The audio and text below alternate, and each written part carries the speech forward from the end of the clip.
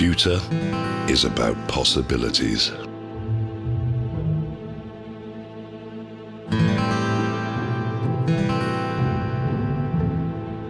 It is an idea made real.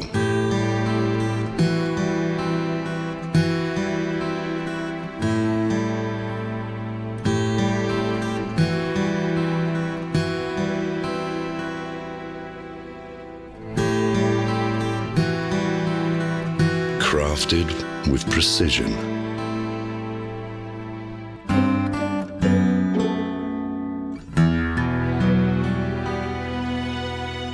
It can make tradition timeless. Computer evolves.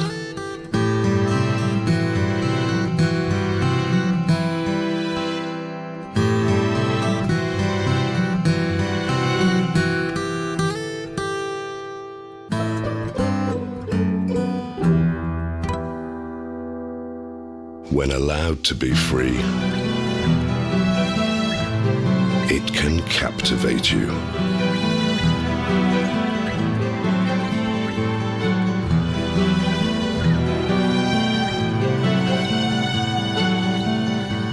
Computer is our legacy, and we're keeping the legacy alive.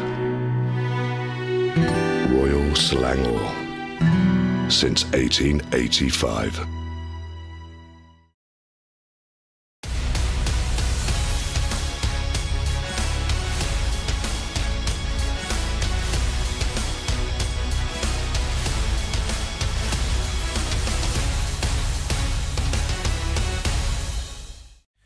And welcome everybody to the eRacing GP Endurance Edition, first one for 2025. My name is Victor Cax, joining me here is Ammo, and we're going to be your commentators for today as we take on our first round of Endurance Edition this year. This time it's going to be an exciting weekend here, as we got a huge grid here, 50 plus teams taking part in this edition of Endurance Edition, and certainly going to be a lot of things to look forward here today. So what do we have on the menu here, Ammo? Well, we have a familiar favorite, which is the Circuit de Barcelona-Catalunya, as we've seen through the social media postings of late. But it's also a big, huge field of cars, 50 of them racing together. We had to whittle them through, so we'll get through that after this. But pre-qualifying was something of a joy for some people, while others is heartache. They had to pack their bags early. Yes, so this let's go ahead and have a look at what we have for this season of racing here in the Endurance Edition. Round 1 is going to be taking place here on April the 12th at Barcelona. We've got round 2 coming in next month on May the 17th, and round 3 in July of 19th, round 4 in August of 23rd, and finally the 5th and final round of this Endurance Edition here on the October of 11th in Spa-Francorchamps. You can see on your screens as well, these are the top 3 class championship winners here in last year's Endurance Edition, and we're going to be seeing them back out on track here today, I believe. Yep, all 3 of them are making appearances. Plus, you saw just now, Spa was the last round of the season in the previous year, but the top 3 championship winners from Pro, Pro-Am, and Am also went on to win the championship. So that's really a statement of intent from those guys to finish off the season on a high. Now then, moving on to the next bit is where we're racing at. As we prefaced earlier, is the Circuit de Barcelona-Catalunya, a Grand Prix venue of high significance for a lot of teams who have practiced here before. And plus, this is where the F1 teams test during the winter. So for these guys, it's familiarity all around. Oh, it's very much attracted a lot of racers, especially Formula 1 fans will be familiar with. We're still running using an older layout here, given that this is the version of the track that we have on ACC. So we still have the old chicane at the very end of just before the final 2 corners of the track. So definitely going to be something that a lot of these guys will be very familiar with, no doubt. And well, we're going to be hoping to see whether or not turn 1 and 2 will be a clean sailing once that race actually comes to fruition. Yep. But before we get all into that, we're going to have a look at some of the highlights that we had from the previous edition of the Endurance Edition. So go ahead, check it out, and enjoy yourselves. And it's should be go, go, go time as we go downhill towards Eau Rouge. Yeah, coming to the bottom of Rouge, and after this radio, it looks as though, touch! touch. LOR! Both LOR cars have touched each other, would you believe it? Pratama and Moreno have touched, and that allows a leaf to go through on the inside to take both of them, and Pratama nearly loses it on the puddles. Remember, we have quite deep puddles here right now, but it looks as though, very big slide.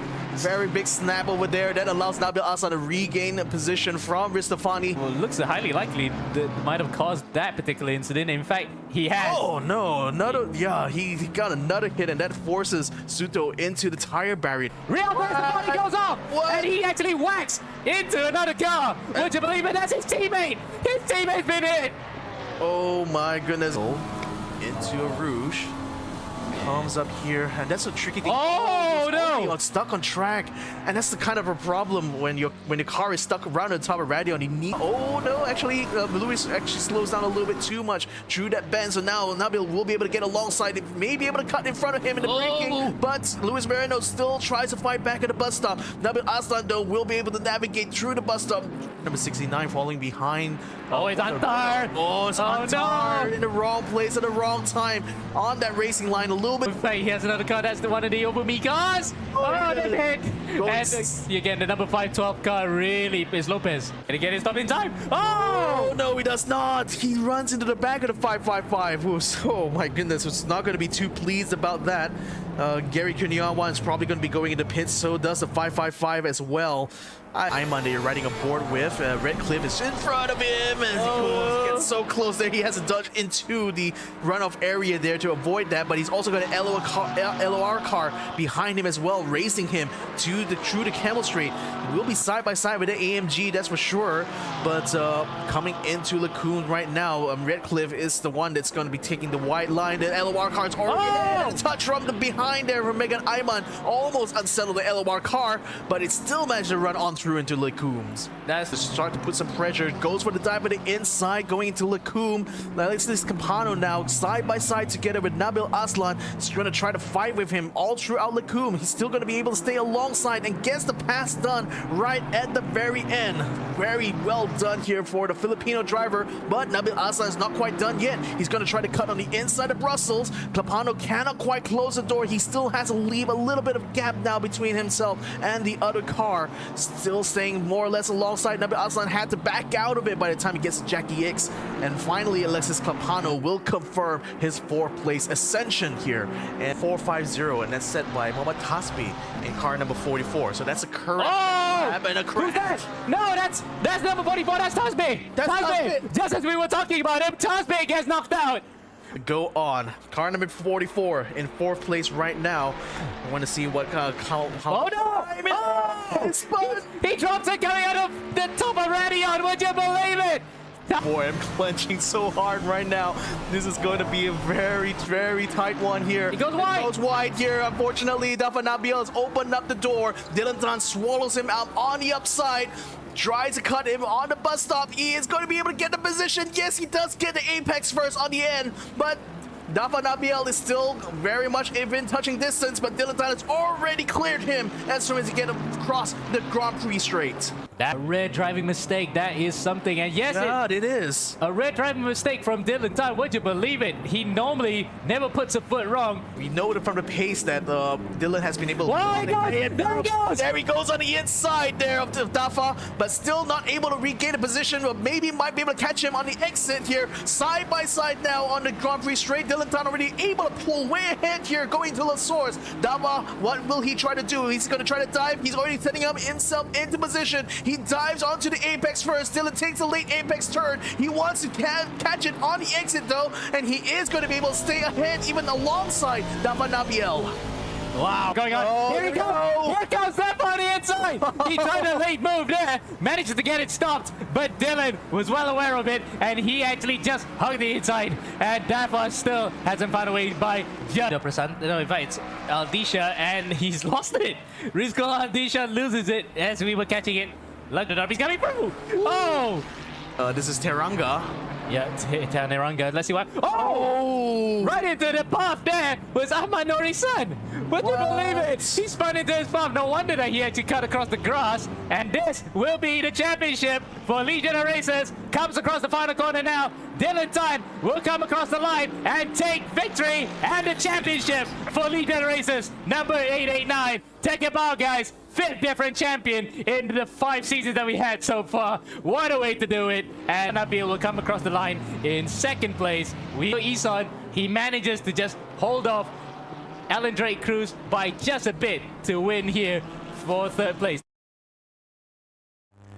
And now we're coming in just as qualifying has ended right here, and Nabil Aslan has just picked up the fastest time in the session of 142.508, just 1/100th faster than Antika Maulana in a similarly fashioned Ferrari.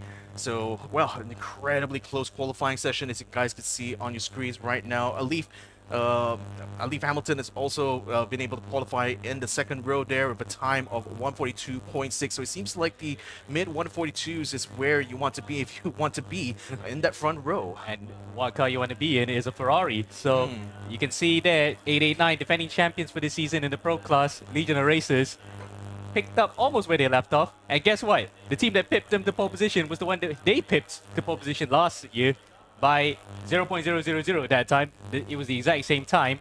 But this time, however, Nakib pulled it out of the bag right at the final few minutes to score the pole position by just 1/100th of a second. So as we jump back to us, waiting for the race to start, it's really a testament to how crazy the race can be when there's a bit of parity involved, considering it's a familiar circuit for everybody, and it becomes quite a almost second nature for the drivers, isn't it?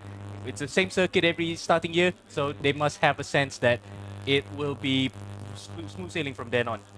I also find it particularly interesting that like all the top 5 are all using Ferraris, which based on the balance of power that's set up here, they have actually an extra 19 kilos of ballast on their cars. But in spite of that, the Ferraris still remain the fastest out here in the Barcelona circuit. So it'll be really interesting to see how this will shape up when it comes to the actual race. But as far as the top 5 qualifiers are concerned, they seem to be so well optimized for this race right now. So it's just a matter of now being able to survive those first opening laps. And speaking of which, before we go to the grid goes, let's run through the pre-qualifying session that was conducted just last night to see who made the grid. As you can see there, LOR Ascent was the team involved, but Legion of Racers and Stratus Motorsports were up there as well. A couple of AMs in between there, so we had to keep an eye out for them if they're fast. But for the most part, you can see there, the field is so evenly matched in the first 20 positions. It's only separated by about a second at least. I mean, again, across the board, you know, on average, you're looking at times of 143 in the mid to mid to high 143s here, in fact. And even if you are able to get into the 144s for this track, which seems to be where most of the AM-class drivers are in, still not quite enough to get them in a good position for qualifying. But I digress, still very much going to be up to them how to perform over the next 4 hours to get themselves up the position. As you can see there, the final 10 cars, those are the ones that we do not see on the grid because of the fact that they didn't make it for the race. That'll be unfortunate for them. They packed their bags early, but now we're getting ready to go here for the warm-up lap to start off the season. And Nakib Aslan in a brand new car. Last year, you saw it just now in the highlights, it was a BMW, now it's a Ferrari because both Aslan brothers are apparently focusing on the Ferrari Esports Series, so they're getting to grips with a handy piece of kit. And behind them, what's normally a Mercedes is also a Ferrari because Andika Rama Malana has jumped into it as well. Yeah, I wonder if there's like a recent change in the quote-unquote meta for ACC, as it were, because all of the top 5, all the top teams here are running the Ferraris for this competition. Here you can see Nakib Aslan in the flesh on your screens there, he is going to be starting the first stint for the Stratos Motorsport team. So he'll be the one to take the lights at the very get-go of this race. But behind him, he's got a lot of competitors, a lot of rivals there just vying to get this position, particularly the LOR team. And Dika Malana, who is part of the main Legion of Racers team, is the one that's going to be starting just behind Nakib Aslan. Yes, he's actually watching his stream right now. Yeah. He's racing from not his usual place, so I think he's racing probably at a studio somewhere, but nice to see that the camera's up right in his face, not even seeing his inputs, but we know it is him driving and he's what he's capable of. As meanwhile, speaking of which, the top 3 are all previous champions, or now the reigning champion we're looking at as well. Behind him is AR Muhammad Alif, aka Alif Hamilton for Amigos Racing, running in the Hamilton colored cars because he ran from helmet before, but it should be all yellow considering the fact that when he moved to Ferrari he went for an all yellow helmet. But whatever it is, there he is racing from all the way in Muncie, Indiana at Ball State University, part of the Ray Hall Letterman Lanigan scholarship. So he definitely is burning the midnight oil over there because it is about 11 a.m. or 11 p.m. 12 a.m. over there right now. I'm not sure which time zone is it in Indiana. Yeah, I mean, I still consider purple to be the color when you talk about Lewis Hamilton, but there's still a bit of concession when it comes to Alif's livery, though. The side plates on his rear spoiler are also yellow colored, so at least he does have that yellow representation going on there. Yes. And also another exciting an entrant here, Lucas Keys, racing for Apex Racing Brunei in the silver class. He's up in 5th position here, so and is the fastest out of the non-Ferrari cars. As far as you can see, I think one of the Ferrari cars is no longer on the top 5 anymore. I see. Oh yes. Yeah, you're right. We have lost one car, and it's I think somebody that was right behind just now, who was in between Alif and Enzo Ison. So wait, let's just see who's that one in a quick bit. It is Rialto Ristofani. So the MPR GP car, one of the main contenders, is out already. So that's a shocker. We haven't had enough time to run for the rest of the field who are through. There's Ristofani now. He's in the pits. So there we go. Drama before the season starts. But regardless of that, we're going to get underway now. Lucas Keys is on our screens. He is getting ready to go. But there is an empty space right in front of him now, where Rialto Ristofani should be. So that's a free position for everybody behind. Now then, we're waiting for the green light to come on and the green flag to be waved to start a brand new season of Endurance Edition. And we're underway. There's the green flag. It looks as though it's a clean start for the front of the grid. Oh no! Yeah, just as I was saying, it's a clean start. A couple of drivers have gone off further behind. Looks like it's Zef Yuen in the number 49 McLaren, and more carnage further behind. We're just about to see how the rest of the field is actually taking the start. But we can just see right at the top of our screen, more and more cars going off. There's Lucas Key off into the gravel, into the runoff area. But Nakib Aslan made the getaway he wanted. He got a whole shot, and he's leading away in front of Andika Ramamalana. Yeah, Andika was trying to go around the outside of turn 1, but couldn't quite make the entry properly to turn number 2 and lost out a massive gap because of that. We're still seeing 3 wide situations now coming into the 4th and 5th turns here. It's going to be very much, a bit of a bump and grind as well up in the midfield as people are still jostling for positions. Certainly very tense start. More drivers going off into the gravel there. I think the Salvi Ratniyake or CMMC Team Red now recovering back on track. You also got a Mustang from SSR also caught out in this. And unfortunately, has to wait a little bit. Another car ending up into the barriers on the side there, getting caught out in the back. Wow, already still plenty of chaos, and we barely even finished that first lap. Yeah, we had to focus on the other cars as well, what's happening, but regardless of what's happening in front, it looks as though Nakib has actually gotten away, but here are those guys involved in those early skirmishes, and BRM, Iga Yudhistira, is not having the best of starts to the season, and some of the other drivers as well have actually gotten drive-throughs. That is Hernanda with a drive-through, and Ong as well in 40th, so we got a few drivers who have fallen foul to early woes because of jumping the start. So that is not how they wanted to start the season. As you can see, there's the other car behind that. In fact, that is Ristofani making his way through the field. He had to wait until the rest of the field came by, then he can make the start. But now we're coming back to the front, and look at the gap that Nakib has built up. 1.2 seconds in front of Andika Ramamalana. Yeah, Nakib is already in full command of this race now. With a 1 second gap, he can certainly start to control the race from this position here. While in the meantime, Andika also, conversely, has a significant gap to Alif, so that should keep him in a very comfortable position here to try to keep up with Naqib Aslan. Alif in the meantime getting pressured quite a bit here by Lucas Keys in that McLaren. So I want to see if he's going to be able to channel the spirit of Lewis Hamilton as he goes for this defense right now. And I see Chester Elog a little bit slow. His car is really massively damaged. Surprised he didn't decide to go into the pits still, but he's right now all the way down in 45th, and I don't know if he's going to be able to nurse that car for another lap there, because it certainly looks really, really bad in the front. Tanaka Janggit from Team Ithan unfortunately spun out, now having to recover back in 44th.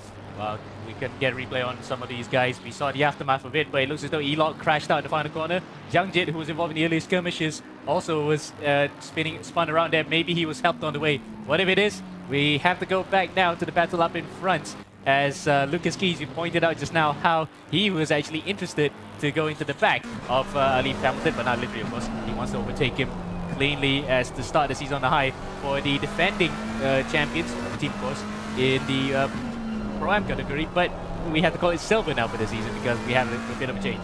Yeah, just to put it more in line with the current rankings that we have in the Global Edition series, where we use the gold, silver, and as well as bronze classes to represent the different ranking of drivers that we have in our mixed class races here. But for Lucas, I mean, again, with Ristofani having to start from the pit lane, it's actually landed him an unexpected windfall and the potential to fight for a podium here. As long as he can find a way to get past Alif Hamilton, which may not be the easiest thing to do here, even though that again, because it seems like the Ferrari has quite a bit of advantage here, given that most of the top teams decided to use the Ferrari for this season, and Lucas being in the McLaren is just going to have to stick behind and hopefully get some more information and rather plan out what's going to be strategy and plan of attack over the course of the next 4 hours.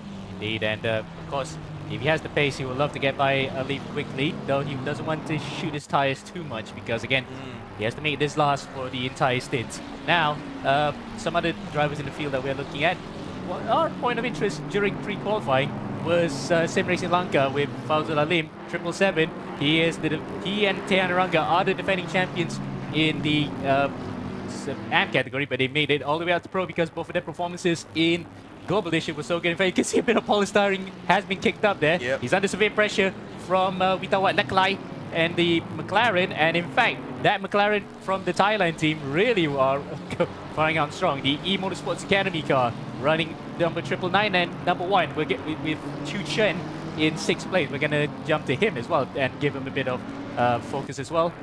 But regardless of that, we're watching this battle right now because it's a three-way fight for P8. Fauzul Alim, Leklai, and Ethan Lau in the GTR in running earshot between all these guys. Yeah, I mean, it does feel like in some sense, Fauzul Alim is just barely hanging on in front of both these drivers here, and the fact that it's quite far back from where Leklai is, from where Ramadan is, means that he's not going to be benefiting off of a tow, especially on these straights, and that's going to make it really a tough job for him to try to defend against both of these drivers, especially, you know, the GTRs are typically very fast on straights, but the McLaren's also no slouch in that department there, so he's going to have quite a bit of work to do here in order to try to keep him behind. And you can already see Leklai just attempting to have a peek around the outside of that BMW there. He's already just biding his time and waiting for the right moment to strike. Oh, you're right there, Nick. It looks as though the BMW is striking early doors, and there's Leklai trying to look for a peak, but no way through there, especially in a car.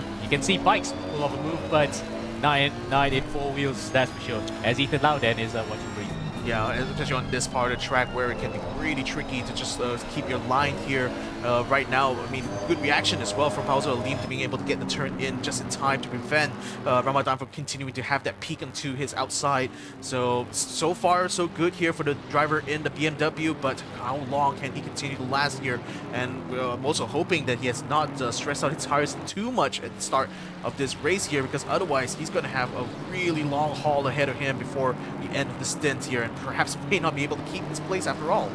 Yeah, we'll keep an eye out for this battle as it progresses between these three-way guys. And speaking of which, this is a train behind a car that has been rarely seen in Endurance Edition, but we are glad to see that one team has decided, in fact, a couple of teams have decided to bite the bullet and go for it. It's none other than our broadcast producer, Imran Zahaili, driving for his theme team, shall we say, Islander Fishing Company, not missing, by the way. In fact, before we can go into that battle, there is a bit of an incident further behind. Number 404, and it is Muhammad Farhad who's been tapped around. Let's see what happened about 15 seconds earlier. If we can actually just get it. Yep, he just got tapped around, but it's by another one of those Ferraris. Can't throw hands at who is that one.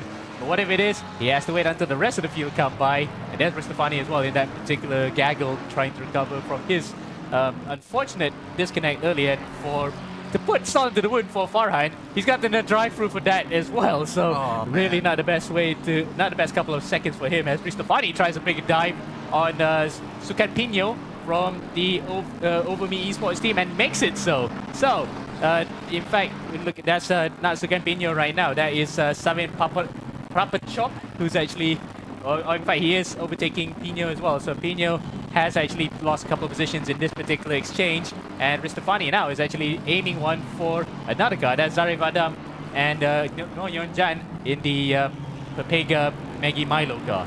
Yeah, and I think we can see Anwar Shazli is just having his hands full right now in that Bentley, trying to keep the McLaren and the Ferrari behind him.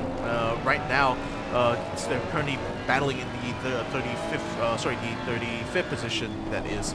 So, quite a bit of gap, quite a bit of a slide there from the Bentley. Now this is Ristofani's turn to strike here. I mean, the guy had the most rotten of luck being unable to join the rest of the grid when he came to that rolling start. Now he's on the climb here, trying to go around the outside of the Bentley. It still will remain side by side on the exit, and the Bentley will be able to get the position back right on the next turn, and immediately Ristofani gets back into the slipstream of that Bentley, just hoping to keep the pressure up onto Anwar Shazli, hoping he'll make another mistake here as we enter the final sector into the chicanes. Oh, and a bit of a touch in the back there as a Bentley goes completely sideways. The Ferrari is through, but Prapachop in the McLaren isn't able to get past the Bentley. He still has tucked in behind. Yeah, and I think that will be a protest coming as well. As you can see, Farhad behind goes into the pit lane. So the team that finished second in the AM class last season will have to start clutching at short straws here for the first one. As now here's Zarif Adam under attack. Yeah, that's Pino right now taking over the plates of Ristofani to give the pressure onto Anwar Shazli. Oh, I can only imagine how much nerves is going to be playing a part in this, given that he was already a little bit squirrely in that car. Goes completely wide off the track here. Don't see anyone capitalizing except for Sabin Prapachop, who in that McLaren able to get onto the inside there of Pino. It's already gotten the position away from the Aston Martin. It's just gaining and gaining and gaining onto the Bentley. Back here again, around the outside, not able to find the speed though. Tucks in behind the Bentley, but can certainly feel glad that he's already in that position now to bring the pressure onto Anwar Shazli. Well, this is good racing from guys further behind. And remember, this is between classes too, because Pino and the gang are in the silver category, racing with the other team.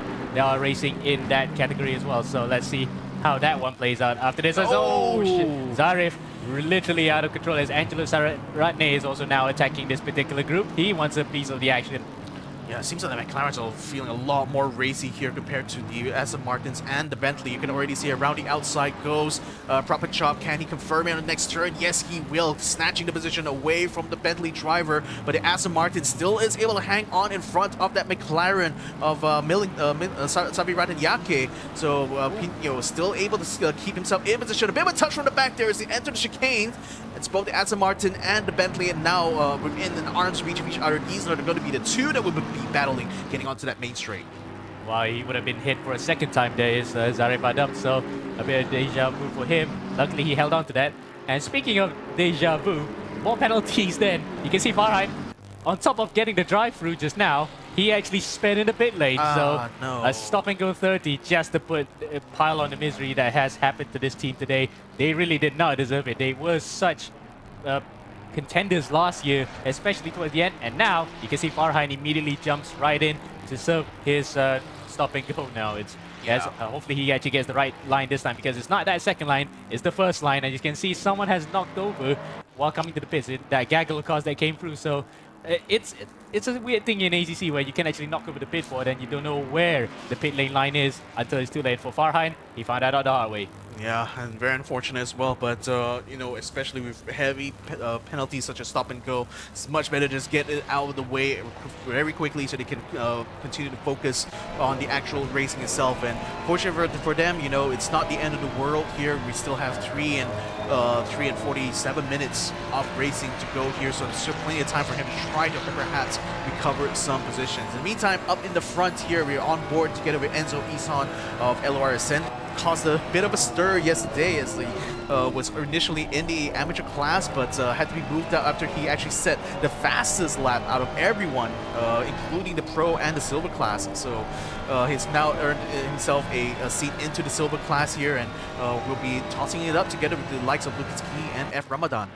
Something happened from behind. It's Fazal Alim! Oh, Fazal Alim has no. been knocked around. So that is one of the contenders in the in the pro class as well, being spun. Let's see who actually knocked him out that time. On what happened here, we're gonna see him live, but it's, oh no, don't tell me it's the McLaren behind. That is Lecklai. So if it's Lecklai or is it Ethan Lau that knocked him out? It's Lecklai now. Yep, Lecklai just dived in, and he spun himself too, but he managed to recover first and just get it going. So no doubt that the team will be ringing to the stewards to try and get some sort of recompense for that. But it's a disaster for the 777, who looked so good at one point, but now they'll have to pick up the pieces here from P19. Yeah, I think it's also not entirely his fault either, because it seemed like Leclerc was not even alongside the BMW before trying to go for that dive, so it's entirely going to be on him there should this go to a steward decision. But I just got to say, like, Mokhtar probably felt quite the windfall there, seeing 2 of his rivals taking both each other out just in front of him, and managed to snatch up 2 positions. As a result, he's already up into 15th place here. So, well, one man's misfortune, definitely another man's luck there. Well, it's +1 for everybody from P6 onwards, because Chu Chuen, who's the other tied, his teammate actually, to Lecklai, has actually benefited from that, with a lot of cars behind him now falling by the wayside. So this is the car that has the number 1 plate, but they're not the defending champions of the series. They just happened to snatch up a number plate that was available, and they ran it quite well. So the highest number and the lowest number possible to be taken are taken by this team, eMotorsport Academy, from the land of what do we call Thailand in terms of rosy language?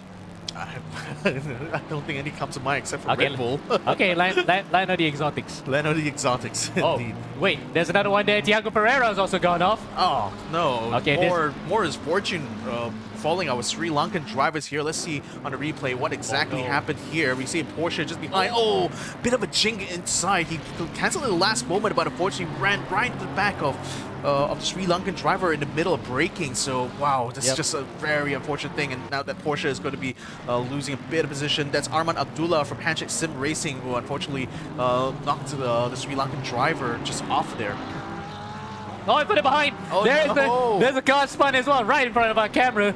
We saw it, it's 511, so that is one of the Thai cars, but we can't pick it up 47. right now. 47, yes, it's Seong KP. So let's see what happened to him here. The Korean driving for the Thai team has gotten a bit. Oh, in fact, look at that. There is the car in question. Yeah, the Lamborghini also on the other side. I think the 2 of them came together, unfortunately. So It's Zef Yuen. So Zef Yuen is the one that caused that one, and he stopped it, rightfully so, in the infield. So let's see how he recovered from that one. In fact, he has come through, but he is way, way behind where he would have wanted to be. 42nd place overall, and I think, hazard to guess, about P10 in the silver category. As you can see, Zef Yuen, we know it's him, but it's half his face being seen. So that's just the way the camera is. Sometimes some people just don't want to do face reveal. Well, he's one of them.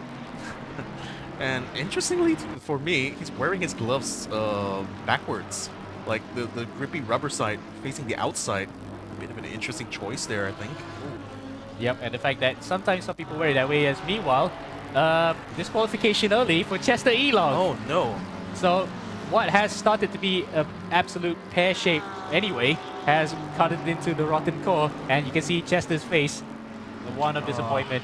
You can see that there's nothing you can say about it but a very blank expression, knowing the fact that this race has never gotten underway to begin with. Yeah, disqualification right at the get-go from this is definitely Attention to not a car good 5, one. please send a representative to contact me now. Thank you.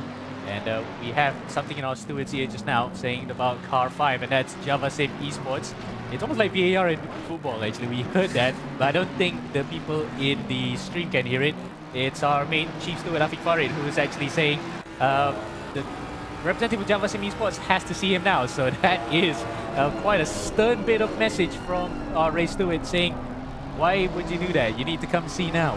Yeah, Evan Hauser right now is fighting for 15th place there with Azim Mokhtar just in front of him in that GTR. We do wonder what is the inciting incident that required Afiq, our race steward for this race, to actually call for a meeting with the Java Sim Esports representative here. But we'll give you guys the updates when we can. But as of right now, for Billy Ebenheiser, he's still very much focused in this race. I mean, he's still in very good position here for his class particularly. So let's hope that it doesn't result in too much trouble there. Hopefully we'll be able to resolve it up in the with the meeting with the race steward. And speaking of trouble, we know that something's going to come the way of this team, the 999 eMotorsport Academy of Witawa Leklai. There's Leklai on screen, and at that very corner just a couple laps ago, he knocked into the back of Fazalim, costing himself and the Sri Lankan plenty of positions in all the overall stakes. But in the pro category, it might just be a few positions dropped, but again, that is not how they want to start their seasons. Not at all, but again, given we're still like in the first hour racing here, it's not the end of the world, so it's still potential for them to perhaps make up some positions either through pit strategy or just very, very consistent racing, and that's pretty much what they will have to do here in order to get themselves up into a point-paying position. Only 20 minutes, so just under 20 minutes of racing going on here. Nakim Aslan now has a 3.5-second gap to Andika Maulana. He's very much in command of the race right now, so at least for the front runners here, all three in the pro class, it's not going to be too much trouble, I expect, for them in this first phase of this endurance race. Whereas for everyone else from behind there, you can see a lot more gaps closer once you get outside of that top 10. So as far as the top 10 in this race are concerned, they can very much think more about their long-term strategy here. Muhammad Ali still has been able to keep himself ahead of Lucas Keys by 1.3 seconds, although I think he's already starting to lap some of the other drivers. Raditya Maheswara is the one who's driving the Aston Martin that Alif has just passed right now, and so will Lucas Keys coming around the inside. So traffic starting to become a bit of a factor right now, I believe, for the front runners in this race. Yeah, as you can see that Rafi was driving the Hatsune Miku car right there, so at least that's one Weeb livery being spotted, but it's not in the best way possible because they also just scraped in through pre-qualifiers, mind you, because they were outside of it at one point, but then we had an update right around midnight. It turns out that they managed to scrape through, so they managed to jump one hurdle, but unfortunately they fell at the next. So for Raditya Maheswara and his teammate Naufal Bagas and Fajar Rafi, that will be at least an achievement for them that they managed to get by one obstacle. But now they became an obstacle themselves because Enzo Ison literally jumped out the back of the Aston Martin and cost him a bit of time to his rival in the silver class, Lucas Keys.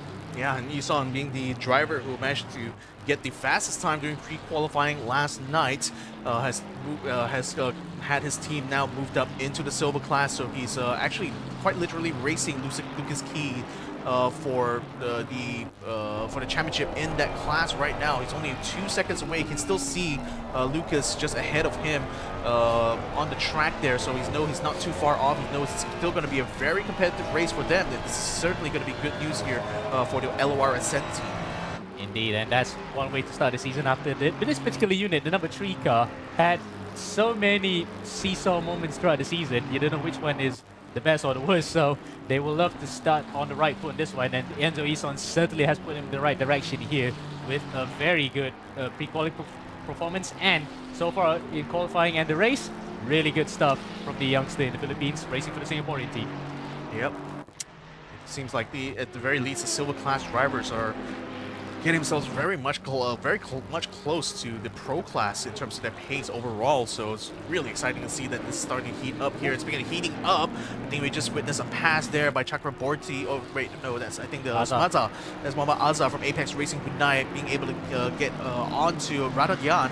It's going to take a while for the timing tower to update that, but I believe that is already the AMG Mercedes car ahead now of that BMW, so he's already gotten that position done and dusted. Well, that's actually quite leaps and bounds here from this particular driver, Mama Azza, who's actually one of the most improved drivers in the grid alongside Iman Ryan for this one. So gold and silver pairing, but they're driving in the pro category. That really good stuff from this team. Let's see what the defending Pro-Am champions can do while racing in a much higher category in this one. And so far at least, P6 in the pro category is doing good. As behind, something happened there with Azishami Mokhtar in the Pepega car, really going all sorts of sideways against Billy Ebenheiser, against Aiden Tan, and Leklai, who was involved in the earlier skirmishes. Now it's going to be a 5-way battle because there's Fazal Habib involved as well. Yeah, we can see the McLaren going onto the inside of the Ferrari, while the Mustang is still able to keep ahead of the two. Then the Ferrari had to give a little bit way. We also see this Racing Sri Lanka team being able to pull onto the inside of the McLaren as well. I think a bit of a chain reaction must have been started off here by Mokhtar being a bit too slow and just putting him in the clutches of these other cars. Now shaping into a 5-way, a bit of a touch in the back there onto that Ferrari, but I think this Racing Sri Lanka is still able to stay on the track. Still, well, again, he did lose out of position in the end there, but thankfully isn't out of it completely.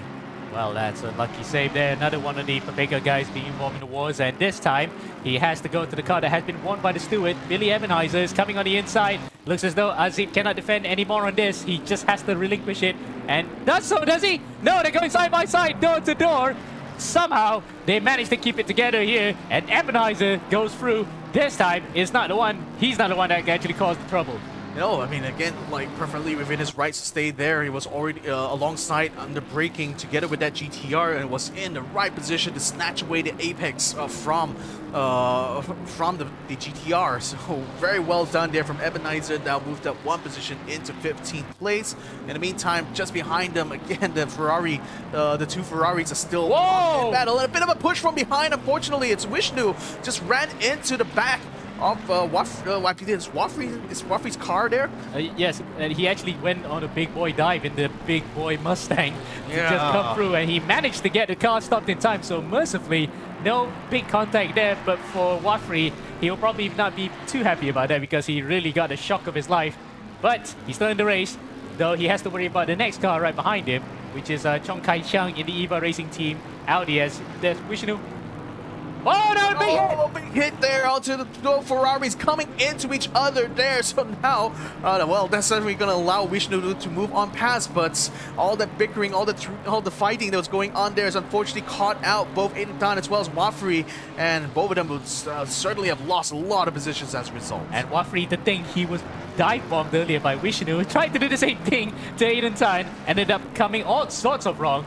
So now definitely a steward's inquiry will be thrown at him, as we can hear in our ear just now. Final call for Billy Ebenheiser's team. So Java Sim Esports have not sent a representative to meet Afiq Farid, our race steward here, to maybe explain a few things about what happened earlier. But for Aiden Tan, he's probably not the best feeling person right now. You can see the really serious face on him. He knows full well that it wasn't completely in his control to get whacked like that. Yeah, well, Chong Kai Chang from the eRacing team joining together with some of his GT Cup alumni to take part in this competition here, together with Alvin Chai and Yonglir Chiam, who are veterans of the Gran Turismo competitive community here in Malaysia, now taking to the streets, to the track, and ACC has one whole unit here. So exciting to see that they are able to compete pretty well with some of our ACC longtime drivers here. So that's very encouraging to see. And the name that got a bit of a chuckle from us because we know what that first name means, but we'll leave it at that. Chapman Sabik Rahman in the Bengal Racing Crew car. Nice team name, by the way. The Bangladeshi team are doing quite well for themselves here, up to P24, and definitely performing better than the last time, because you saw them during the highlights in Spa, how many incidents involved this number 71 car.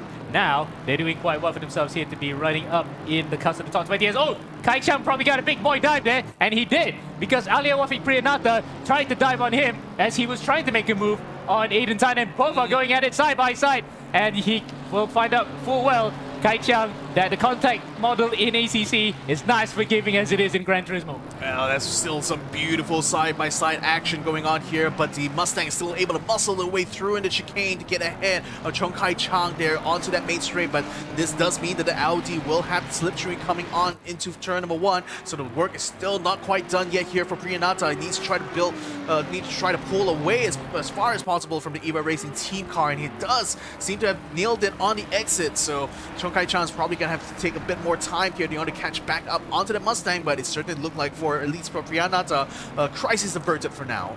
He is, but for Kai Chiang, it's going to be even more worrisome because behind him is a really livid Rialto Ristofani through no fault of his own, or maybe because it was a slight drop in connection, jumps back to the pits. He was actually jovial earlier. We saw in our webcam in the preview before the start of the broadcast. He was in good spirits, he was laughing with his teammates, really feeling quite well, but that smile has been completely wiped off his face because of this problem that he had. And again, it's just frustrating, isn't it, that something out of your control causes your whole plan to go into a tailspin. Well, sometimes you just got to keep your head down and keep your full focus on your performance here. And at least for Ristofani, it's still great that in spite of having to start from the pit lane, he's already up into the midfield here. So that's certainly a very encouraging sign of pace that he has here in that Ferrari. So perhaps will be quite more than a handful here for Chong Kai Chang perhaps to deal with in the rest of this stint. But I digress. It's still very much going to be a long affair here, and I think Ristofani is just pouring all of his focus right now and trying to recover some good positions, hopefully be able to set things up for a points-paying finish here by the very end. Well, he'll be the points because there are only 14 cars in the pro category, so all 14 cars will score points here. But oh no! Oh, touch in the back there. The Audi sends it straight into the barriers. Ristofani continues to go on and is trying to keep the BMWs behind. A bit of a Constantina effect going on here. Traffic jam, in fact, going into that chicane. So BMW continues to stay out of shape, and unfortunately for Chong Kai Chang, took him quite a while to find a gap there in order to recover, but unfortunately spins on the grass. And I think he might have stalled the car, or he tried to reverse it out, whatever it is. That has completely thrown this race out of the window. We were about to wax lyrical that, well, he's going well, and, well, there it is again, and he's right in the middle of the path, and hopefully someone can get it stopped. Oh, they all do, and there's one of the Bentleys coming through for Papega Racing, and the I-10 car coming by. But for Kai Chiang, I think the damage has been very much substantial to the point that it causes the car to spin out in normal conditions like this. Yeah, either the tire got really overheated due to that spin, or perhaps a little bit too dirty having run over the grass early on. But I think Kai Chang at the same time probably was a little bit too eager to try to get back on track, that he was a little bit too heavy-footed on the gas there. So very unfortunate there. It's all dropped down to 42 plates, a far cry from the top 20 where they were fighting earlier on. And you know what's worse? The car that knocked him out, Ristofani, was in his class as well. So that actually robbed them of some points, for that matter. So for Kai Chiang, they will have to protest that one as Ristofani still carries on in his merry ways. But no doubt, that was an absolutely manic moment from a driver who's definitely incensed that his day has not gone well. Yeah, Meyer Wafri right now in a bit of a traffic jam of his own here. 5 cars now trying to vie for the 24th position, which is currently being held by Hutama in the Ferrari just ahead of Wafri's own. So, wow, it's all going single file line now. We also see an Aston Martin in the mix there, just behind where Wafri is, and it's already trying to see if there's a possibility to try to get past. But as of right now, it's just really just trying to hold the cards close to the chest right now. We're only about half an hour into this race here, already seeing what the pace is like for most of the field here. So right now, it's just a matter of not exposing too much mistakes here. Until they're ready to hand their stint off to their partners. Right now, it's just more of trying to maintain the track position, trying to babysit those tires to ensure that they are still in the position to continue to fight with the others around them. Indeed, and of course, knowing the fact that the BOP here is quite well, because it is actually evenly balanced, because we've raced the circuit for 5 consecutive seasons now to start with. We managed to find a good level of balance between all the cars. We didn't even have to apply our own DOP as much, because we literally followed whatever's been listed out in LFM, and it's working quite well for everybody. So glad to see that it's actually a competitive field. Everybody is not pulling away from each other, apart from the guys in front, of course. Naki Basler, you can see they're 5.4 seconds in front at Garama Malana, despite being in the same car, and Alif a further 3 seconds arrears. So nothing much happening in front, but definitely something happening further behind here. This is the battle for P5 in the pro category. Azza, who's moving quite well up through the field, up the back of Imran Zahaili in the Islander Fishing Company car. Let's see what the Mercedes has against the Audi. I mean, the Audi would still be a. Is it a full driver or rear drive vehicle or change? I mean, there won't be a full-wheel drive GP unless they be mentioned so. But either way, that would be quite a nice proposition. But Waza, that's not on his mind right now. He wants to get by the number 81 IDF car, IFC car of Imran Zahaili, and it looks as though it's working quite well here because the Mercedes is reeling the Audi quite fast. Yeah, I mean, it's keeping up pace there with Imran Zahaili, so it's just keeping the pressure going is usually pretty good enough because it forces the driver in front to consider braking a little bit later, being a little bit heavier on the gas. No doubt over time this may end up causing them to waste a lot more of the performance over the course of the stint. So as long as Azza is consistently staying behind the Audi, he's certainly going to help his team's chances of moving up a place here. But Zuhaili at the same time, he's no pushover either. He's going to do his very best, I bet, to try to stay ahead of the Apex Racing Kunai car. Yep, and behind them is Rahul Chakraborty for GSR International, and he is actually racing alongside the server master, Fahad Ghaffur. So Fahad knows a thing or two of how to drive ACC's GT3 cars. He's doing it for a long time. But there is Rahul, all the way from Bangladesh, racing with the Bangladesh Malaysian-based compatriot of his, Fahad, and they're doing quite well for GSR International, the number 296 Ferrari, and this is in a really tight three-way battle for points in the pro category because they are now battling for P6. So Imran is holding the cards here right now for the cars outside the top 6. They are top 5. They're trying to chase after Jean-Pierre Sonicus, but he is well off the road right now. He's in fact coming through the first couple of corners. So really then, they want to make sure that their next stint for their sister car, for their co-drivers, they can actually try to reel in that gap. Yeah, and again, given that this is the first round of the season, even the smallest bit of points really matter over the course of this 5-round championship. So getting themselves a good haul of points here can certainly set themselves up for the rest of the season. So that's why it's still very competitive up in the top end of this grid here. Muhammad Azhar getting a few pointers from his teammates who are watching very intently behind him, just trying to see if he's going to be able to find some advantage here against Imran Zuhaili in this battle. Yep, and meanwhile, unfortunately we didn't have a livery for this car, the PG Tow. I don't know why they call it that name, but I think they tried to be like crabs because of Peaky Toe. Either way, there's Sonicus, the French-named Thai driver, attacking Ethan Lau. So, last year's surprise package, Sonicus and Taufik Moyen are trying to move up even further. Well, they're P4 right now in the pro category, but P9 overall. There's Sonicus in the background with a lot of sim racing gear and equipment on his shelf. So, no doubt this guy loves Attention sim to racing. all teams. If your driver is not driving on the next stint, please leave the server because we have other drivers who can't join. And we have small word from our race steward there. Unfortunately, that there will be no campers allowed in the server right now because we do allow 150 plus guys on the server. I don't know if anyone can hear Afiq was talking just now in the ears, but yeah, it looks as though it has caused a little bit of issues on the server side. Regardless of that, it looks as though nobody has been flying around like crazy or taking off like the DeLorean in Back to the Future. Well, they had a time machine. I guess like some of these drivers certainly want to change some of the decisions they made here, but I digress. They still have to think about the next 3.5 hours or so here. Muhammad Azhar still behind. Imam Zuhaili here, still attempting shadow the Audi car.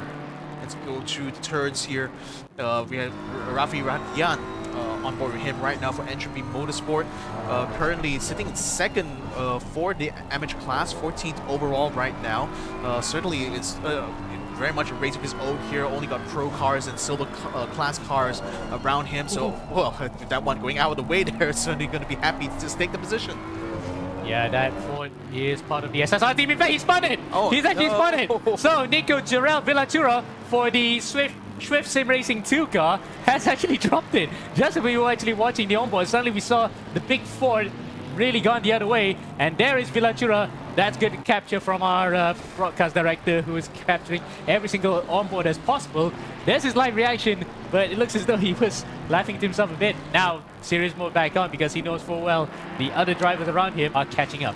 Yeah, I think for drivers who are coming in from other platforms will have to grapple that with the fact that ACC handles curbs a little bit differently than other games.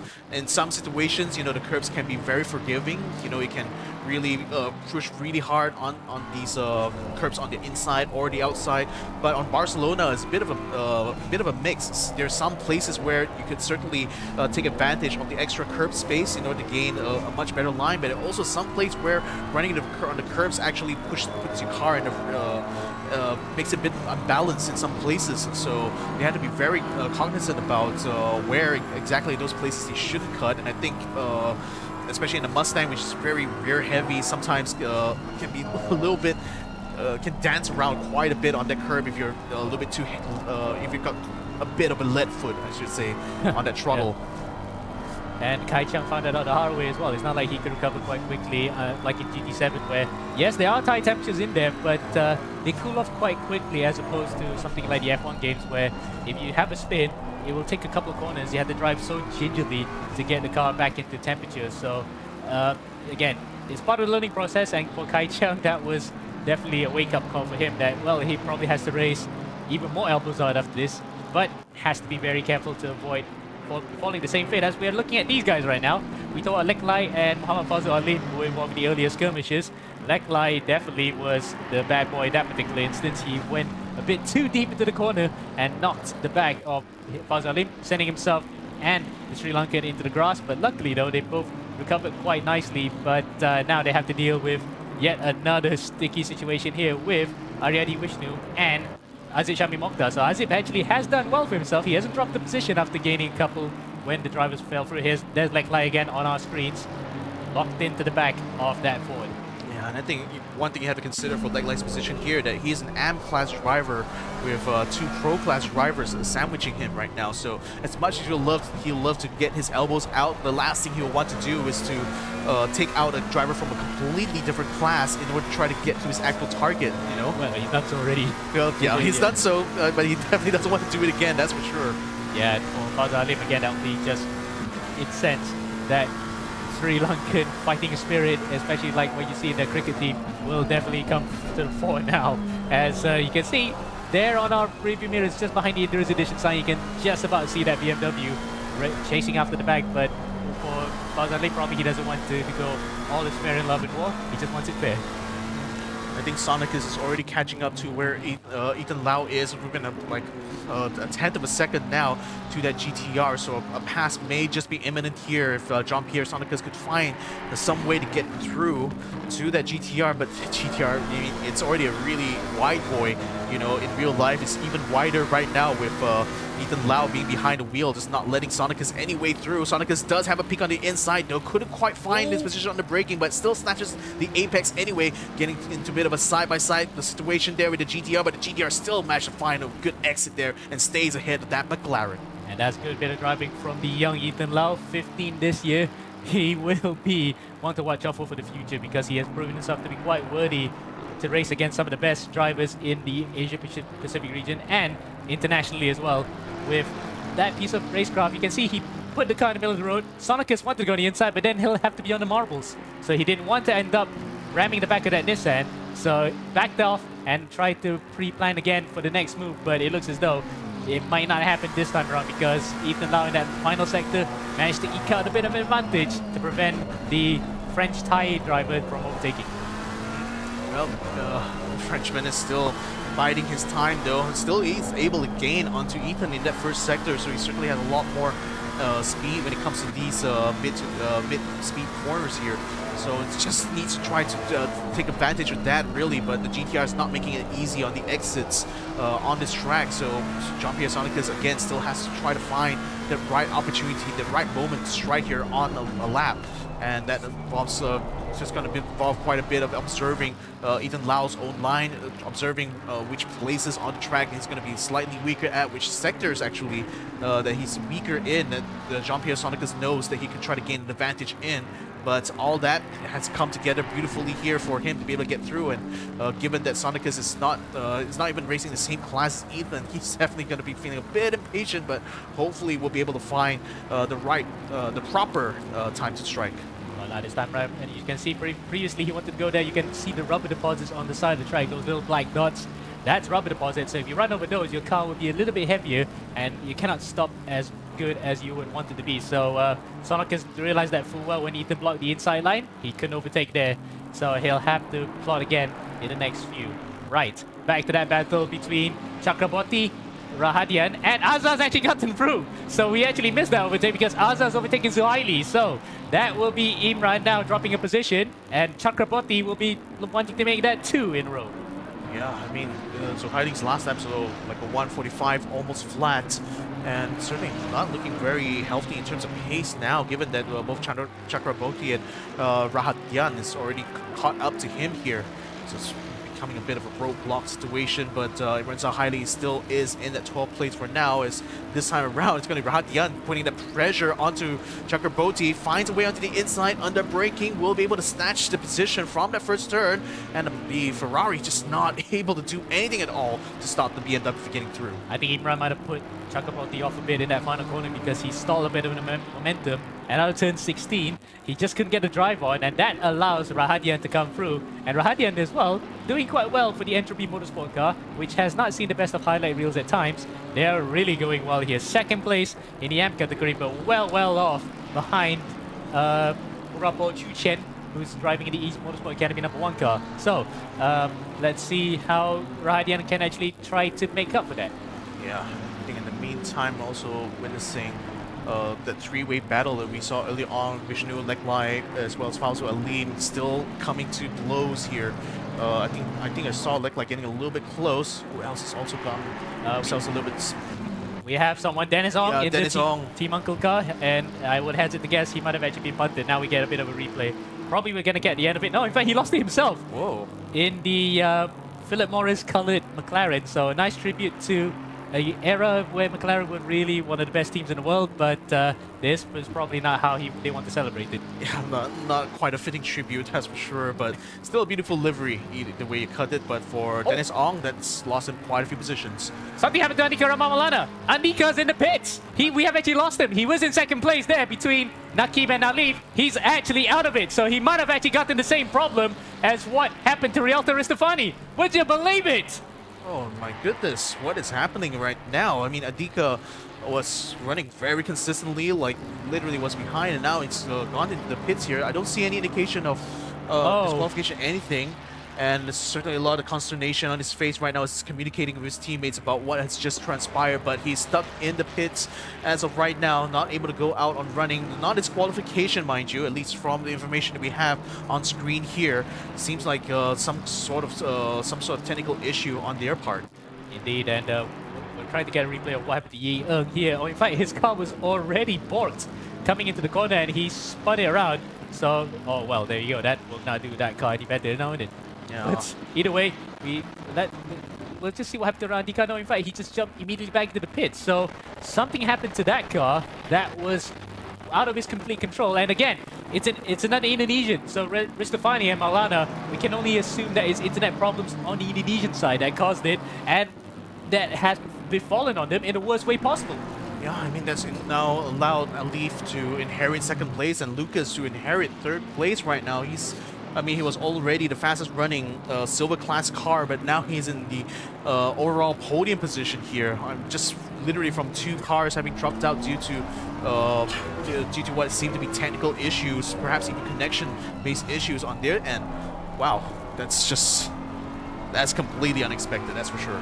Wow, that is a gut blow for, especially the race. You know, we won an exciting race, but it's just unfortunate it happened falling that way in Meanwhile, Yi Eng living up to the name of his team, long distance racing. He's going the long way around the track and onto the rallycross version of the circuit. Would you believe that? He actually managed to find that part of the circuit that is not used for the World Rallycross Championship and tried to go through. But I think he's going off track clearly because you can see there, despite his camera angle being a bit weird as well, his steering angle is not in the right position either, because that must be complete and utter suspension damage that he can't even turn properly. Look, yeah, certainly he has to go the long way around there. He's struggling really to try to keep the car going straight, so I think there's catastrophic damage to his car right now, so he's trying to nurse it as much as possible into the pit lane, having to take the outside here to avoid getting into the way of the other drivers. Now has to find a gap now so to get into the pit entry, which is just across from the track, but unfortunately the car is still coming through, still couldn't find a way to, couldn't find the right moment to get through. Is he going to have to be forced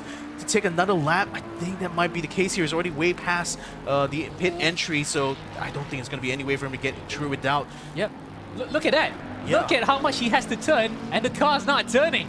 Yeah, so, it's just super unfortunate, because now I don't think he'll be able to get into that pit entry. May have to go another lap, or worse, have to take the teleport. Okay, still going to try to cut in anyway. Well, 10-second just penalty barely. to car 810 for causing a collision with 82.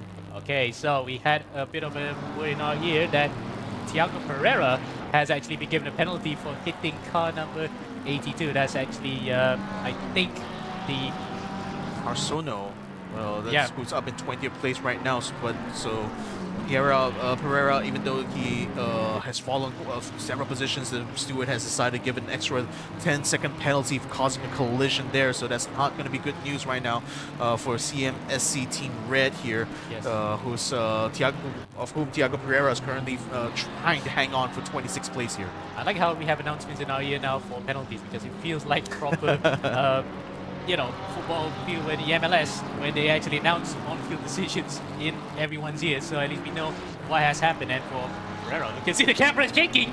The camera is actually shaking, so that's about as realistic as you could get for the way that the cars move. And in fact, Harsono in the MPRGP cars going up in his merry way, as you mentioned, in P20 overall. But for Pereira, he might be smiling now, but he won't be smiling that he'll have to take that 10-second penalty in the pits after this. Yeah, I think in 22nd place, Arianada was getting closer and closer to Sabik. Oh, actually, I think by the time we get onto screens here, it's still a little bit behind. But no, he's in front. Oh, he's already in front. Yeah, he's already in front. He's got him through, and now Arman Abdullah, who actually was involved in the early skirmishes as well. And I don't see a penalty heading his way, because he did knock one of the cars into the gravel trap earlier, but it looks as though the Porsche is still going on strong up against the Aston Martin and the Ferrari in front of him. There is Armand, and I hazard to guess he has actually still kept his same wheelbase that he was trying to sell off earlier. Well, in any case, things are still settling in here. I mean, it's still going to be a long haul. We are only about a quarter of the way through our first round in Barcelona-Catalunya circuit. Still quite a ways to go for a lot of these drivers, but already we already lost quite a few. We had quite a few notable exits here. And that was a notable catching of the slide there for Arman Abdullah. Now he's trying to fend off. Oh, actually, there's a car behind us. That might be. No, it looked like Sonicus, but Pereira had his delivery.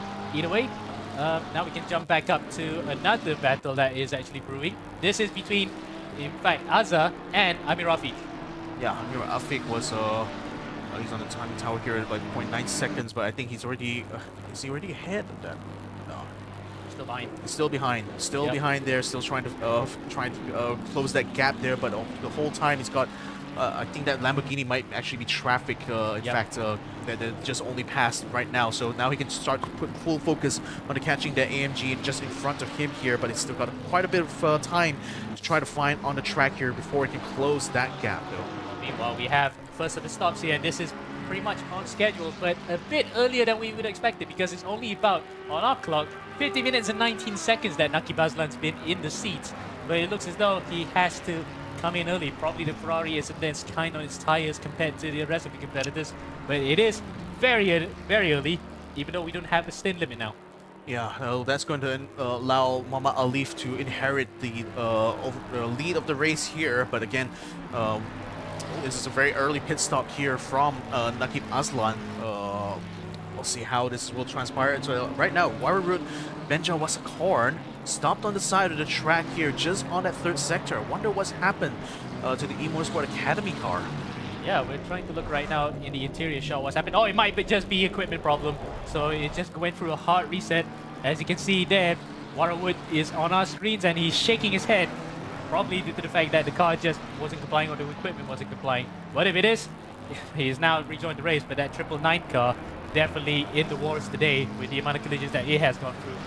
Especially from his teammate, the fellow tire driver we know Leklai. So Leklai was involved in that skirmish between himself and Fazalim.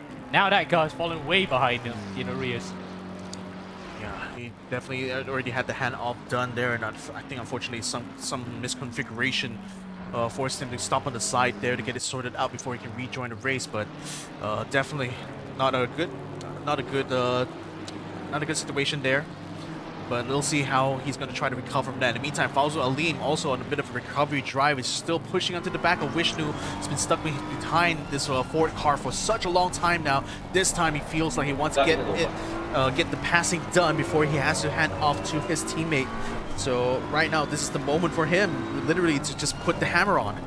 Yeah, hammer time as well for the 777, as it will be hammer time for the Amigos racing car, the Hamilton clan up in front, and they will love, because they are in Ferrari as well, to emulate what Lewis did just a few weeks ago in China to win not on debut, but they've already done this car a couple of years, but they will love to win it on the first round of the season and set themselves up well for round number 2 after this, as Fauzo Alim and Tehan Iranga will love to get by another one of the pro cars to set themselves up into the top 5 overall in the pro cars. Yeah. We'll see how he's going to try to make that pass. It's not going to be the easiest thing to do here, but he will still try anyway. We're already reaching that 1 hour mark. A lot of these drivers will already be handing off to their teammates now for the next stint. Who else is also already in the pits here? I think we already saw Nakib Aslan already gone through, but still most of the top 10 are continuing to run on here. No doubt to finish that to completely finish that first hour of racing here before we get into our first break. But nevertheless, I think Fauzo Alim still not able to find a way past, even from that from the main straight there through that first turn there. He's still now sandwiched between 2 of these cars from the same team, but from different classes here. Yeah. That car behind is the one that we are keeping an eye out for their progress. Ristofani, though, imagine if he didn't have that disconnection problem, just like what happened to Nicarama. He would have been right up there having a good old race with the top 4, and including Rama as well. But unfortunately for them, internet in Indonesia just struck them at the worst possible time. Yeah, I mean, yeah, as you said, you know, what if he had actually been able to start in the second row from the get-go? Because this is such an incredible recovery for him, you know, starting from the pit lane virtually in last place and now up into the top 15 overall. This is an incredible pace here that Ristofani is showing us. But right now he needs to put all of that attention into how to get past his BMW. Tries to have a look on the inside, cancels it, and what happened to the BMW? It just completely disappeared off our screens here. Oh! That's another driver that's actually fallen to their local internet. Fauzo Alim's gone too! Would you believe it? Well, he's racing right now. He's no doubt trying to continue on. But on our timing screens, he's gone. But in the tower timing screens, you can see on the left-hand side of the screen, he's going on. So, whoa. Just popping back in there. So I think a bit of lost packet situation. His car is ghosting in and out right now. Even Ristofani is a little bit confused and was wondering what just happened to that BMW driver who's just disappeared quite literally into thin air right in front of him. But I believe Fauzo Alim is still in the race right now. It's not. I don't see any disqualification or anything like that. But he's not in the timing tower at the moment. So we have no idea what his progress is, at least with regards to Ristofani's position here. But as for Ristofani, well, he's probably thinking that, oh, this bit of luck is finally fallen on his side here, maybe. Well, you can see this. There's a bit of a smile. He can afford a bit of a ride when he's talking to Vishnu, no doubt, in their own Discord server or wherever they're actually talking to each other. And look at that. That's that smile that we were talking about earlier. You can see when he was dropping away the back, it was a big frown. In the middle of the back, a bit of a smile. But then if he goes all the way to the front, it might be a bigger wide smile. Yeah, we'll see whether or not Fauzo Alim will be back on the server here. I mean, I still assume that he's continuing to run as normal on his end. But for the server side, there's no longer any data packets that's coming in to update his actual position on track here. So we'll have to wait and see. A bit of a three-way situation here. Zep Yuan right now in a bit of a tangle right now of a BMW just flashing behind him, going around the outside now. This Rafi Rahadian, who is actually lapping Zep Yuan right now. And it's also, he's in a bit of a heap of trouble here with Chakraborty continuing to keep up with Rahadian through those few corners and almost seemed like he was able to get it better at him as he was passing traffic just now.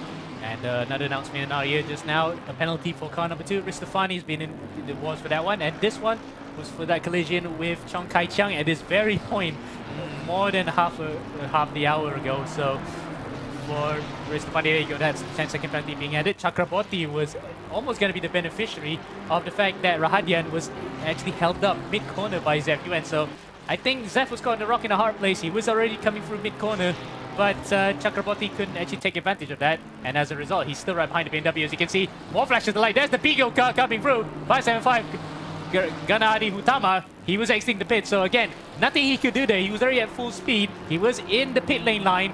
He really nearly just wiped off the front of his fellow Indonesian.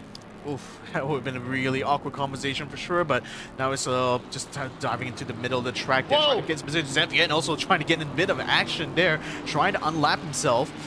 But, well, has to give a little bit of space there. I mean, again, he's one lap down compared to most of these other cars that are going around him right now, so he does not want to get in the way there for sure. Well, I don't want to slag him off completely here because he has every right to just give a bit of a chase to the guy in front, but that overtake is absolutely ballsy. Just, you wouldn't want to do that, especially if you're a back marker. So luckily Zef didn't cause too much trouble, but for Chakraborty, he will definitely not like that one bit. The amount of time he lost from Tama coming out of the pits and battling with Zef Yuan really has hurt him a lot there. Yeah, it's still entangled in the middle of that. In the meantime, Rialto Rastafani, who's just gotten awarded a 10-second penalty there for an incident happened way earlier together with when he came together with Chong Kai Chang. Now that penalty has finally come through here, but at the moment he is behind his teammate in the pro class. Just enjoying a bit of tow from him, no doubt, but also planning how exactly he wants to continue, how exactly he wants to play out the rest of this race here with that 10-second penalty still hanging over his head. Yep. Meanwhile, we can confirm now Fauzalim is dropped out in the race, so he is in the pits, and guess what?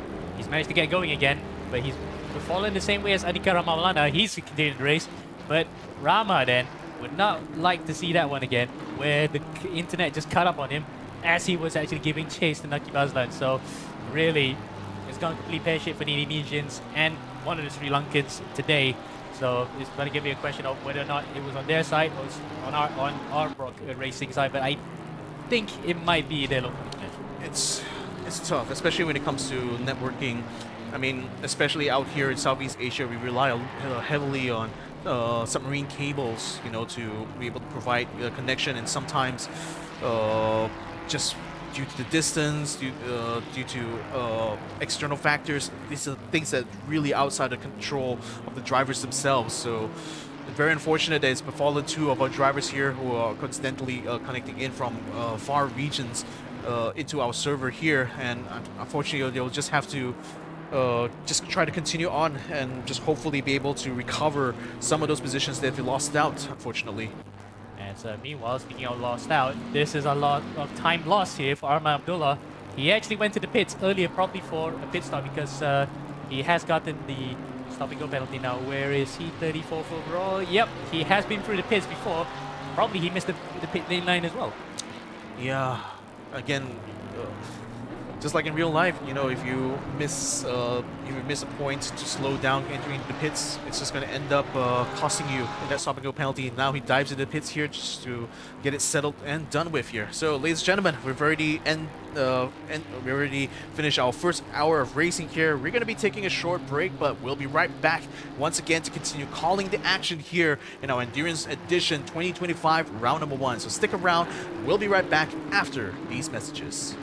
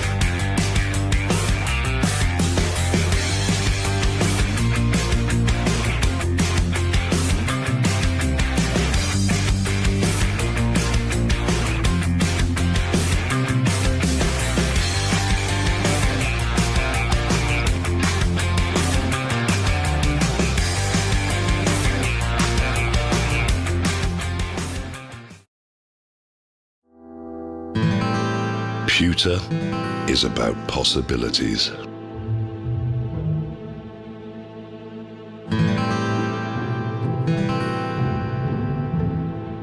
It is an idea made real.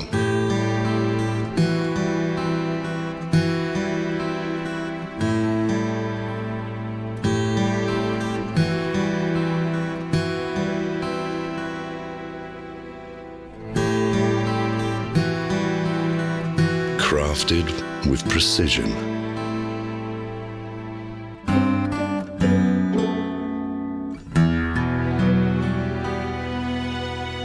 It can make tradition timeless. Pewter evolves.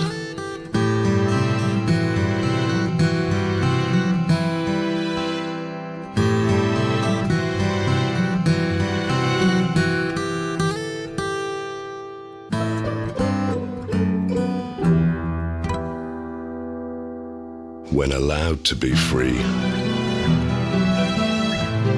it can captivate you.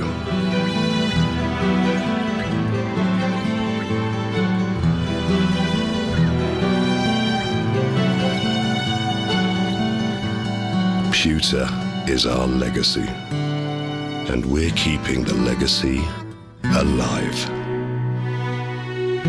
Royal Selangor, since 1885.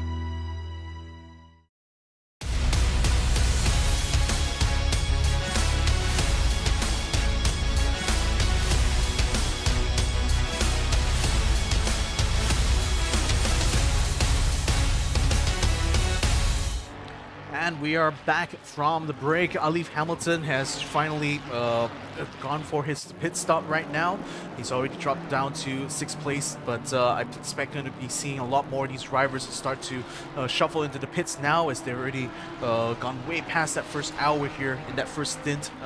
I think the decision by Nakib Aslan to pit in early has actually worked out very well for him. He's already got a massive gap to Alif Hamilton after his pit, so that pretty much has already undercut whatever time that Alif Hamilton had on track here. So that's certainly going to be good news for the Stratus Motorsport team. At the moment, it is Lucas Keys who is in the lead of this race right now, but he's still yet to go in for his pit stop right now. He's already been running for a bit, 5 minutes, maybe over an hour here of racing, and currently it's going to be a matter of time, I believe, before he's going to be handing off to his teammate, or perhaps to come in for a nice fresh set of tires. In the meantime, though, Muhammad Azhar is still making his way up. The number 333 Apex Racing Brunei car currently within the cusp of actually catching up to where Nakib Aslan is, but he's still yet to pit himself, so I think there's still going to be quite the shuffling of the order as soon as most of the top 10 will start coming into pits, and indeed, quite literally on cue, Muhammad Azhar now dives into the pit lane. Yep, and he got it stopped. Yes, there you go. So he probably is one of the very few most drivers that practice their pit entries to prevent getting a stop and go that we saw already throughout this entire race. But you can see with this strategy, in fact, Kachang has actually had another off there. It looks as though, yep, you can see right behind the hill. Yeah, again, struggling to try to get that car back on track here. This just not been the best of days here for the eRacing team with Chong Kai Chan behind the wheel. It's a very frustrating few moments that he's had so far in this race here. It's dropped all the way down into 36th place at the moment, but hopefully we'll be able to see him get himself back into a good steady rhythm from this point on. In fact, if you take away some of the other cars in front of him in the overall stakes, he's still running in P7 in Pro Class, so it'll be still a good haul of points regardless. Yeah, but it also does mean that, you know, compared to the rest of the drivers in this class, he's got a hell of a lot of work to do before he can start actually gaining some positions here, at least within his own class. Got plenty of cars in between he has to negotiate, that's for sure. Hayden Millington right now takes the wheel for ECU Racing, up in 29, or rather, I think actually it's 30th place maybe. Yes. But there's a reason why we're highlighting this, because he is running with a driver we have not seen in sim racing for quite a while, because he's been busy with Formula Student Racing, is Kian Butler.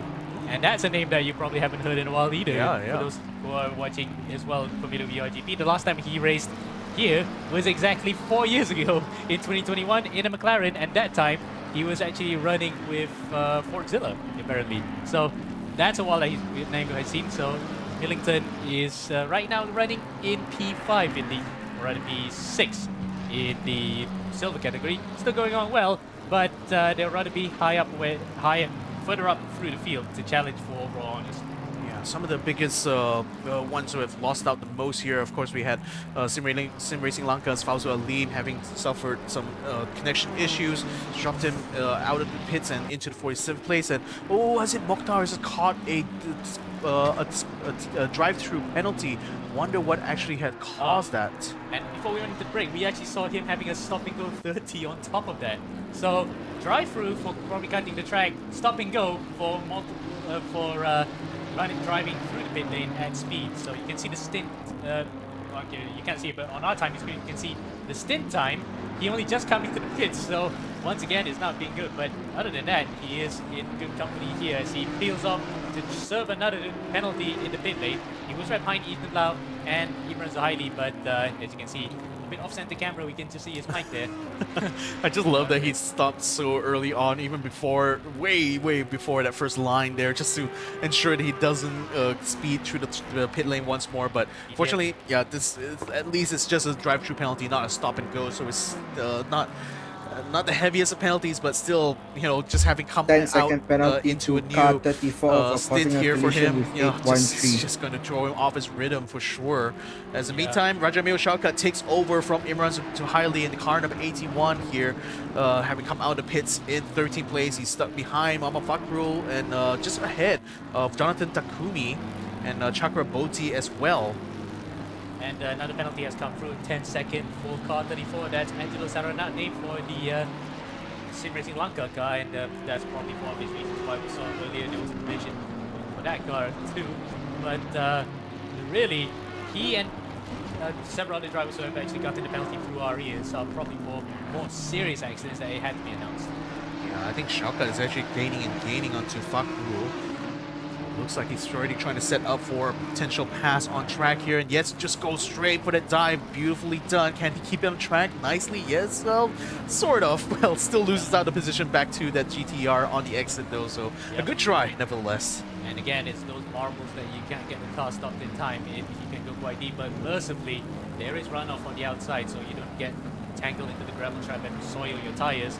But for Malik Fakrul, well, that's actually quite a ironic scene to see when he's fighting with a good friend of his and a teammate as well in the same stable, basically, because they both are pretty much racing in the Vega / Red Pack team while they were in Global Edition. Now they're fighting each other on track for different teams. Yeah, a couple of cars has just gone into pits, and so has Enzo Ison, finally handing the reins of the lead of the race away here to get the tires and perhaps a driver swap here for LOR Ascent. So Nakib Aslan is going to be in the waiting now to regain the lead of the race here as he comes across the line.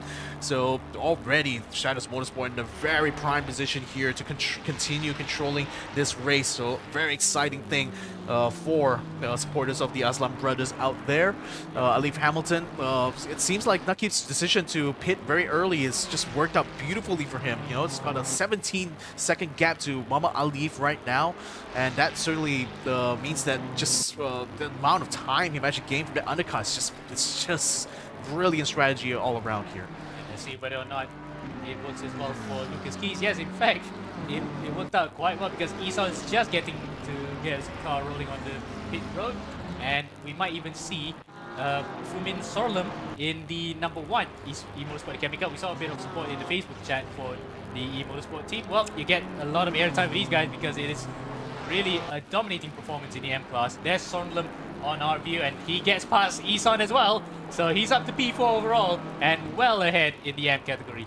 Wow, that's incredible here. I wonder, is Isom still requiring a pit for himself though? Check that. Yeah, already gone into pits, so he's very much confirmed his position in P4 right now. It's brilliant work here for the Esports Academy A car. So let's see how he's going to be able to continue to dominate for the AMP class. Continuing on here, Wilson Woon currently 5th place. He's right now locked in a bit of a battle here. All right, I think it's a car that's just lapped. Yeah. Sanaratne in the number 34 Sim Racing Lanka car. But Wilson Woon has taken over from Enzo Eson, so Eson's done one stint and he's been given the reins here. And Darwin Chia's probably waiting in the wings to take over after this as well, unless of course they rely a lot on Wilson's experience in the ERGP stakes to get the car higher up the grid, but he is well behind where Lucas Keys is, so we'll keep an eye out for any of these drivers' progress as it happens. But with the gap this strung out and the race entering into a bit of a rhythm, it might just be difficult to just get to grips with guys further in front. Especially given that they're just continuing to pull further and further away as time goes on out here in the Circuit de Barcelona-Catalunya. Asif Hussain from the Bengal Racing crew, what is he up to? We just heard he had a drive through. There it is. That's the penalty being given. We heard it in our ear just now, and that was for dangerous driving. And look at that. He's blocking mid corner. But I mean, it is for position, but you shouldn't really block like that. And Asif, well, he's laughing to himself here on that one. As you can see, Arman is not really feeling the same way he is, flashing his lights with how he was blocking. And Asif Hussain goes off. There goes Arman Abdullah, and Arman gets a position on his fellow class member. Yeah, expecting to see. Well, I wanted to say that, like, probably I was going to say thank you, but I guess with that frustration early on, probably not so much thanks to be given for that. But these are nevertheless already through, already ahead of Hussain as we come into the main straight here of the Barcelona-Catalunya circuit. As we continue to see how the times have been for our drivers here. I mean, so far, it's still Nakib Aslan still continues to hold that fastest lap. Although I don't think he has the fastest first sector. I think someone else has actually beaten him to the punch when it came to that. Track temperatures continue to drop a little bit. It's still a bit of wind coming, a little bit of crosswind actually, so shouldn't affect too much in terms of the overall top speed, but certainly will make the entry going to turn number 1 and perhaps even the exit coming out of the final turn a little bit tricky here. But I think so far they've been handling things pretty well on their end. Yeah, as running through a lot of the incident lists in our time history, because ACC does have its time history with race control. So much contact being involved with multiple cars, but again, some of them might just be of little of use to drivers, especially if they've lost out big time. And in fact, we can probably just experiment right now with some of the contact that was actually given to the penalty, especially most recently car number 71, why he actually got that. Here's a replay of what happened. Yeah, let's see exactly what happened here. In fact, we might have lost the speed there on this one because, yeah, that's not a concept that we're looking at. We're looking at Hasnam, but whatever it is, we lost the speed there. We were trying to experiment with some of the replays here, but we have the list of incidents on our screens. Either way, that is confirmed to be why number 71 had the drive-through. It's a bit of erratic driving. Yeah, and Hasnam, conversely, like, while we were focusing on that, he had already gotten past Ardian Shah to move up into place and clatters into the back of a Porsche. It's Arman's. Yeah, Arman Abdullah lost control right on the final turn and unfortunately collected Hasnam as he was coming through. So spun out, lost control coming out chicane, and yeah, just wrong place at the wrong time. Unfortunately, well, hope that Ferrari didn't catch too much damage out of that, but that's already putting back in the clutches of that BMW that he had just worked so hard to get ahead earlier on. Oh, just such an unfortunate situation. Another car is spun out on track here. That's Rizkula Alicia from the PEA XJPRT car. Just now only being able to rejoin the race here. Yeah, I was about to focus on Wilson Wood there. Well, in fact, it's actually another one of the Ferraris further behind. But Alicia there with a horrible moment, shall we say, because you do not want to lose the car there, and how to recover from it is just even worse, isn't it? You know that there's people coming, but you can't see them completely. Yeah, I mean, again, it was just probably happened too fast, you know, just coming out the exit of the final chicane and just losing control like that, just literally having the car stop right on that racing line, just such an unfortunate series of circumstances that just unfolded right before our very eyes here today. In the meantime, Taufik Moyen, having taken over for PG Tow Racing, is catching onto the back of Ramadan. It's actually getting very, very close, very testy right now. Just gaining and gaining and gaining on him through this high-speed corner. Now just trying to set up for a possible overtake. He just can't find a way through. Yeah, and this is also a battle between two classes, so he wouldn't really be too fast because he's actually third in Pro, so he doesn't need to really push it too fast to get by, but he would love to have less of an obstacle in front so that he can get on terms with other cars in the race. And certainly this is not one of the traffic that he wants to deal with right now, because Ramadan is driving a sterling race up in P5 overall, and second in the silver category. Yeah, and I think especially for Moyen, having just jumped into the car, doesn't want to be stuck in someone else's dirty air for the start of his stint here. Would rather just have more clean air that he sees in front of Ramadan's car. So, well, at least until he manages to find a way through. Unfortunately, he's just going to have to stare at the back of that very beautiful Aston Martin for the time being. Don't be mistaken, despite it looking black like what Taufik is driving, that car actually has a proper livery, but Taufik, unfortunately, during him putting his livery to the servo, got a little bit jumbled up, so the SOA train running naked carbon. But regardless of that, still a very fast car nonetheless. Maybe because he doesn't have a livery, he shaved a lot of weight off the car. I don't know whether that applies so much here in ACC, but that'd be a really funny thing though.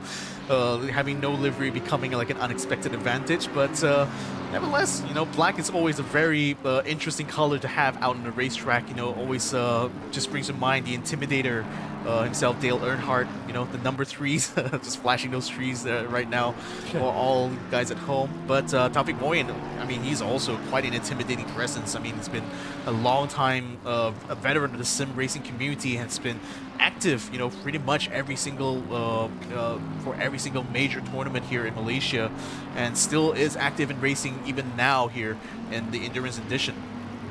Yep, not bad for a guy who's real closely. I just can't believe I'm rubbing my eyes right now thinking about it. He's reaching his 40s. It's almost like yesterday I met a guy. He was only just starting out a young family. I mean, you can already see just the amount of accomplishments the man has had with the amount of trophies he has displayed just behind him in the camera view. So we're on board right now with Rahul Chakraborty. We did see him get into the field thrills and spills, especially with this guy, Fakru, who's ahead of him in that Nissan GTR. So a bit of a touch and go maybe, having a deep look on the inside here, but still not able to find. I mean, again, the GTR seems so good at getting exit speed out of these corners here. It's made it so hard for a lot of other drivers to get past, and that actually threw off Raul's rhythm a little bit as he just takes onto the grass. And another penalty has actually gotten in the way for driver car number 23, Aiden Tan, for collision with car 777, I hazard to guess, because that's what we heard in our ear, but that 777 car is no longer in the race, so it's unfortunate that, in fact, no, it's Faz Alim, so Faz Alim still actually is in the race as Chakraborty is working on the back of Malik Fakrul here. The GTR is fast on the straights, but it's a little bit of a handful for the corners. Yeah, I mean, again, you can clearly see the Ferrari just gains in the corners, but just loses out as soon as the GTR is able to stretch its legs on the main, on the exits and the main straights. So, you know, no doubt, a very frustrating thing here to happen. You can see there, he's trying to duck his head like a go-karter would to tuck in and get a slipstream, but it's just not enough, isn't it? You can sense the frustration. I can sympathize with him, because I remember that one of the Laundry House cars during the 2023 race, where I was involved in the Ferrari and he was in a Porsche, he just couldn't catch up. It literally is a frustrating thing that a car behind just doesn't have the speed, but he needs to find a way to maximize it through the corners, and he's doing it quite well here. Malik really is struggling when it comes to the twisty bits. Yeah, and again, that's exactly where Chakraborty is getting his advantage, but it's just not enough really to catch that GTR on the exit, because as soon as the road opens up there, Fakru is just able to pull very neatly away from that Ferrari. So I mean, it's literally a case of where like the biggest weakness of your car just happens to be your opponent's biggest strength. So it just literally cancels each other out very very much so. So, well, for Chakraborty, it's probably just gonna have to hope that at some point an opening presents itself, as Fakru looking a little bit loose on that exit just now. Could this be the moment for Chakraborty to strike? He's trying to go around the outside. May not be the prime position here. I think the GTR should be able to easily regain that position again, but I think Chakraborty is starting to feel a little bit more alive now, still feeling that at least the pressure that he's been putting onto Fakru is starting to actually show some cracks here in the driver of the GTR. And in fact, he's coming through the inside here through 13, 14, and 15. Okay, so this is where now Chakraborty feels like he has every opportunity to pounce on an ailing GTR through turns. But once again, coming out of the final corner, it looks as though Malik may have actually gotten the legs up on the Ferrari. And once again, Chakraborty will feel like Gallo in 2023 when he was trying to chase up the B4 position, where just maximize the final corner and you'll be fine. And he is laughing probably by the fact that it's just pure irony right now. Yeah, such irony, and again gaining on the entry of corners and gaining speed mid-corner, but just losing out on the exits. It's just, again, he's just gonna hope at some point that Fakru either makes a misstep, or that Chakraborty managed to outbreak him in some instance and just help get himself alongside. But until that point, you know, he's just going to have to figure out some other way of getting through with this GTR. He's finding himself almost alongside. It looked almost it was going to be wheel to wheel, but again, the GTR is still able to hang on ahead of that Ferrari. It's just absolutely frustrating here, I expect, for Chakraborty. Yeah, you can see the view from the Babega car. It's bacon wonton. Yeah, I think they love their food. We saw just now, as if Shami Mokhtar and Justin Raul-Dev's car is called Susu Ice, which is literally ice milk. So I think they got some food theme going on this, but it ain't Food Wars.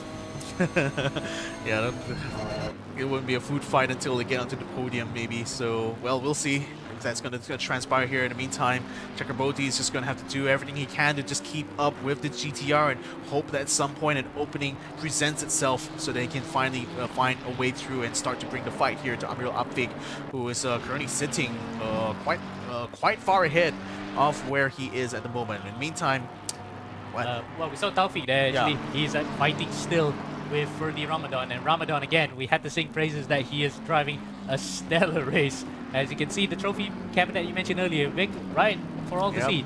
Not just in sim racing, mind you, he did a bit of karting back in the day, and some of these are real life achievements as well. So he really has done it all. Really has done it all. I mean, again, it's always it always makes me happy to see him still continue to be active all these years. Ooh, a bit of a testy situation there. So I think that Zeph Yuan almost getting in the way of this battle here. I mean, for the up-teen time, unfortunately, and just getting lapped once more. Yeah, looking at the collision logs right now, it looks as though that, surprisingly, despite all the major mishaps that we saw, Kanam 49 is only involved in 3 collisions at least. Okay, it will say at least because it could have been worse. Yeah, I mean, it's only like actual car-to-car contact, you know, not necessarily situations like this where he's just unfortunately in the way of other drivers who are battling out on track. But fortunately, the match cleared him there. Taufik Moin a little bit out of shape before getting into the chicane. Another car just having to take to the escape there. I think just to try to let some of these cars through here. That's Jaden Lee, who is also getting passed by Zeph Yuan, coincidentally. Yep. His teammate Yi Eung was the one just now that had problems with his car, that he had to go off-road for most of the way. But actually that's fair play, because it could have been worse if he had a damaged car and he drove it on the road. He might have actually caused an even worse collision as, oh no, another penalty for Azim Shami Mokhtar. Yeah. So he's had a stint to forget. Yeah, and Senar Ratne also gaining a 10-second penalty as well. CMSC Red, Team Red, this time have been unfortunate at the unfortunate receiving end of this penalty here, down in 24th place. Yep, and there we go. We finally have a look of who's the driver behind the name. Well, there's Senar Ratne, because we actually have mandated the use of webcams for everybody involved, and we had inquiries from other teams that wanted to join, especially VTuber teams apparently, and they asked to not use the webcam, instead use their avatars, or rather they also use show their feet. Oh, I was about to say show their hands and feet, but Alvin Chai, oh no, he's caused more than that. There goes one of these Racing Lanka cars into the barriers. He hit a Porsche. That looks like Sucampino. No, in fact, no, it's not Sucampino. It's one of the other cars. It's Paul Ryan Lopez. So Lopez actually got whacked off big time. But Alvin Chai has actually caused absolute mayhem there. Wow, I guess when it rains, it really pours as eRacing team just not just catching bad luck after bad luck. Are we going to be able to see a replay of what exactly transpired between both of these drivers here? Yeah. So we see Alvin Chai on the screens. We only saw the end of it. Oh, we only saw the end of it. So he definitely came together with a Porsche early on, and he was trying to rejoin the race. Unfortunately, clattered into the Sri Lankan team there. Just so unfortunate, but just got a feel for them right now because you know it's already coming off the back of a frustrating moment earlier during Chong Kai Chan's stint, dropping them all the way down to the very end of the grid, and now having another incident once more, and it still struggles here for Alvin Chai to try to keep the car on track. Yeah, again, it's one of those drivers that this year is trying to actually take on other sims because again, most of these guys that come from the Gran Turismo background, they focus all their resources on one tournament a year in Malaysia, for example, it's GT Cup Malaysia, and the rest of Asia, of course, they do the same thing. Now they want to actually diversify their portfolio and do other sims, but again, it's a baptism of fire for these guys, and for Alvin, really not the best moment to be caught on camera there. It was a huge fracas that he caused, basically. Yeah, well, let's hope they're going to be able to recover from this, but it's still going to be a long journey ahead of them, not just for this race in particular, but I think for the rest of the season as they have to come to grips with having to jump into a completely new platform than what they're accustomed to racing. But it's part of the challenge, you know, of being a sim driver, sometimes, or even real-life driving as well. Sometimes, you know, you just have to jump into a car where you're not completely familiar with and just really have to hit the ground running, so to speak. And unfortunately for the Chong Kai Chang from coming there, as well as Alvin Chai, they're just going to have to, you know, slowly and surely work their way out through this bit of a three-way situation here. And again, forced out to the track there was, I think, the Mario Hasnam. Yep. No, it's Faris Hassan. Faris Hassan. Yeah, and Hassan actually completely lost swap ends there because he had to avoid Ali Farko, who was losing his car for a second, but all managed to get out of control. Chakabotti tried around the outside, but he just couldn't make it by. And now, because of this, they are locked in a three-way battle. So this is an interesting one we have to keep an eye out for a while. Yeah, I mean, for the longest time, we saw Chakraborty stuck behind Vakro, with Ashan now actually finding his way to split the two battling drivers here. Is this like proof of American muscle being a bit of an interloper in this battle between Europe and Japan? And well, Italy, yeah, continental. Italy, well. Continental, yeah, so in every sense of that word. Indeed, and multiple confidence involved in this one. But it looks as though Chakraborty again has to concede that he just couldn't get by here. So he's stuck behind the Malaysian earlier, now he's stuck behind Indonesian. So it's gone truly international here. 3 different international mix of cars and 3 different drivers from different nationalities as well. So it's great to see that it's very cosmopolitan here. For Chakraborty, like the fact he was stuck behind Fakru for so long, has unfortunately allowed Ashan to join in onto this battle here. But I think the silver lining, it might just be that if Ashan can somehow nudge Fakru out of the way, that will probably make an opening that the Chakraborty probably have been waiting all this while for. We'll see then. This time, last time round, was when Fakru made a big swap ends and caused nearly 3 of them to come together as car from behind Alpha Faiz. He actually was in the gravel truck we saw just at the top of our screens, and there you go. That's the end result of it. Hopefully the Entropy Motorsport driver can get it back onto the track safely, yes, and up to speed. So there it is, the face behind the name. In fact, a lot of these guys we have faces behind the name so that they are not just names on screen. Oh, no! That looked like, I thought he was giving the space there, but it seemed like he didn't notice the Ardian Shah just having caught up alongside him under braking. Now he's definitely going to be fully aware of that. He has to give a little bit of room for that, especially when you're already side by side. Yeah. Yeah. Just lucky that he didn't get forced out off of the track as a result of that. Yes, and the fact that they're all actually batting for positions incidentally. Yeah. So this is actually genuinely 4 positions in their class, so that's points taken away from each other. And the Entropy cars have actually ganged up on this one because Naufal Faiz has allowed his teammate behind to come through, and I think that is the which one is that behind? It's the 327.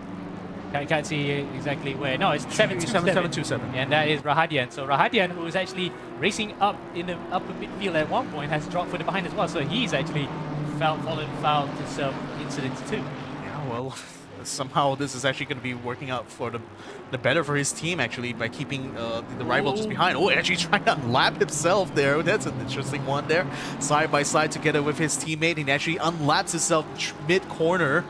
And, well, just actually putting his teammate in a much more awkward position because he thought he's going to be able to rely on him to keep Adyan Shah behind. But no, now he's going to have to actually defend against Adyan Shah. And now people might be wondering what those acronyms in the name is. GPRT, I'm not sure exactly why, how, but people who probably see PA before, it's actually Psychopath eRacing Academy.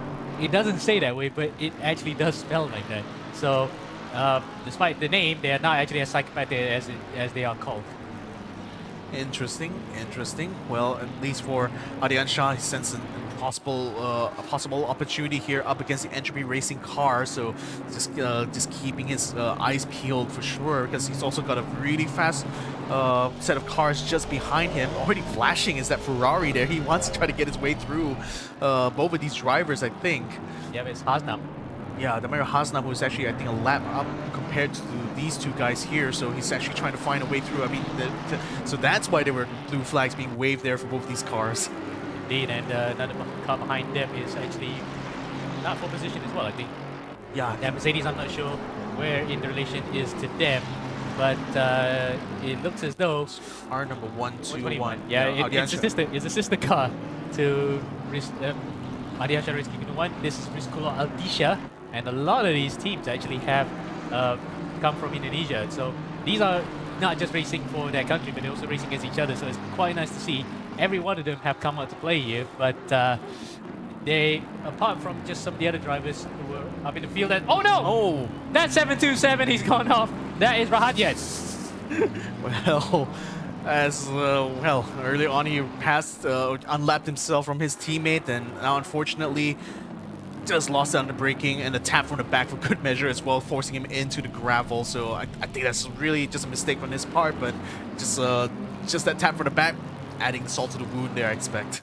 Yeah, and in fact, it got even worse. Look at that, coming back to the live action. It looks as though that car's not feeling healthy at all, despite it looking really competitive earlier. So I'm not exactly sure what's happening to this. So yeah, some kind of issue, under braking, or maybe even suspension damage. That could be possible. Or maybe hardware problems as well. Yeah. Or polystyrene. Polystyrene just getting bounced off the track there. Yep. Up all the way there.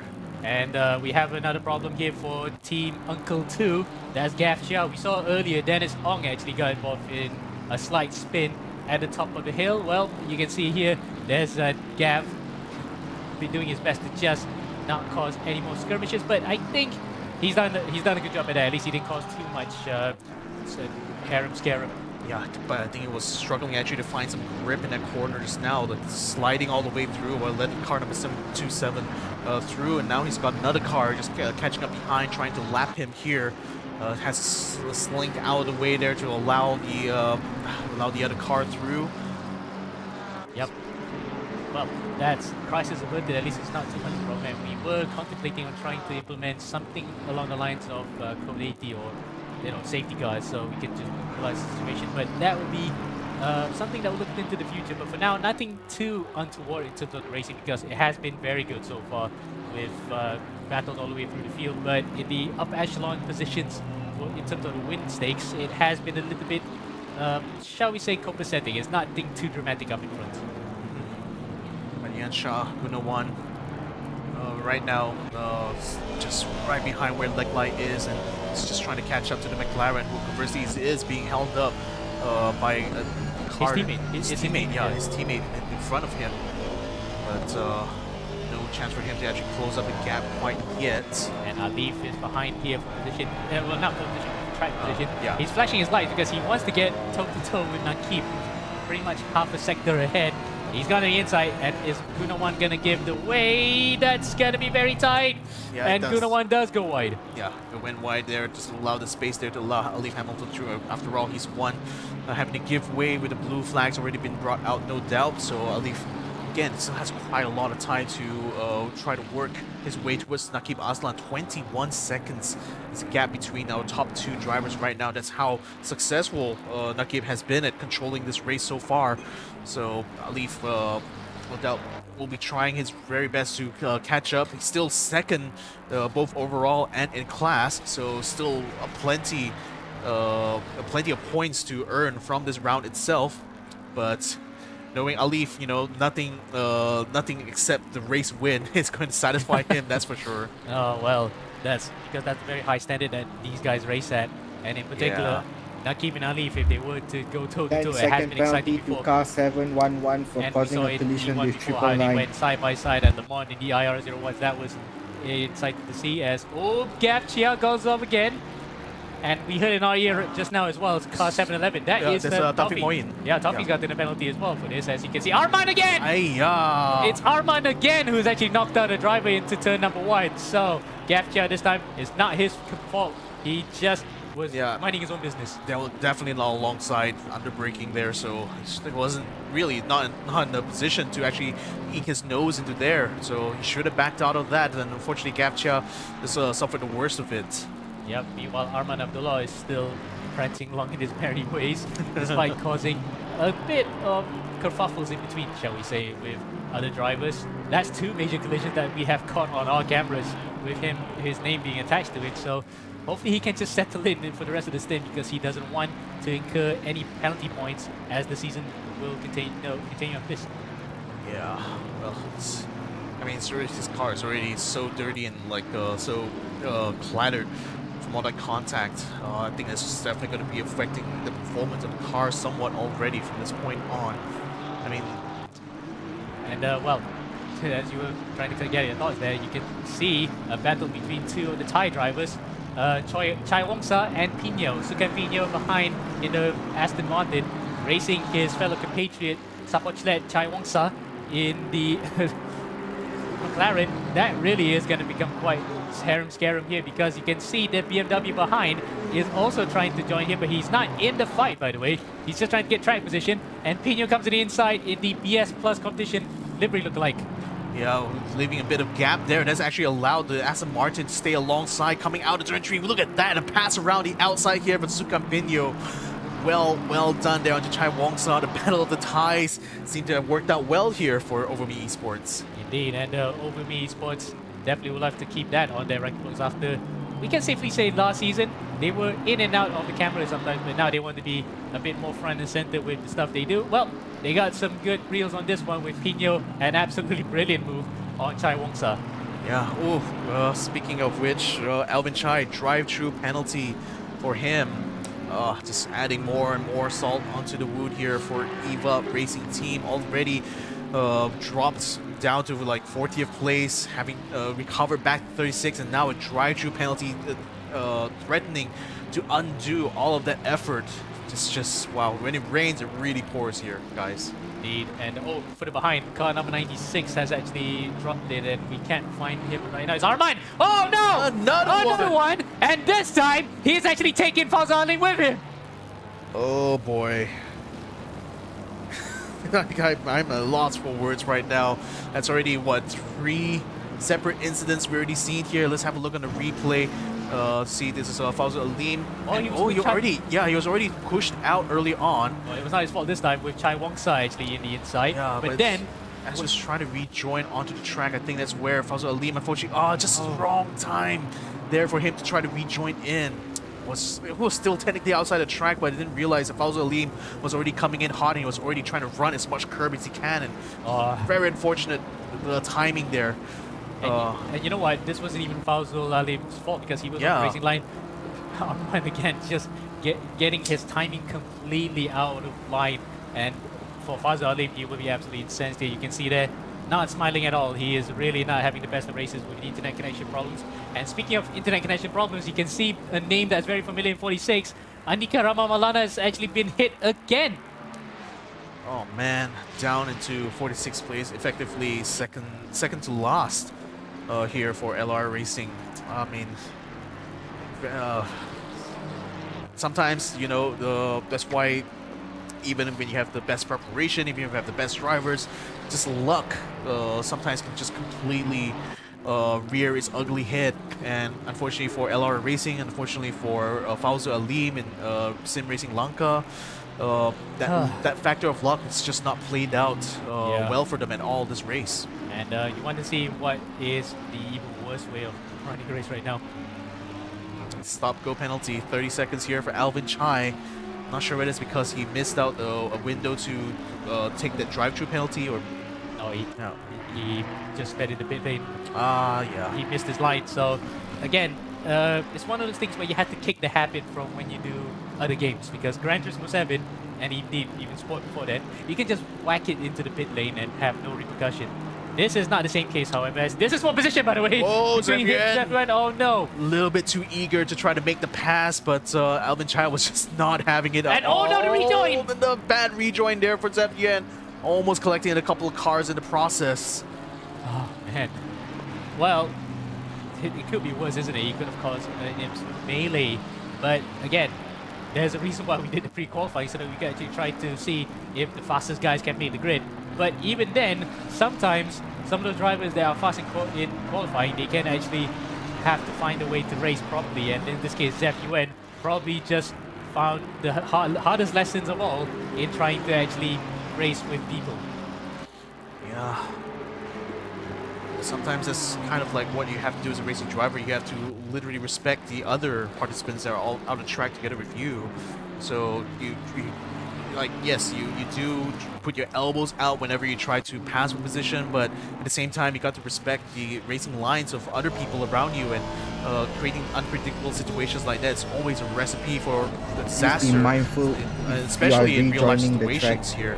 We had a word from our fluid in our ear that those who are on track, please be mindful when you rejoin us. Oh, there you go. Yeah. We're going to have a case right now. I'm not sure which Porsche was that. That was Paul Ryan Lopez in the sister car to Sucampino. He went off big time. And let's see his rejoin. Yep. As safe as he could be because he actually had no drivers around him. But Sucampino, his teammate in the sister car, in fact.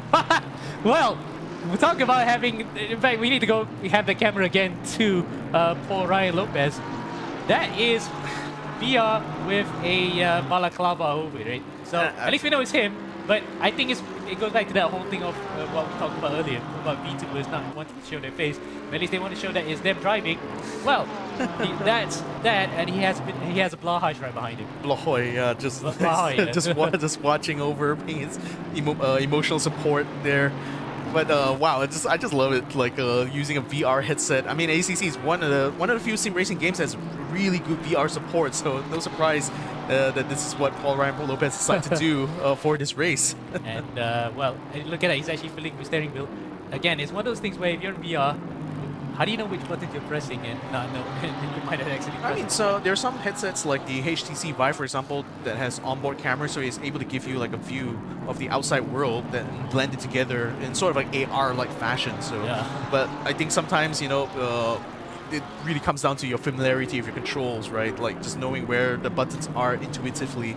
Yeah, but thanks for giving us an absolutely unique perspective to how some people race. So Paul Ryan Lopez getting a lot of airtime for OverMe Esports there, and Blahoy right behind him, giving it good for good measure. Now, we're going back to the battle that we were focusing on earlier for Taufik Moyen in PG Tail Racing and Ferdy Ramadan, but with a 10-second penalty, that might be for naught here, as Zef Yuen still continues the fight with drivers who are actually trying to lap him. So again, this is causing an interesting situation for both Ramadan and Moyen.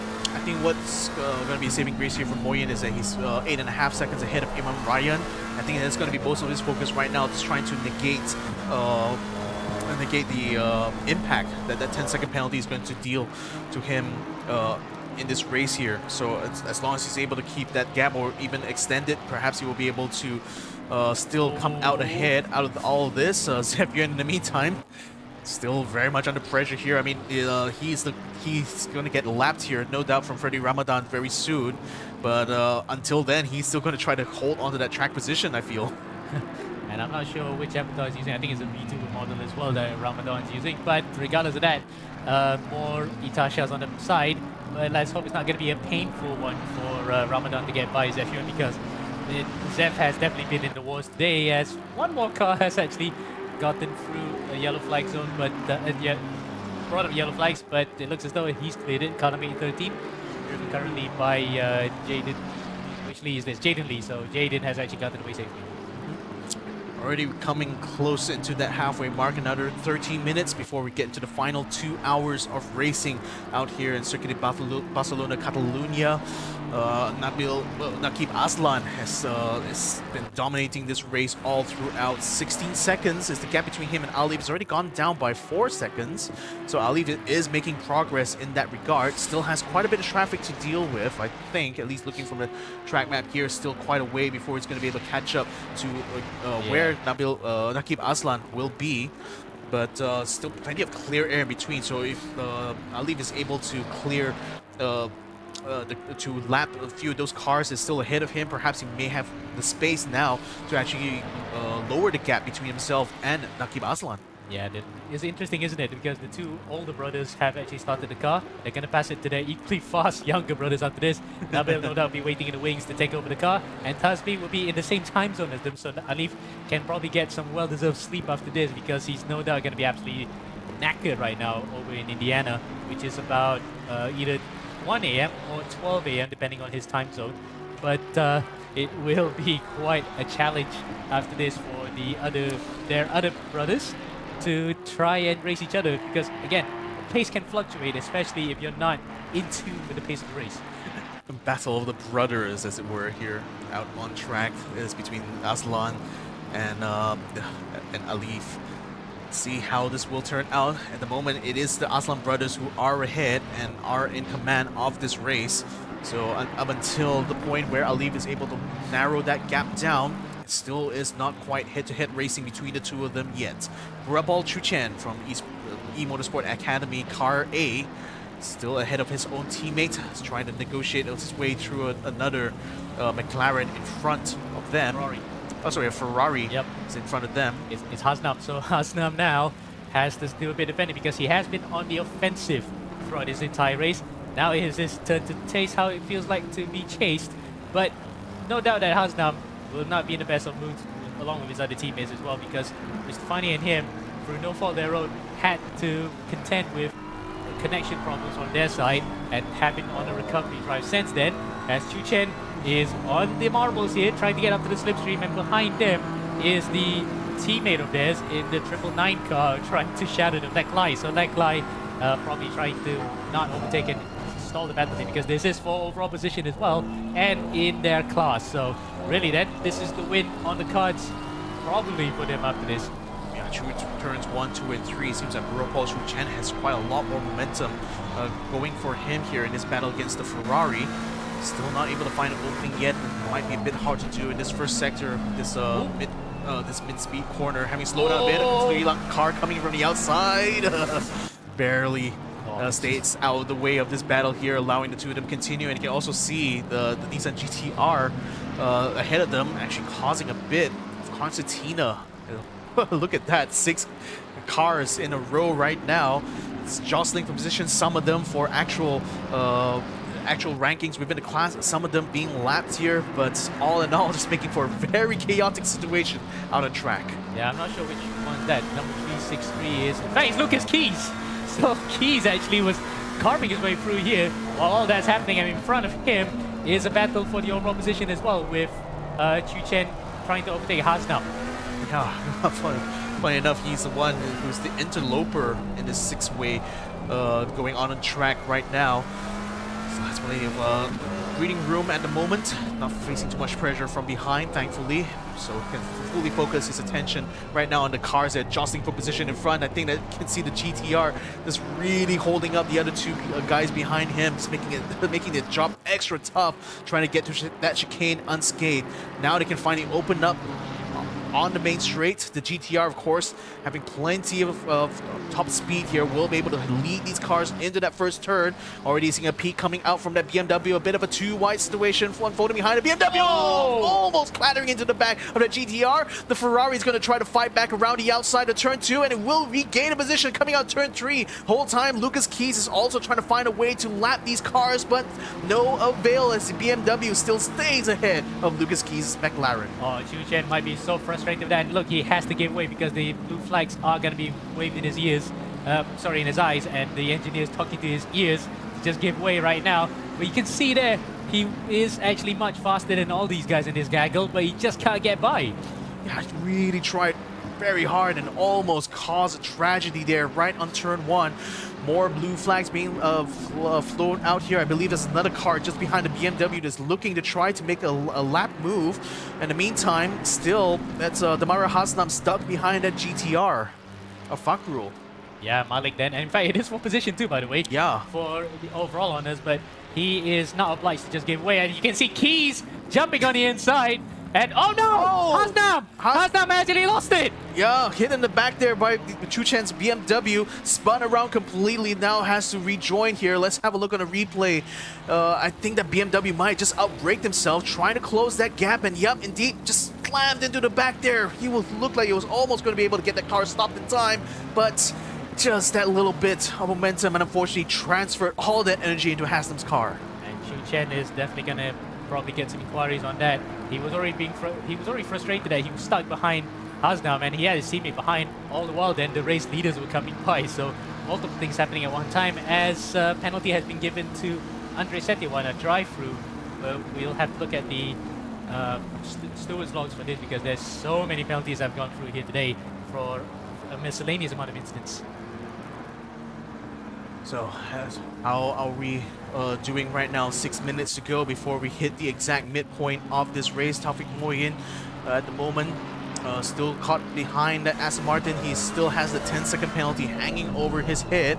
But really, I think his real race is going to be against Imran Ryan, who is about 7.5 seconds behind. And the fact that he's stuck behind this Aston Martin is not going to be helping him too much in that regard. He needs to either take advantage of the slipstream, perhaps, or maybe actually try to make that move of Ramadan in order to try to clear at least 10 seconds ahead of Imran Ryan. Still going to be a bit of a tricky situation for him, no matter how you cut it. But at the very least, you know, for the pro class, he is still on the podium. As long as he can bring it home successfully here and hand it off to his teammate, I think PJ Toe Racing should still be in a good position for some points here. Well, they're already in the points. In fact, they're P3 in the pro class. But look at that, Ramadan with a big boy defense right there to make the Aston Martin wider than the McLaren. And, well, again, he's not obliged to give way because he is fighting for overall position. Despite being in different classes, it will no doubt frustrate Taufik behind because he's being held up so much here. It has yo-yoed quite a few times between 1/10 of a second to about 1.5 seconds at one point. Now he's actually ready to strike. As you can see there, one of the sister Pigo cars gives way, but just about giving a bit of a fright for Taufik. Bit of clear air right now for the two of them, so can still try to focus more on this battle right now with the car ahead of him here. Still, that 10-second penalty is still going to hang over his head until he comes in for his pit stop. But at the moment, it's still very much in full focus here for Taufik Moyin as he continues to close that gap onto the Aston Martin, looking like he was almost having a look at the inside of that corner just now. Still trying to bide his time, I expect. Still trying to spawn any kind of weaknesses coming out of that car number 351 on the exit, taking a big ride in the sausage curve, but still able to gain a lot of speed on the exit. Yeah, but once again, the Achilles heel of Ferrari is the straightaways. They're good for the corners, but again, it's just not enough to get up to toe-to-toe with some of the other front engine rear-wheel drive cars, especially the Aston Martin or like the Mercedes or BMW. It really has been a struggle. Don't take it for Chakraborty. That was the case, wasn't it? He just couldn't get by Malik, at least until quite recently, because now he's 16 seconds ahead of Malik as he tried to the outside. Yeah. Trying to go around outside. Actually gained a lot of speed. Found himself out of step there with Ramadan's line. Slips onto the inside. That's Ramadan losing a little bit of grip, being out of the prime position on the racetrack. That allows Stopping Boy now to get past him. That's perfect news here for PJ Toe Racing. That is good bit of driving. You can see there 20 plus years of racing experience, both in real life and in sim racing, coming to the fore. Really put to good use and putting Ramadan to the sword that time around. So his defense resistance has been broken, but at least his spirit will not be, because he's actually will be happy knowing the fact that second place in the silver category will be all but assured. Yeah, I mean, in grand scheme of things, doesn't really change their position in class, but for Taufik Moyen, it's going to allow him more breathing room to hopefully build a bigger gap between himself and Imran Ryan to negate whatever disadvantage the 10-second penalty will inevitably cast upon PJ Toe Racing's car. Oh, still very much on the slidey side. There's Ferdy Ramadan, but still managed to keep it together. Just has to keep it together for another 2 hours. You can see physically the car just steps on the line, but he caught it in time. Unfortunately, we can't see his hands, how he can recover from that, because he's really exhibiting the prime example of what a nerd neck looks like. Just craning that neck closer to the screen to ensure that he's finding his reference nicely there. But drive-through penalty now. to 6-6. Oh, we got one there. That's Yeah, Gap. So Gap. Gap was the one that actually got that time around with the collision earlier. But yeah, hopefully some of the viewers can actually hear the communication between us and Race Control to give a better picture of it, but we can hear it in our ear. Much like how football nowadays has VAR, the commentators can actually hear what the referees are talking about. But either way, here's Ryan Pradipa for MPRGP subsector 4. Why is it subsector?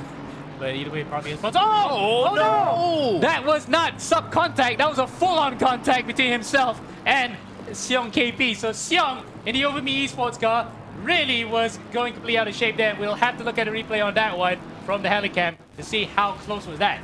Yeah, ow, that's just right into the back of the Porsche. I think the Porsche was actually slowing down to let him through. Like, I think he literally let off the gas there to allow him through, but unfortunately he wasn't able to react in time there to move out of the way. So, man. Again, sometimes, I mean, this is like what happened between David Coulthard and Michael Schumacher back in the day. Like, David Coulthard letting off his gas a bit too early and causing Schumacher to just clatter right into the back of him. Yes. So sometimes, you know, even though you want to give way to other cars, sometimes you have to be very cognizant of your your situational awareness. Yes. Because doing it at the wrong moment and not communicating properly what you intended to do, it's easily a recipe for disaster, just like what we saw moments ago. Indeed. As Fajar Rafli in the Balapan Brand Motorsport Jawir car with the Hudson delivery. We saw him for a second that he was off a bit, but looks as though he's kept on going. And meanwhile, Kian Butler, a returning Kian Butler to the very same track that he last made a start in Endurance Edition 4 years ago, has gotten a stop-go 30 as well. There's Kian. For the first time we've seen him in a while, but looks as though that stopping-go penalty will last a bit longer more for him. Yeah, I'm just amused that only Gavcha is now coming through to get his to serve his drive-through penalty. You also got Seong KP also getting a 30-second penalty. Yeah, for that contact that we saw on screen earlier on. So now.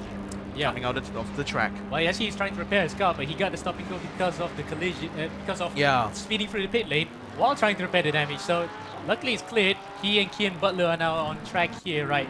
But been through so many of the wars, it's almost unbelievable. Yeah, wow. This race just really feels like a race of attrition right now. Not from like the stress of racing on track, but even just getting into the pits without incurring a stop-go penalty seems to be quite the challenge for some of these drivers. And it's clear to see that some of these guys did not practice that pit. Yeah. Yeah. That's something I like whenever I do club. Oh, that's also another close moment there between the two of the BMW and the Aston Martin. But like I was saying, like that's why even during club races, I always remind drivers that, you know, practice your pit entries, especially in AC or ACC, because the penalty from that can just easily wipe out whatever gains you have on track. If you just get even just a simple penalty from that, just completely ruins your race. And you have to practice those pit entries. You need to know exactly where the speed traps are. Yep. And, well, the leaders have actually pitted, and you can see there, Nabil Aslan has the Stratos Motorsport right behind, so basically let's see why he's going for that. And Tasbe has actually updated that little board that they had that when they were kids by adding Hamilton's latest hairstyle into the background. But with that out of the way, the sequence of pit stops are going into full swing right now, and it will be a good time to go into commercial break. We'll be right back after the show from our sponsors.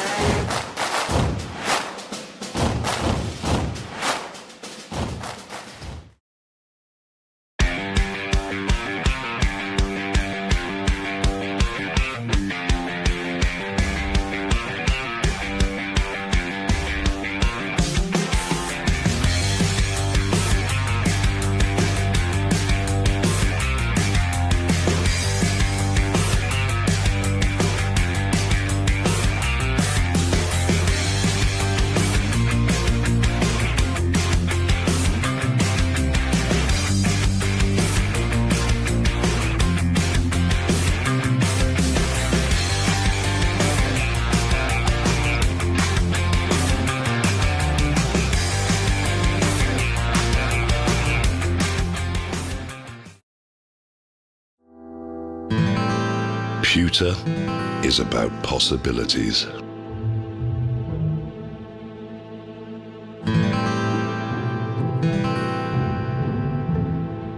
It is an idea made real.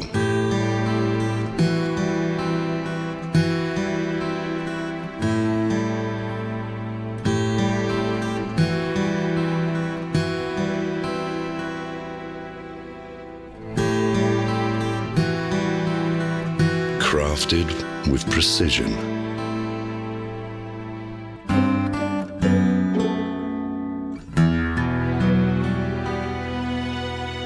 It can make tradition timeless. Pewter evolves.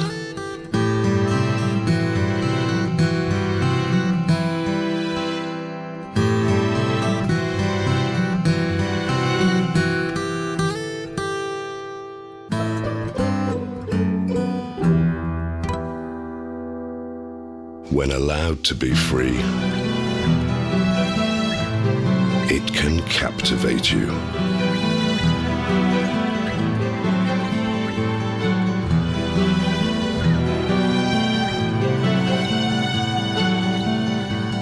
Pewter is our legacy, and we're keeping the legacy alive. Royal Selangor, since 1885.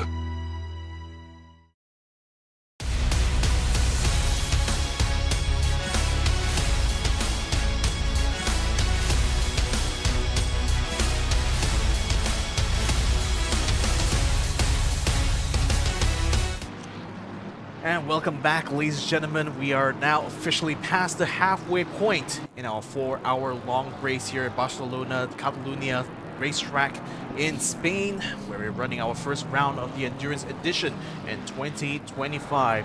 So far, so good here for Nabil Aslan, taking over the reins from his brother. Is now effectively in the lead. It's still Lucas Keys right now, is yet to actually go for the pit. We are on board with Marco Harsono, who happened to be one of the biggest gainers in this race so far, up 25 places. He's still yet to make his second pit stop, but already it's looking very much in a prime position to get some good finish, good finish here in this first round. Chu Chen was actually under pressure there. He went wide and onto the gravel, so that gave the position to Harsono, and that's 24 positions out for him. Well, meanwhile, the biggest loser, but it's unfortunate, isn't it? It's not through no fault zone.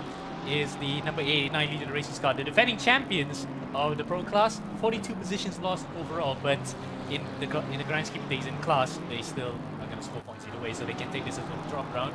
But someone actually pointed out a very incidental thing when Seong KP got whacked from behind there, is he crashed where Marta Garcia crashed recently in the European Le Mans Series race. But luckily for Seong, he wouldn't have a back injury for that one.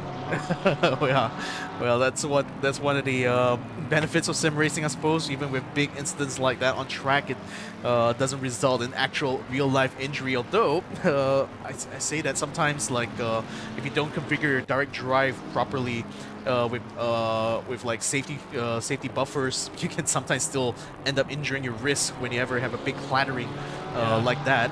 But yeah, well, there's some silver lining, I suppose, for Seong KP, who unfortunately is down in 40th place. Here we are with our leader of the pro class, currently reigned by Nabil Aslan, taking over from his brother Naki to drive the Stratos Motorsport car, still having a significant lead ahead of the number 44, which is currently being piloted by Mohamed Tasbih, the brother of Muhammad Alif. So right now it's still very much a battle of the brothers, as it were, out the track. Still plenty of cars separating the two, unfortunately, as there's still a 18-second gap between car number 44 and 111. So still a lot of work here for Mohamed Tasbih, should he want to bring the fight straight to the Aslan brothers. Indeed, and he'll actually have flashbacks from this time last year, where the battle for the win went all the way to the last lap between himself and Dafa Adiansa. He had to concede that one, despite being ahead of Dafa at one point, where he knocked the JMX Phantom number 29 car away that day. Now he's got a similar situation where it's a big gap, but I think he'll try to just chip away at it, but he has 10-second penalty to 990 for pushing car 23 off track. So that's 990 getting a penalty here for pushing another car off the track. It's Alvin Chai, eRacing team.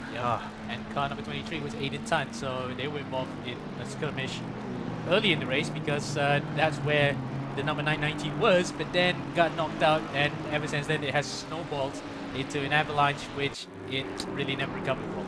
Yeah, it's just so easy to end up in a death spiral sometimes when you got so many like incidents like that following after another, penalties after penalties. It's just certainly like as a racer, sometimes it can just really put you off your game there whenever you have these situations happen.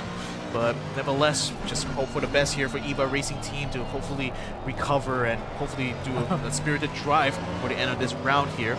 In the meantime, on board right now, Iman Ryan, as he is attempting to try to find a way past this Mustang that's been holding him up a little bit. The Mustangs are getting a little bit too close with comfort there. That's Mark Aquino from the Swift Sim Racing 2 car.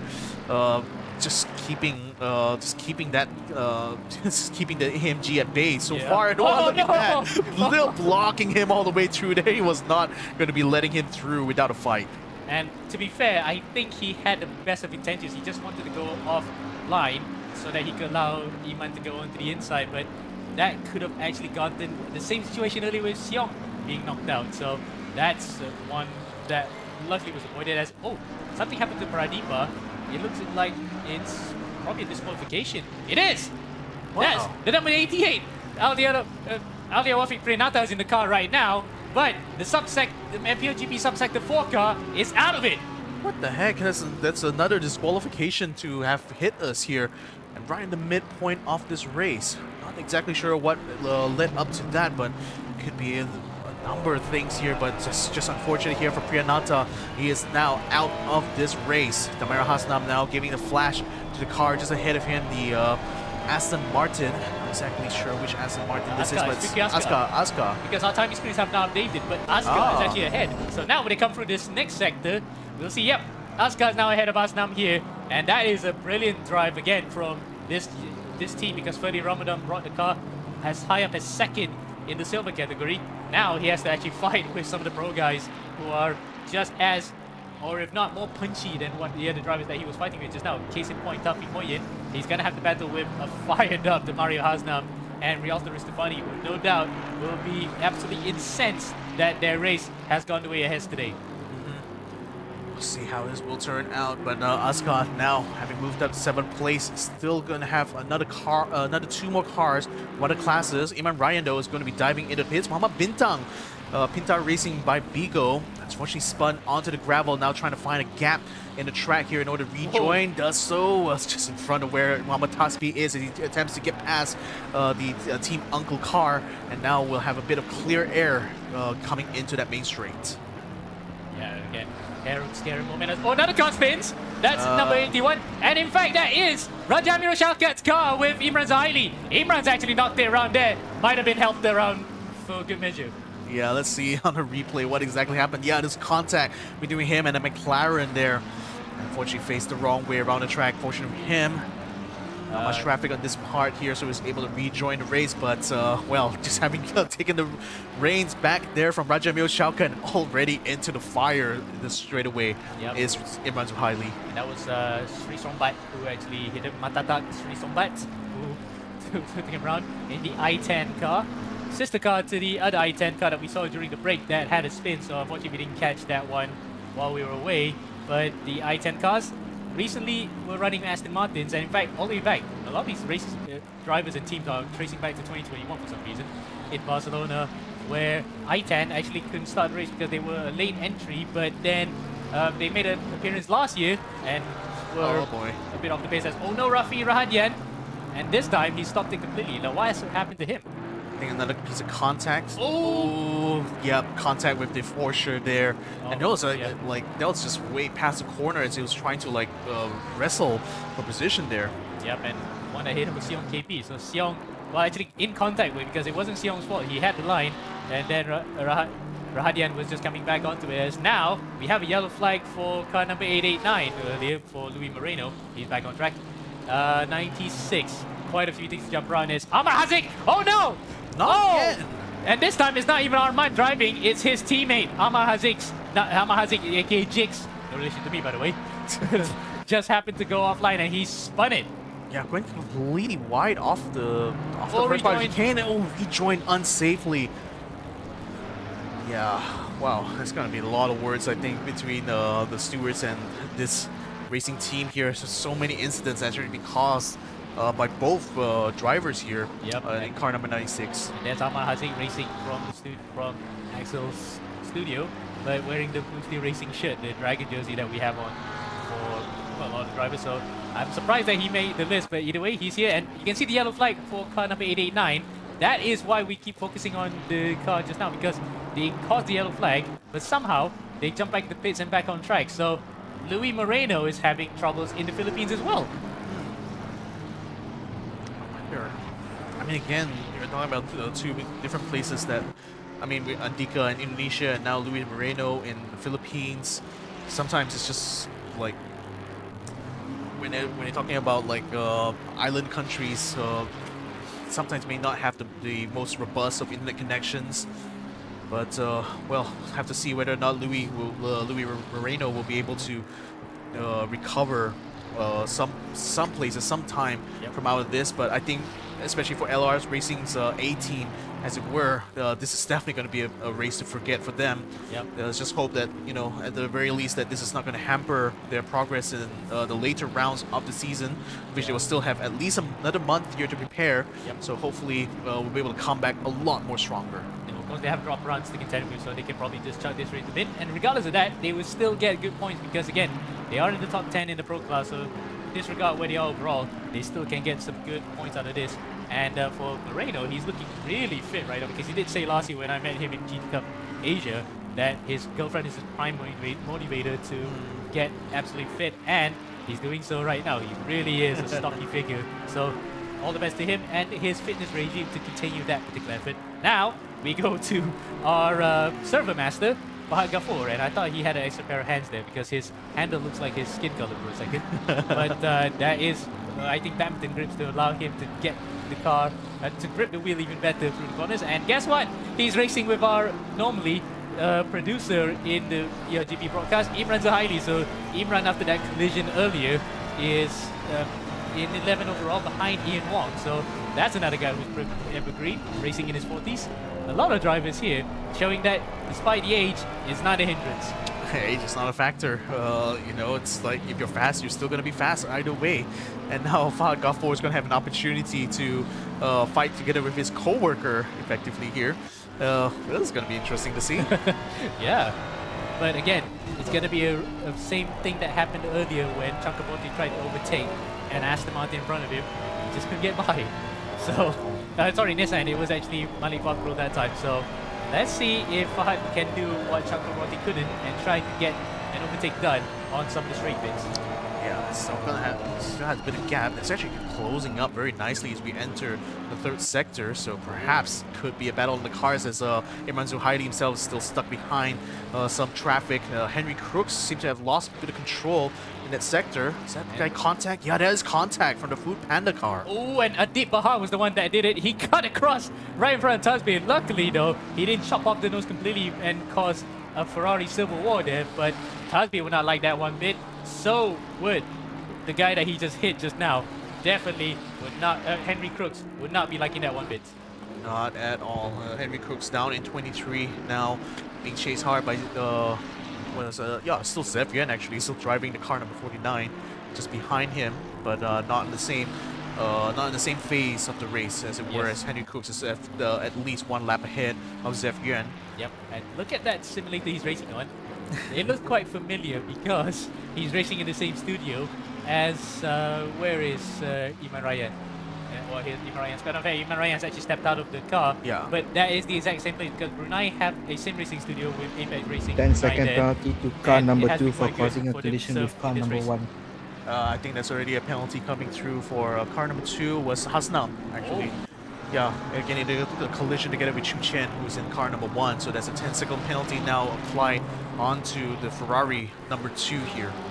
Yep, and again, the announcements are coming through our ears, and we have word that it has gone out onto broadcast, so people can actually hear the announcements as it comes in. So it's not like VAR in football where it's just the commentators hearing it. Now we can actually hear what the referee says as the race happens. So that is quite a nice touch, and there you go, the penalty has been served. So he has to stop for further 10 seconds the next time he comes into his box, which is going to be absolutely annoying with that he has to make up time again. So Hasnam's race has gone from absolutely biblically crazy to just absolutely soul-crushing at times. Well, the highs are highs and the lows are lows. That's motorsport in a nutshell sometimes. You know, just as much as you can enjoy success, you can also experience the worst of failures. Well, for Muhammad Azka, right now sitting in P6, third in his class, certainly in a really good position to make an epic finish. Still got a couple of cars to try to deal with just in front of him. We've got Chu Chen. I think is that Wilson Moon. Yeah, I think it might just be another Ferrari in front. I thought Wilson is actually one of the backmarker Ferraris. Okay. I'm not sure which one is that. No, it's 23. It's Aiden time. So that's Aiden driving right now. So, well, his teammate at least, because we, for sure, Aiden's not going to race the whole way. Otherwise, he'll probably be disqualified. But I can't find that in the corner. No, there he is. It's actually Dryden Le who's actually taken over, and he has gone out of the way quite nicely here. Trying to stay nice and ginger. Unfortunately, now trying to cut around the outside here. Oh, unfortunately, having to take the escape route. Seong just having to cut the apex there in order to avoid a collision. That's going to be affecting his race somewhat. Dryden Le continues to trundle along onto the main straight. Fizgi Asgard now just keeping his eye on the prize here. Chu Chen, the car is just ahead of him in a different class, the AM class, in fact, as Asuka is in the silver class. But he no doubt will want to try to gain that track position so he can start to bring the fight to Wilson Wu. And I think Chu Chen might be in consideration for an early promotion because this is quite a performance for them. In fact, the penalty has come through, so we didn't hear it announced in our ears right now, but it looks as though Chu Chen, for that collision earlier, has got to the 10-second penalty when he's going to suffer the next stop. But I think this team should be promoted to silver at least because this is really on pace with some of the other guys in that top 10.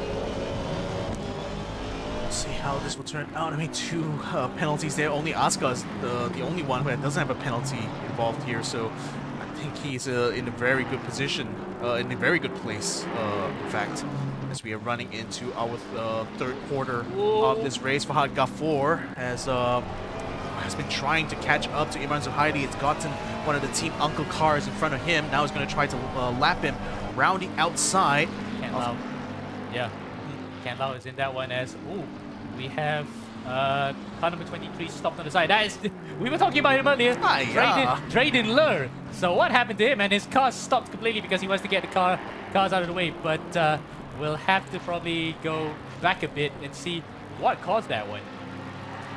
Yeah, that's good. That's I'm thinking probably either some kind of contact or just a bit of over eagerness on the throttle as he was coming through. I don't think he'll be able to get that replay up anytime soon, but nevertheless, he's still trying to find a gap here in order to rejoin the race. Taking onto the grass for quite a while, becoming a bit of a lawnmower out here in Barcelona. Yeah, I think he's trying to channel his inner Funchal Lamborghini there with going off the track and running a tractor. Yes, driving that Ferrari, no less. Yep. As we didn't get much of that. We only just saw the end of it. But let's see what race control has in regards to that contact. So yeah, in fact, he actually got helped around by car number 727. So that was Rahadia that actually turned him around. Oh well, I thought contact of another car. Drive-through penalty there for Henry Crooks. I wonder what was that for. What kind of evil deed did he do? Yeah, well, at the moment he's just being a thorn on the side of Zev Yuen. He's just trying to find a way past him on that first turn. Zev is just, wow, just absolutely keeping his eyes on target right now, but not able to catch that Ferrari under braking. Still gonna have to find some other way around, I expect. Well, Crook being a bit of a fiend towards Zev there. But the thing is, on the side, they're actually driving quite well with each other because these are two youngsters, teenagers even, going at it, hammer and tongs. They're probably just shades of what the future would look like after this when they step up to the plate, replacing some of the other drivers that are coming around here. As Ken Lau flashes his lights, he has every right to be. He is actually further up in front compared to the guys. As of right now... Oh no, that's not Jonathan. That's not Ken Lau, that was Jonathan. Oh, it's a good thing. Well, as of right now, you know, we have 1 hour and 37 minutes remaining in this race. Currently, the front is still very much held by the Aslan brothers. The younger of the Aslan brothers there, Nabil, is currently leading this race by 20 seconds to Muhammad Tasbi, and it's been a very comfortable position all throughout this race. Muhammad Tasbi having taken over from his brother, we say bye-bye to Alif Hamilton and hello to Muhammad Tasbi as he now takes up into that second place. Amirul Naim is the leader of the silver class, third overall right now, looking very healthy in that McLaren. As we are still on board here with Henry Crooks, who's trying to negotiate through some traffic, or rather has already negotiated his way through some traffic. It's just leading the rest of the pack through. Imran Zuhaili now getting into the thick of it together with Fahad Ghafoor, was tempted to find a way around the outside of the final turn. No dice this time around. We'll have to tuck in behind on the straight. So I think Fahad was already sensing an opportunity now to gain a position onto Imran Zuhaili, but if Imran can somehow find a way through past the eRacing team car, and he does get through. No. And actually, the eRacing team car unfortunately gets a little bit out of shape there in the transition between turns 2 and 3. Fortunately, it is able to get out of the way and allow the other cars through. Yep. And apologies to our broadcaster right there because we're jumping cars quite a few times to focus on which one's which. But we saw Imran just now reacting to Alvin going off. And Alvin, well, again, it's not really been the best of luck. And in fact, again, he's actually gone off. Oh, yeah. Shades of what was happening earlier in Chong Kai Chang when, like, after a spin out, just unable to keep the car on track, having rejoined the race. And wow, I mean, I've already said a lot already about how unlucky eRacing team has been so far in this first round of the Endurance Edition, and I think it's just indicative of like how much learning eRacing team will have to do in ACC for this Endurance Edition. Yep. But it's not deterrent. We want them to continue on to continue and learn and improve. And because of the result where they are right now, they will get a good amount of points. Oh, they are ahead. They are actually ahead of 89 Legion racers, so they can still hang their heads up high, knowing the fact that they could compete with the fast guys, but it is a trial by fire. Oh, very much so. I mean, Alvin is still struggling actually to keep the car together. It still looks very squirrely on exits there. I mean, again, I think it's dirty tires or just maybe just a bit of unfamiliarity. I mean, of course, Alvin is no slouch actually when it comes to sim racing. It's just that he's done most of his sim racing in Gran Turismo. This is one of the few times we've seen him delve into a completely different platform, and especially with this year, Toyota Gazoo Racing having announced that they're completely revamping their eMotorsport Championship. So this is extra motivation now for all these Gran Turismo veterans to start spreading their wings and actually delving into other platforms just to prepare themselves for this new upcoming season of racing here together with TGR. Yep. As we did mention earlier about the resources being reallocated because they normally focus this entire thing getting locked in to do one tournament for the entire year, and after that they just continue on if they qualify to GP Cup Asia afterwards, as Alvin's probably going to stop it now. Anyway, let's not focus on them a bit more. It's just give them a bit of resting, reprieve on this. Yeah. But going back to that point, they focus on the whole year to try and race in GT Cup. Now, it's the doors are open. Every single sim is an opportunity for them to. I mean, it's certainly going to be a lot of learning here, regardless of where they end up. You know, it's like their first entry, isn't it? Second entry into the Endurance Edition. So, plenty of time for them to learning and start to get to grips with how intense the racing can be sometimes in AC Competizioni. Indeed, it has. It's a good learning experience for them. We would love to see them come back, and indeed, all the other Gran Turismo teams that compete in Malaysia have competed before in Endurance Edition, like ERD, for example, with SUG leading the way. We wanted to come back. Oh no! Look at that! Oh, that BMW, is that Chuchen? Is this? Yeah. He's actually lost it.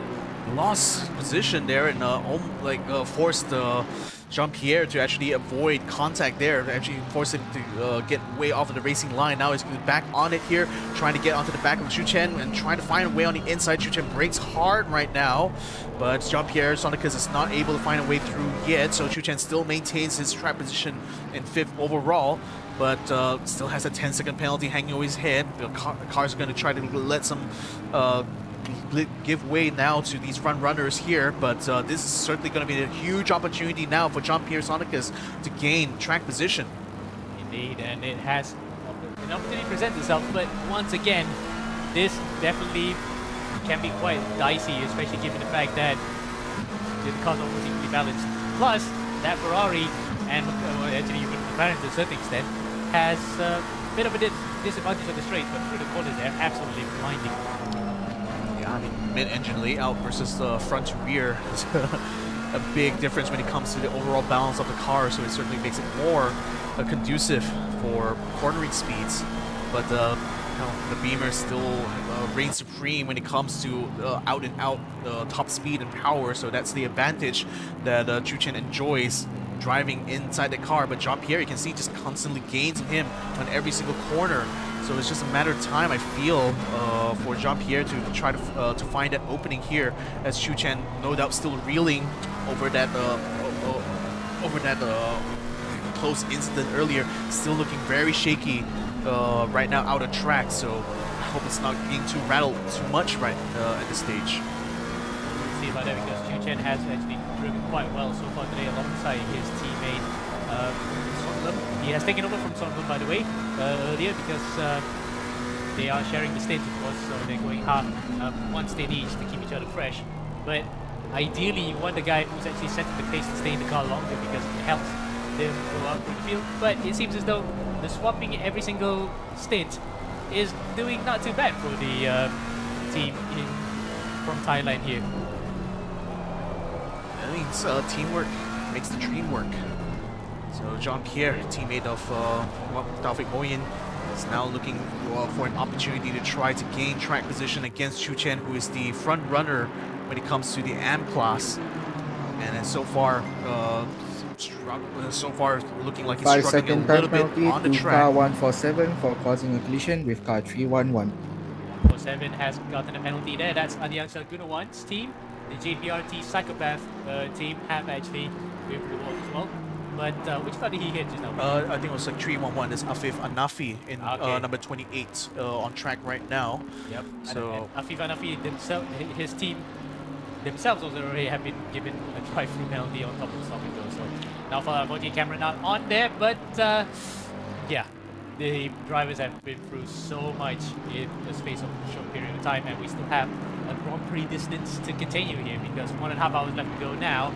90 minutes to decide who is going to win the first race of the season in all three classes, and in this case, a three-way battle between 2 Pro cars and 1 AM car in between. But I think that AM car should be, no, in fact, it's between the 3 classes. Yeah. Silver, Pro, and AM are together. yeah, and Chu Chen is the only one who is in a bit of an awkward position, being the AM car and the only car of this three-way battle to have a 10-second penalty still hanging over his head. Sonicus is so far been doing very well to keep up with the BMW, but Asgard now posing a bit of an obstacle here for Chu Chen. It's actually backing him up into Jean-Pierre's car, and it's making it a lot harder for him to try to hold on to that position. Yeah, and in fact, it has actually become a bit of a cork in the bottle for Asgard because normally you'd see that the Aston Martin with him behind the wheel would just be pulling away, but it looks as though Chu Chen is a match for him despite being overtaken earlier, and Sonicus go through the corners fast, they're on the straight, the front engine cars just get away from the mid-shield. Yeah, as I said, the Beamer feels most alive when it comes to these straights, just like with the GTRs, and it's really the only advantage that the McLarens have is in the mid-corner speeds, which is a lot higher compared to both of these cars, but so far that advantage has not played out into a possible overtake yet from Jean-Pierre Sonicus. So again, still has to keep his powder dry to attempt to go around the outside of that BMW. I don't think it's still enough speed quite yet for him to be able to make it through.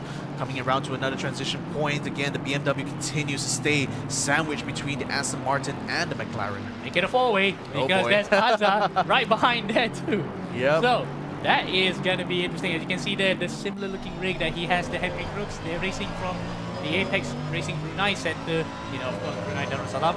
So really then, this is a four-way battle that's going to be very intriguing between 3 different classes as well. And how is it going to play out, I'm not really sure. But for Azza, every opportunity to pick up the pieces here if the 3 cars in front of him whack each other. I mean, I tell you what, this is just bad news, I feel, for Jean-Pierre Sonicus, because Azza is the one who's going to be threatening to take his position if he cannot successfully negotiate past Chu Chen's car. So the longer this drags on, the worse it is going to be for the McLaren overall, because Azza is just going to be right in the best position here to take over should Sonicus fail to actually get past Chu Chen. And to make the French Thai drivers' day even more complicated. Sorry, not day, but time more complicated. Race leaders coming up right behind, and that is Nabil Azban. So Nabil is ready to lap these guys, but these guys are not preparing to give way because they're fighting for it for what it's worth for every single real estate that they have. Yeah, well, this is... well, I mean, again, I was thinking the position was really awkward. It's getting even more and more awkward when you got a faster car starting to charge up behind. I mean, the time is running out here for Jean-Pierre Sonicus to make that move, but still, he's not able to find an opening quite yet because so far, Chu Chen's done so well. Drive through penalty to car 96 for unsafe rejoin and causing a collision. That is Amar Hazik, or in this case, no relation to yours truly here, for handshake. In fact, he's taken off his camera here, so unfortunately, it has not been the best of runs in it because he has tried to keep the car under control, but at times when we view him on camera, the car was completely out of control. And in the hands of Arman Abdullah, it was a bit of a wise-suck bullet. Yeah, well, drive-through penalty is going to put him further down, that's for sure. Still locked in this now 4-way battle here. Mama Aska still remains that cork in the bottle and is still not giving way to anyone involved here. You can already see the Stratos Motorsport car is already gaining onto Jean-Pierre Sonicus. He's already gone past Azha, and now he's looking to try to lap a few more cars ahead. But seeing how close this battle is, I just wonder how is he going to try to do this here. I think for Azza, that's actually a prudent move. He let the leaders by early so that he can let Nabil work on the back of these guys, and I can almost hear the groans coming out of our broadcast director because it is Nazmir who's handling it today. Nazmir Aslan definitely doesn't want to see his brother get involved in a complicated situation. But look at the calmness on his face. You can see full well it's under control and he just wants to get it over with quickly. There we go. Yep. Sonicus rightfully gets out of the way, but that actually falls into Azar's lap because now he can attack Sonicus almost immediately here. Yeah, for the longest time, Sonicus was stuck behind and really just taking the slipstream of Chu Chen. Now he's going to have to concede that place there because Nabil Aslan is already caught up to the rest of this pack and he needs to let the faster car pass. But now that's just playing into the hands of Azha. So like I said, I warned, this was already looking like a really bad situation here for Jean-Pierre Sonicus, and now it's come to pass that he's now going to have to defend against Azha if he wants to stay in the podium here for the Pro Class. Well, I'll tell you what, it might just be much worse for Asuka, because look at that! Nabil catches him in the chicane, and Chu Chen takes through. He goes through and takes the overall position away, and that might allow Sonicus to come by here around the outside, sweep through. Yeah, wow, just like that, 2 positions lost, and maybe even the third as Asuka is now diving around the outside and trying to find a way onto the inside, under braking. Can he do it though? Tries to get himself onto the apex first. Yes, he finds that track position and is now overtaken the Aston Martin. Wow, what a comeback there, and what a tragedy there, actually, I should say, for Asuka, because just like that, from in one fell swoop, loses 3 positions. Oh, it's not Asuka. No, it's not Asuka. It's one of the teammates running in a very similar livery. Okay, fair enough. So we gotta be excited for that one. Not sure which Vigo car was that. It is number 69. So let's see. Where is he on track? No, it's not Vijaja either. Where is that car anyway? It's an Aston Martin, but can't pick up which one is it. Well, I know it's, yeah, okay, yeah. Regardless, I mean, I thought that was Asuka getting past there, but yeah, it was Joshua Ivan Munoz. okay. So he was not in the same phase actually in that battle there. So good on him, to be fair, getting out of the way. But that was certainly, I mean, again, livery. He was on the same team as Asuka, Yeah. so that's why it was a bit. Asuka it also was a bit confusing there. Yes, but luckily he actually was playing the good back marker there and just get out of the way quite nicely. But that TV at the back is awfully in the picture. Makes it feel like he's still in the 90s. It's been such a long time since I've seen like a Captain Ray Tube like screen. So that's a real throwback if I've ever seen one there. So Asa now can completely focus here on trying to catch Jean-Pierre Sonicus. Again, he's caught up to this what was a 4-way battle. It's now kind of transparent to a 3-way battle with Chu Chen being in the lead there, but he still has that 10-second penalty. So really Asa's main focus is actually catching Jean-Pierre Sonicus and perhaps trying to get past him in order to take the podium for the Pro Class. So a lot is actually at stake right now.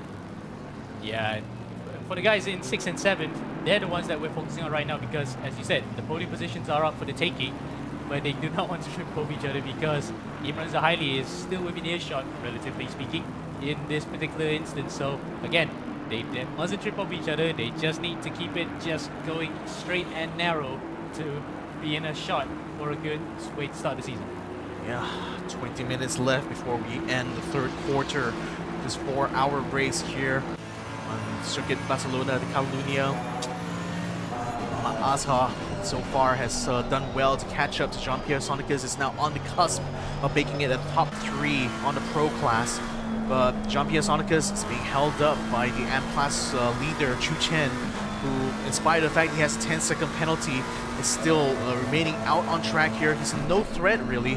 Chu Chen is in no threat of actually losing his lead in the AM Class, even with that 10-second penalty. But his presence right now is putting a lot of pressure onto Jean-Pierre Sonicus to maintain his possible podium finish here. So again, it's just really all about that patience right now, all about making sure that he's in a position to capitalize on any mistakes that comes out from Chu Chen's side, and most importantly, not end up colliding or spinning out here and possibly losing not just the points that P3 would have delivered for him, but potentially even the whatever gains he's gotten in this race so far. Yeah, and again, it's just a testament to how the Silver and Am guys are actually really competitive. They could easily be in Pro as well. We'll reweigh that everything in consideration next time around once we get round 2 underway with the announcements and all. But it's nice to see that the guys in the other classes that are not Pro really giving a good fight for guys in front, much to the chagrin of guys like Samakas and Azza, who are stuck behind these guys on competitive merits. Well, see how this will turn out. Another 1 hour, 19 minutes remaining here. We're already getting closer and closer to the final stretch here, ladies and gentlemen. So do not go anywhere, because this is still shaping up to a massive 3-way battle right now for 5th place overall. Darwin Xia at the moment has been gaining onto Fahad Ghafour, who is in that Ferrari just in front of them. Yep, and for Fahad, he's actually lost a lot of time to Imran Zahaili. He was chasing up the Imran at one point, but then something happened in between that allowed Aryani Vishnu to just sneak in and take away the top 10 overall position from him. And where is he right now? 6th in the Pro category.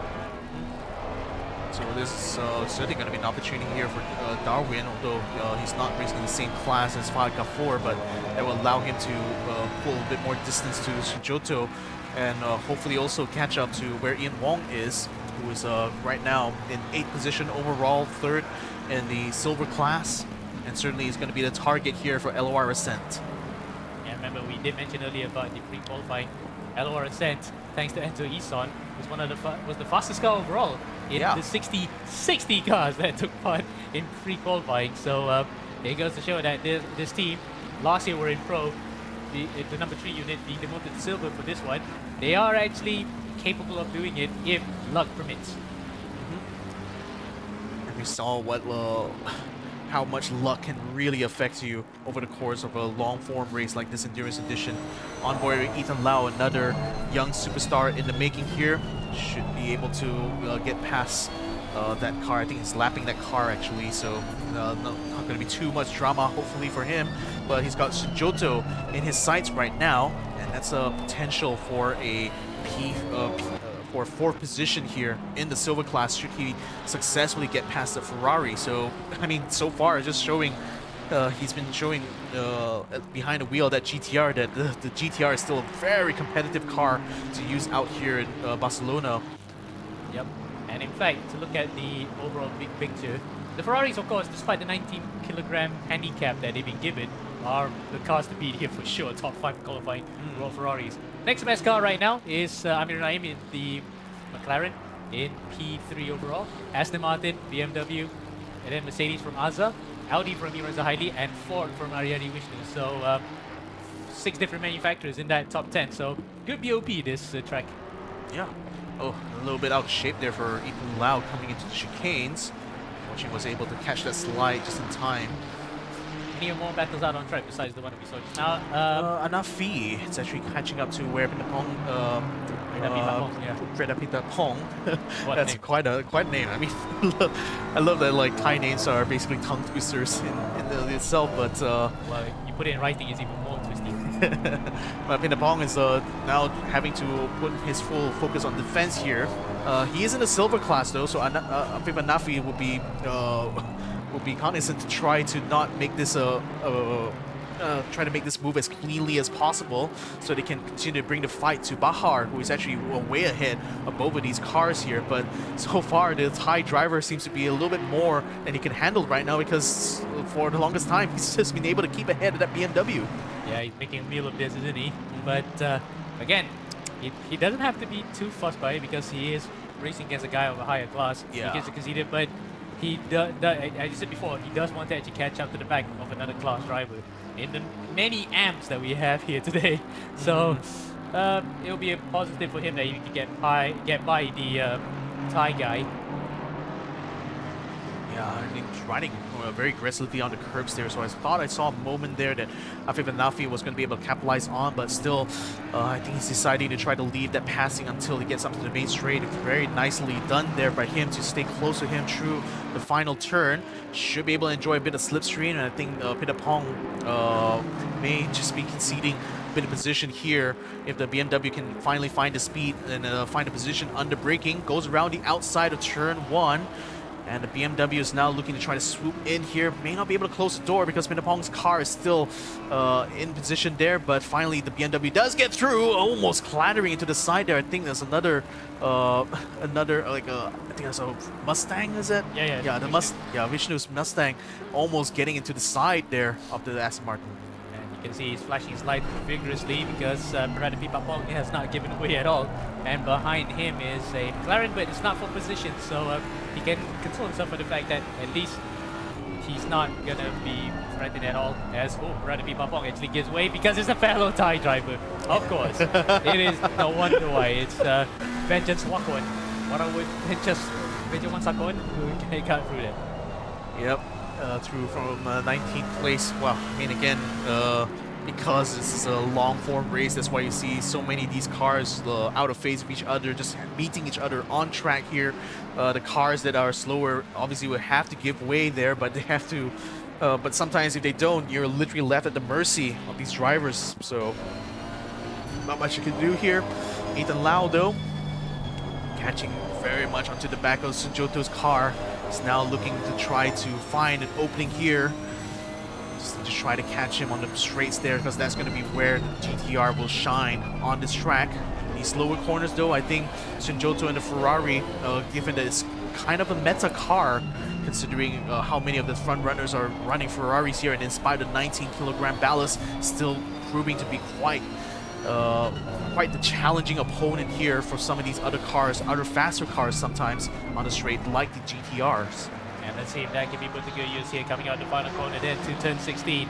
Can Ethan Lau make the move here on William Sunjoto? Sunjoto will be looking in his review mirrors right now as that GTR gets bigger and bigger. We have yellow flags in the final sector for Lur, but it looks as though it might just be cleared here. We're focusing on Sunjoto and on Ethan Lau. Ethan on the outside, Sunjoto on the inside. Does he make it? No. Sunjoto's much braver on the brakes and keeps his position. Yeah, but he's going to have to slow and actually avoid collision there. It's a Mustang, a little bit slow on track there, trying to let these cars through. And more trapping in the form of, I think this car, is that car number 97? Yep, 96. Yep, 96. Yep, it's getting in the way of this battle right now. Sunjoto trying to find his way through. Finally dives inside.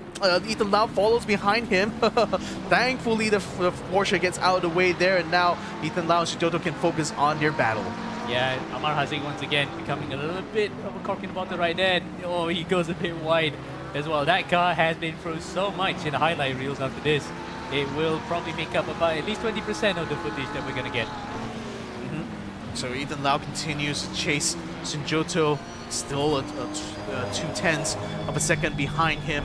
And again, gaining only on the straights, but losing it in the corners. You can see the clear difference between both of these cars. I mean, that's just the beauty of having different cars by different manufacturers. It's like they just have to have a supreme understanding of where the cars are better or slower compared to the other cars around, and just using that both to your advantage and also recognizing where you're going to be left at a disadvantage. Yep, and for the Ferrari, it's being left a bit on the lurch with the straights. So Ethan's probably trying to maximize out of that final corner, which he does, and it looks as though he is just as close as he was in the previous lap, but Sunjoto has gotten that exit up to a T and gives himself a bit of breathing room, but Ethan with a slipstream can probably try one here on the outside once again, with the inside line being taken by Sunjoto. He puts in the middle of the track like Bottas and Vettel in 2017, and unlike in 2017 where Vettel managed to outfox Bottas, Ethan Lau can do the same thing here on Sunjoto. Yeah, there was like the second attempt now at the same place here for Ethan Lau. It has not brought forth any success yet for the driver in the GTR. So the bacon wonton is going to have to find more meals out on track here, more advantage out here actually. Yep. Especially on that final corner where it seems like the Ferrari just gets a lot more speed. Mama Azad now trying to threaten Sonika's forward position. It's actually cutting in front of him in that turn. Can he close the door? Yes, he does. He closes it in turn number 2. He moves up a place now, up into 5th, and is now on the podium for the Pro class. And that actually just was instigated because Shu Chen actually went to the pits, so he opened up the gap a bit, and Aza, to his full credit, made use of the slipstream and the slight straight line advantage that the Mercedes had to sweep around the outside and get Sonicus for position. He's up on the podium as you said, but will the pit stop cycle change that? Because I think his second driver, in fact, he and Iman Ryan have swapped duties for this one. Let's see what Iman Ryan can do when he gets back into the car. Yep, he's got another hour of racing to go here, but Askar has already done a fantastic job here by getting his car ahead of Sonicus.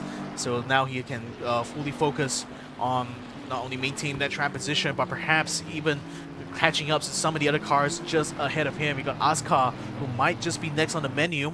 Driver on the silver class here, not exactly in the same class as Askar, but nevertheless is the next one in line here. Should Askar continue to find more speed out of here on track?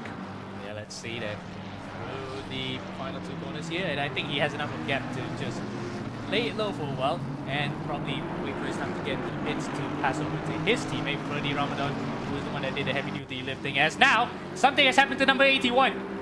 Imran Zohaili has actually dropped it into the gravel, and you can see the other car that has actually been involved in that. By the looks of it, he got tapped around. Yeah, what happened here to Imran Zohaili? Was already running so nicely in that position. There was a black car just behind him, the McLaren. Yeah, I think that's a McLaren actually just behind him, and bumped into the back, spinning both of the cars around. It's not Zohaili's fault at all for that. It's just another car clattering into the back of him, spinning him around. It's Kian Butler. It's Kian who has actually hit him. So Kian, with a lapse in judgment trying to overtake Imran Zohaili, has knocked out one of the guys who are batting for the top 10, and no doubt Imran will be absolutely livid with that one, because again, remember last year in Silverstone, you've probably seen the highlights of that he was on his way to a win, then he got taken out by the number 555 Monio racing car that cost him a chance of winning that race in Silverstone. Oh man, now it's dropped down to 10th overall. Might just be losing a track position here to a Ferrari. That's Rialto Ristofani now passing him for that 10th place on the straight. So he says thank you very much for that. Ristofani, who, remember, mind you, started this race from the pit lane, is now actually recovered to a top 10 finish. This is an incredible comeback here for the MPR GP. P7, of course, that will be a good recompense for what has happened today, but at what cost? Probably just a bit of his sanity. Yeah, I think he's done well to keep that sanity though, because he's now back up into not only a points paying position, a really good points paying position here. So certainly will not feel disappointed for that pit lane start that he had been forced upon due to possibly some connection issues during the warm-up lap early on. So the fact that he was able to come back to that to now taking 7th in his class, just brilliant comeback here for MPR GP. And he could afford a bit of a wry smile. We saw it just now a bit when we were seeing his camera, but regardless of that, that's a good recovery drive for Ristofani. Now, what's happened between Sonicus and Azza? Yeah, I mean, Sonicus is actually starting to gain a bit onto Azza. So in spite of the fact that Azza already passed him in position, Jean-Pierre is looking to try to take the fight back to him again. So it's just warning Azza that, you know, that's my position. I want to take it back now. Yeah, it was my podium earlier. Yeah. So he wants it back, and he wants it back in spades. As we can see, a bit of dust being kicked up by Askar. Askar and Azza. Imagine that, two similar-ish names, but no relation whatsoever. One's Bruneian, one's Indonesian. But Sonicus here, the Thai guy, probably wouldn't want to be thinking about that too much. He wants to get the better of both of them and get back up to podium in class. Yeah, I mean, in spite of the fact that Azza beat him to the punch, Jean-Pierre still has a lot of speed behind him and still has a lot of performance to give. Yet, in his stint before he has to hand it back over to his teammate, and he's looking to try to at least regain that position, so at the very least he will be able to set themselves up for a possible podium finish. So it's still not quite out of the woods yet for Azza. He still has to pull a massive defensive effort here should he want to finish this race in 3rd place. Yeah, let's see then, coming through the chicane. The McLaren, of course, we mentioned earlier, was good through the corners, but Mercedes, Aston Martin and Ford cars have been faster on the straightaway, and it is proving true here. Azza lined up that exit quite well, and he is pulling away on the straights, while Askar in front is just watching grief while in front, just looking in his rearview mirrors, keeping the gap.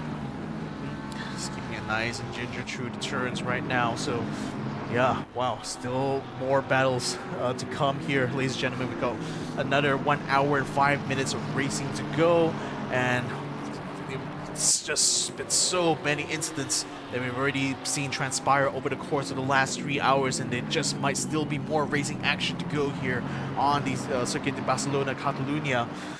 So make sure you keep your eyes peeled, don't tune out anywhere yet, because it's still not quite the end. Oh no! Oh boy! Oh, there's a car that's gone off. Car's gone off. I think this car is actually being lapped here by the two of them, and you can see already Jean-Pierre is getting alongside, and actually passes him. Yeah, got him back there. Asuka, unfortunately losing that position, distracted momentarily by that car being spun out there. Let's see what exactly happened. Yeah, he actually backed it off because the car on the inside was recovering, and there you go. Sonicus sweeps back across to take away the pro podium. And he wants to keep that one this time. Yeah. Well, that's a nice comeback there from Jean-Pierre Sonicus. And for one moment there, he thought he lost on a possible podium position. Now he is back in the fight once more. Brilliant all around. But for Asa, well, he's still got another hour to try to figure out if he can find a way past Sonicus, or maybe even Taufik Moyen when he comes back into the stint. Yeah, let's see then. Across the start-finish straight. Now it's only about 6 tenths per second, 5 tenths per second between himself and Asuka, 6 tenths between himself and Azar. Wow, it's just really putting the hammer on into it, isn't it? Now he's actually catching a little bit onto Asuka's own car. No doubt trying to put some distance between himself and Asa, especially after having dispatched him like that. Just showing that he actually has been hiding a lot more pace than we were giving him credit for. Maybe that was the intention. He just wanted to back it off, not push too hard, save a bit of tire. Fuel is not even a concern actually at this point because these cars are just so efficient, but tires is the most important thing. Yeah. And he got enough purchase on the tires right now, coming to the end of this stint, to just mount a bit of a surge as we go into the final hour after this. Yeah, look at that, just nipping at the heels of Asuka all throughout those last few corners. I mean, he's already feeling so much more confidence here. I think it just might be inevitable, especially with the traffic ahead of the two of them. Now it's going to be a bit of a dicey moment here for Asuka. Fortunately, the Porsche lets him out of the way, but Jean-Pierre is literally all over him now. Bumper to bumper here. Asuka behind, just watching as this is unfolding here. Jean-Pierre going around the outside. Asuka on the inside and around the outside still. Jean-Pierre stays side by side. Isn't able to catch him at the exit though, unfortunately. So Asuka still remains in 4th place, but that almost put him into touching distance with Asuka as well. Wow. Oh, that's a good bit of driving there, and I thought Sonicus might have gotten through because around the outside he had more of a turning radius and less of a turning radius and more of an exit out there, but he doesn't have to worry about it anymore. Yep. As Asuka goes to the pits, now his immediate worry is Asuka.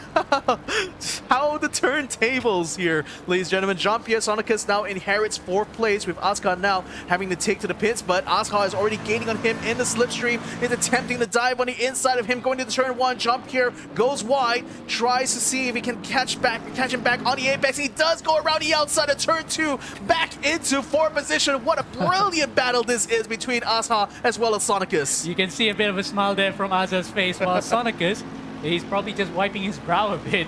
Wow, how did he get away with that one? Because normally, when you're on the outside like that, it's a longer way around to get by and just sweep across. But I think because Asa went very deep into that first turn, it allowed him back in. And good bit of driving. This is what the pro class is all about. You see the best of the best going at it.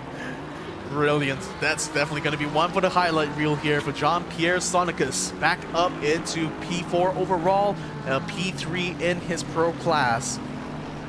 Yeah. Well, meanwhile, we haven't talked much about the leaders in this race. It's 19 seconds between Tasbi and Nabil. So it has been ebbing and flowing between 17 and 19 seconds, but no significant inroads has been made for the Singaporeans to the Malaysians. So not much to talk about it, apart from the fact that they are both evenly matched. So it's needless to say, it will be quite a tough sell to see if they could just become much closer here. I mean, still very big there. Oh boy, almost causing a bit of a squeeze there onto that GTR. Yeah, it's Ethan Lowe, in fact, with Sinjoto through and that McLaren, that other Ferrari in the way. Now let's see what happened here. Yeah, it's 3 wide going into braking, and Ethan Lowe's just completely sandwiched between the two cars, almost causing the two of them to clatter each other, but fortunately was able to back out of that hairy situation there. And yeah, incidentally, that's also for position as well, because that's Darwin Chia. Darwin, we got really sandwiched there. Yeah, now it's going to try to get past some cars. I think that's the Sim Racing Lanka car behind him as well, the 777, who has not experienced the best of luck either. This time is being held by Dehan Iranga. Now he's actually caught up in a bit of a lapped car situation here, but it's feeling a little bit faster, and it definitely wants to try to nip at the heels of this Ferrari. Yeah. Oh, well, then there's also a battle for guys further up the field. Here's... Oh, no! Oh, a crash between 3 cars right now.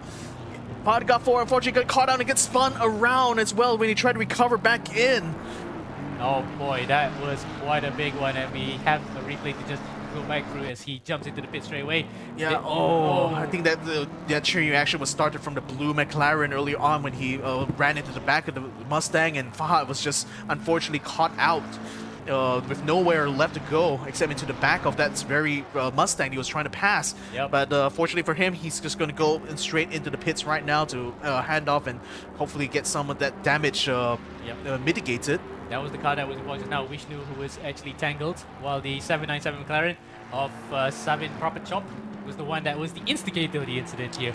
A lot of McLarens actually involved in late braking incidents where they seem to try to go deep to the Gonenberg crash.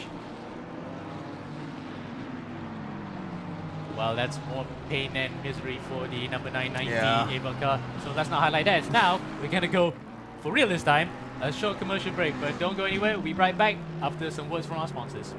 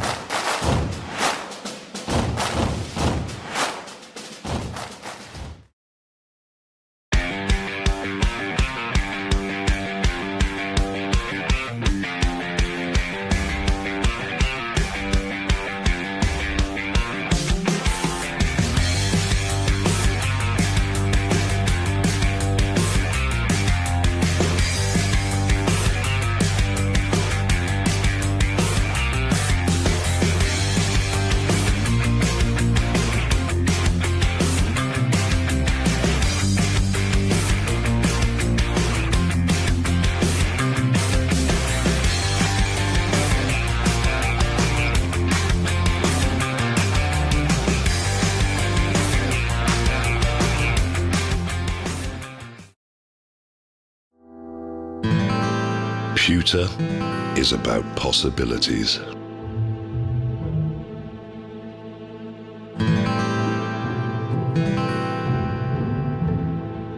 It is an idea made real.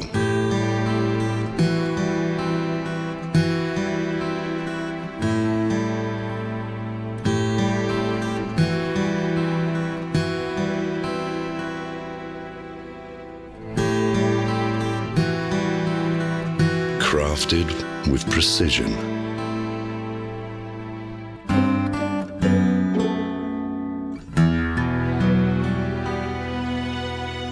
It can make tradition timeless. Pewter evolves.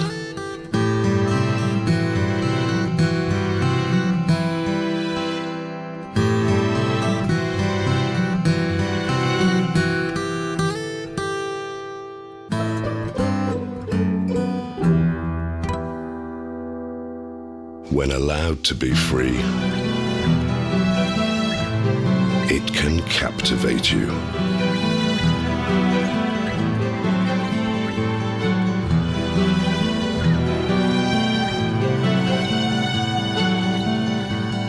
Pewter is our legacy.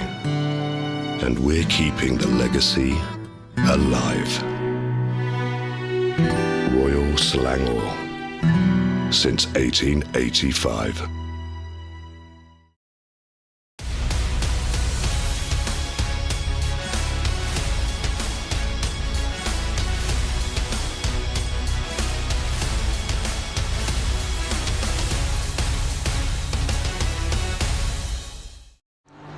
And we are back, ladies and gentlemen, for the final quarter of racing out here in Barcelona-Catalunya circuit.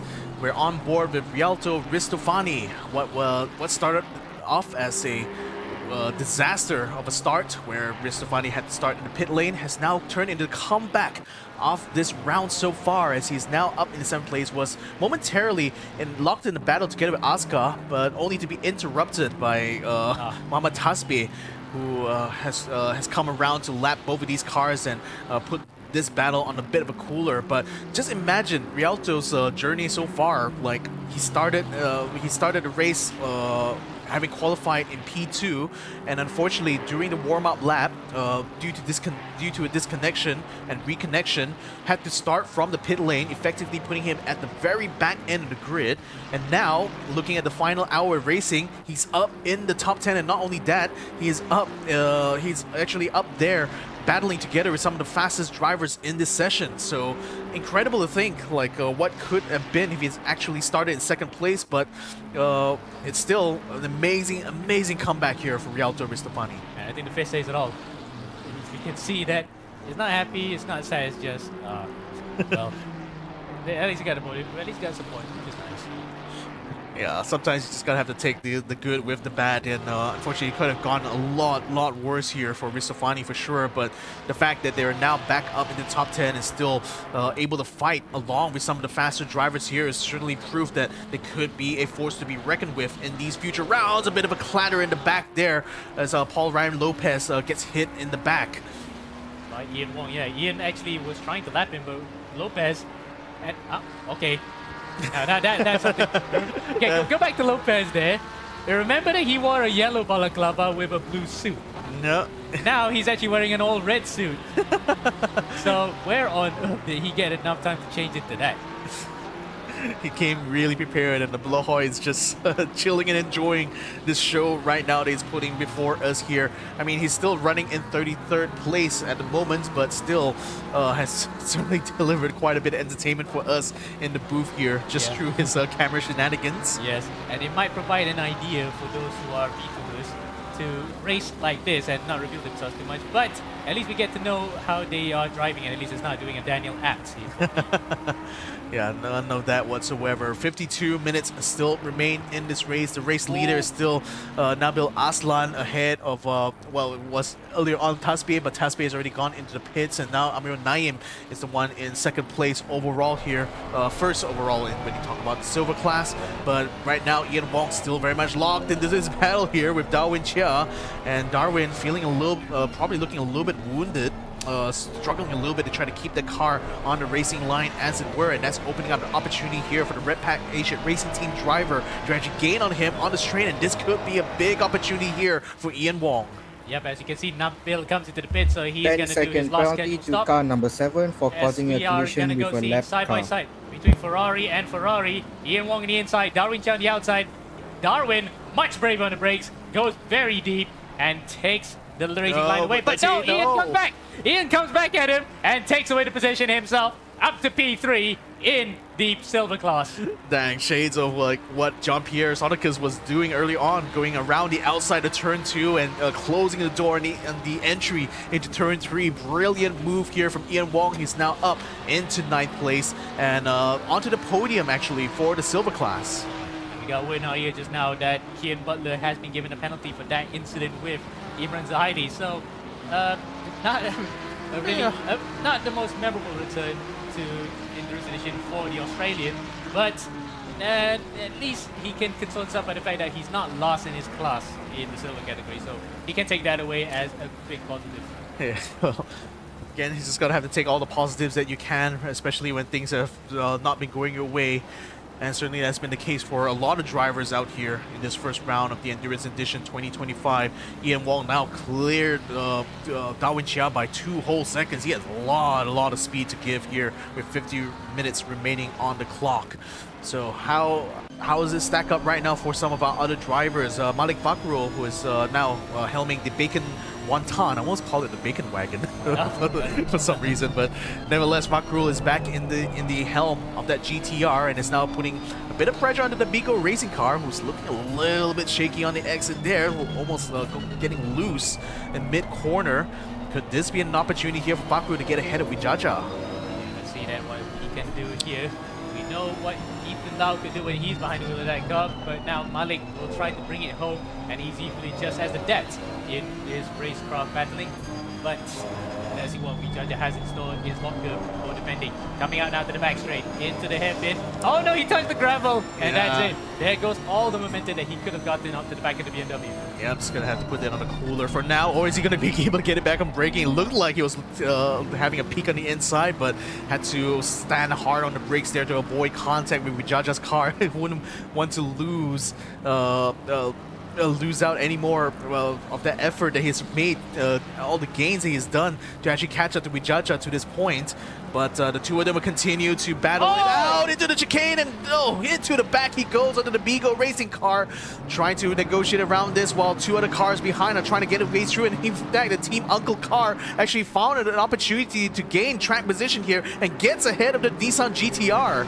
Yeah, but it's not for position overall, of course, so he's just taking that as a win. But look at that, the GTR is still under pressure, and an onslaught between the Aston Martin and the McLaren. Aston Martin goes on the inside. That's Perlapi Papong comes through. Gavin Chia just about gets it through as well. And the biggest loser of the lot in that one was Malik. Highs are highs, lows are lows, and unfortunately 2 cars who are not even on the same phase as he has come to interrupt this battle, and has effectively put it on the cooler now. So, well, he's going to have to wait quite a bit here before he can continue to bring that fight there. But for now, still pretty much in status quo mode here for the driver in the GTR. Rialto Ristofani. Massive comeback story for him, having started in the pit lane and now battling up inside of the top 10, is trying to catch up to the back of Mama Aska. Still not close enough in order to try to make a move, but still, in spite of all that, what a comeback it has been for the MPR GP car, because at one point it was almost looking like this was going to be a drop round, that this is going to be a write-off, but this comeback here that Rialto Ristofani and his teammates has been able to do has now allowed them to continue to bring this fight from round number 1. Oh, that was very close to the inside of Aska. And these are both Indonesians, mind you, so they wouldn't want to initiate civil war on each other. Aska, though, would have probably gotten a bit of a wake-up call behind there, seeing that a much faster and fired up Ristofani, not giving any qualms in trying to move him out of the way. Well, at least proverbially, he wants to get the silver card away so that he can just chase after Sonicus and Azza. Meanwhile, Sonicus is in the pits now. Sonic is in the pits. I think I saw also another car in the pits as well, but effectively that means that Asa will inherit 4th place there. I think Asa is also still yet to pit himself, so we may see another trundling of the order, as it were. But Sonicus can certainly rest easy that he had done his very best right now to deliver car things. 382 and 469, no further action. Okay, so there's an incident just now between Sujoto and Mali Fakrul earlier. They were battling, of course, and incidentally, no further action from the stewards here on this one. That's certainly going to be good news, so that means they can still continue on with the race, no trouble whatsoever. As we're still on board with Ristofani, who's attempting to find gains against Mama Aska, but still no dice so far. It's still going to be another 45 minutes before we see the checkered flag in this race, so the time is running out, but it's still plenty of time here for these drivers to try to find those gains out on track. Yep, as you can see, another from the driver's perspective. In this case, it's the passenger view, trying to get up to the back of Aska is Ristofani. Meanwhile, there's a bit of a battle further behind between Leklai, who's been involved in the wars as well, and Ariansa Gunawan. Yeah, and Gunawan still has a 5-second penalty, it looks like, hanging over his head. So Leklai might be in a position here to try to capitalize on this situation here. Finds his way to eke into the inside mid-corner. This is going to allow him to stay side by side somewhat, but loses it under braking though, as Gunawan is still able to maintain his racing line and his track position as we come around into the next sector. Rialto, what happened exactly? Rialto Ristofani. Yeah, he triggered the yellow flag just now. Oh, there's a bit of gaggle card. Yeah. And he gets spun around by the I-10 McLaren. So Aye, the Thai McLaren once again being involved in so many incidents. This one's the latest one to add to it. Yeah, and I think that McLaren is actually going into the pits at the time, so it's kind of like adding insult to injury, really, to Ristofani. But he's still in P7 for now, so no massive damage in that regard. Leklai, it's now already gotten past Gunawan, it looks like, so he's already up into 18th place. Overall and in class, he's 5, 6, 7th in the class right now, so that's good going for him. In a race that has been a case of what if he was involved in some of those collisions. Come around to the final corner. We're on board here at Bigo Racing Divisions. Joshua Ivan Muliono, car 699. Currently chasing hard onto Fahad Ghafoor, who is having some trouble of his own with a lot of cars holding him up just ahead of him. That's not going to do him any favors at all in this battle for track position here, as Muliono is gaining on him, coming into chicanes, and perhaps will be able to enjoy some slipstream. It just close that gap in the final corner, which it seems like Fahad has already got that in the bag, pulling quite a bit of distance before they even got into the main straight. Yep. So I think because Fahad did overtake him earlier, so I thought Muliono would try to retaliate back. But yeah, it looks as though Fahad's just about kept it all together and keeps on his merry ways. But he would love to be further up in the field right now. Overall and in class, he is now currently 7th in the pro class. Yeah. 111 laps here for both Nabil Aslan as well as Mohammad Tasbih. Two guys who have been up in the top of the leaderboard pretty much from the start. What happened here to Drayden Lair? Looks like he came into contact with an Aston Martin. As we have a look on the replay, what exactly happened here? I think one car is actually spun initially. Yeah, that was Drayden, yeah. And then, oh no, the Aston Martin crashes on his own. Okay, well, what I thought was a contact between two cars turns out two completely separate incidents, and just unfortunately at the very same place at the same time for both of these cars. It's Nafal Bagas who was in that other car. 797 getting a penalty that time, and that is Prabhachuk. Yep, that was for the earlier collision with Faris Hassan, which we didn't catch it, but no doubt that the penalty might have been gotten. No, in fact, it was for the collision with the teammate of Faris Hassan, which was already Vishnu. Yeah. With Fahad Ghafoor as well in between, so that's why he's been given a penalty. 10 seconds as well added to his time. Well, I mean, I guess it's kind of deserved anyway, because like he literally was just out braking himself and just clattered into the back of Vijaja. Was it? No, not Vijaja. Vishnu ahead of him. So, well, just gonna have to take that penalty in stride here. 41 minutes still remain in this race here, ladies and gentlemen. Got a couple of battles still up there. One of it is this one. William Sujoto looked like he was getting closer and closer to Muliono's car. Doesn't seem to have the straight line speed required, but does gain it a lot under braking and within the corner, so might be a chance for him yet in the next 40 minutes. Yeah, let's see how that will play out here. With the fact that Muliono has been in the wars as well, has everyone, to be honest, from the midfield onward. Oh, it's already alongside though, under braking here. He will be able to snatch that position. Can he hold it though? I think Muliono is going to try to get him back on the exit, but I don't think he found the speed though. So I think that's going to be Sujoto moving up the, still in 15th place, at least on the graphics here. Yep, and there he goes. So yep, 14th now, and probably about what? 6 in class. Doesn't make any difference actually. He still needs to catch up to Fahad. He's fifth in class. Fifth in class. Because Fahad is a pro class here. Yeah, I think his next class rival is Darwin Chian. He has at least 4 cars ahead of him. So yeah, nothing nothing big in the grand scheme of things, but certainly he'll still feel good as a driver, gaining track position anyway. Darwin Chia is currently 10th overall and 4th, I believe, in the silver class. Fourth, Yeah. Oh, wait. well, 5th, because he's behind Ian Wong, so Okay. Ian's right up there as well. Let's see then. There was a battle that was going on with Ristafani, Iman Ryan, but it looked like it cooled off a bit. It has cooled off somewhat, but it will reheat again because Ristafani is still quite fast. Oh, something happened to one of the Team Uncle cars coming through the final corner. 828, Kent Lau, he's off into the gravel. Off into the gravel, has to rejoin safely here. Let's see what happened in the replay. Oh, this is again, this sausage curb. Just running a little bit hot into the coming out of chicanes, and unfortunately that just completely unsettled the McLaren. So yeah, that's just pure driver error right there. But hopefully no harm done. Still in 21st place here. Not sure where he stands as far as the AM class is concerned, but somewhere in the mid pack, I think. Ninth place. Okay. Still in the top 10. Yeah, because Nafalafi Fanafi just came to the pit, so he's in P9, but not a bad way to gain it, as he is driving in the snazzy orange McLaren Papaya covers. Well, people who are McLaren supporters have every right to be happy right now because the team is in great speed of form, and let's see if they can just do something here in Bahrain this weekend.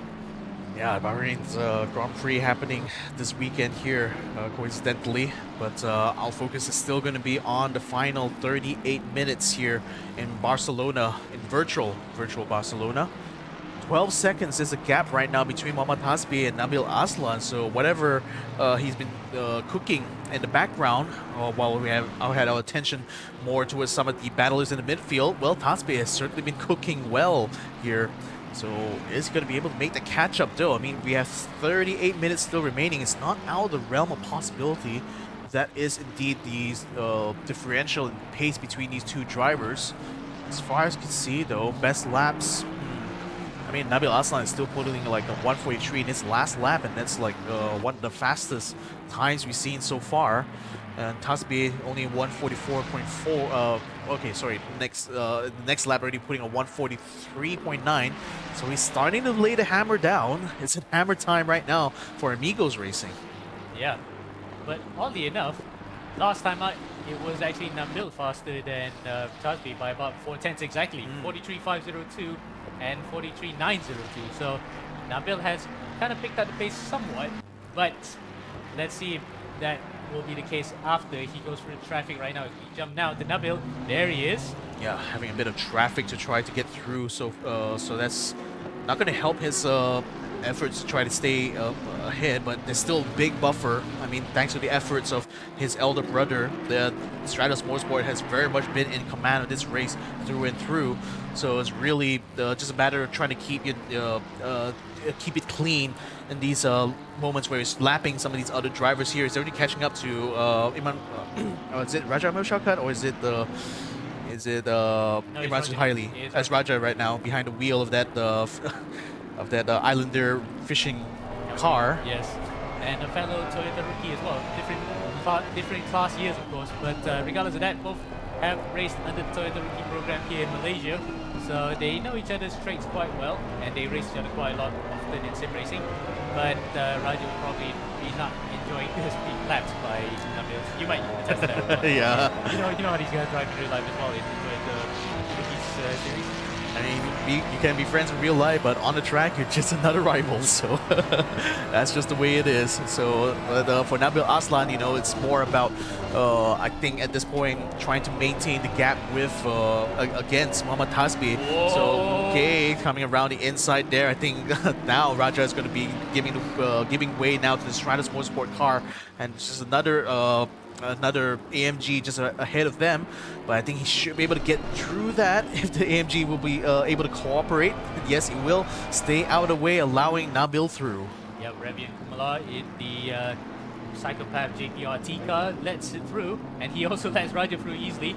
Though let's see what it entails for him, because he has Tehan and Ranga behind, and this is actually battle for position incidentally, so that will be for between the classes, but regardless, one likes the one up the other.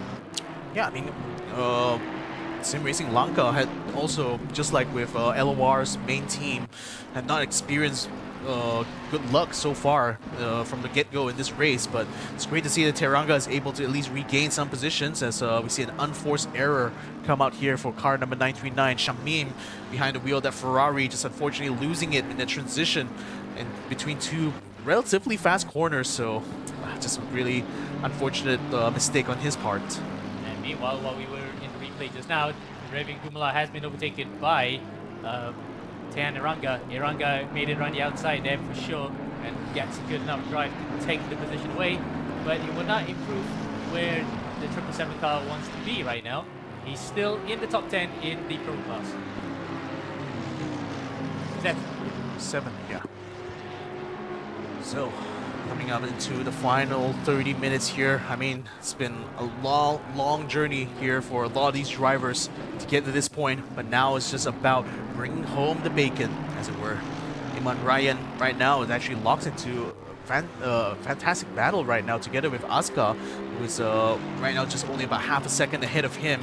And the AMG is also like really fast on the straights, as is the Aston Martin. So really the differential is going to start to appear once we get into the corners, as Iman Ryan is trying his very best here to close that gap between himself and Asuka at the same time. Both of these drivers in different classes, but this could deliver some hope here for Iman Ryan to catch up to Taufik Moyen.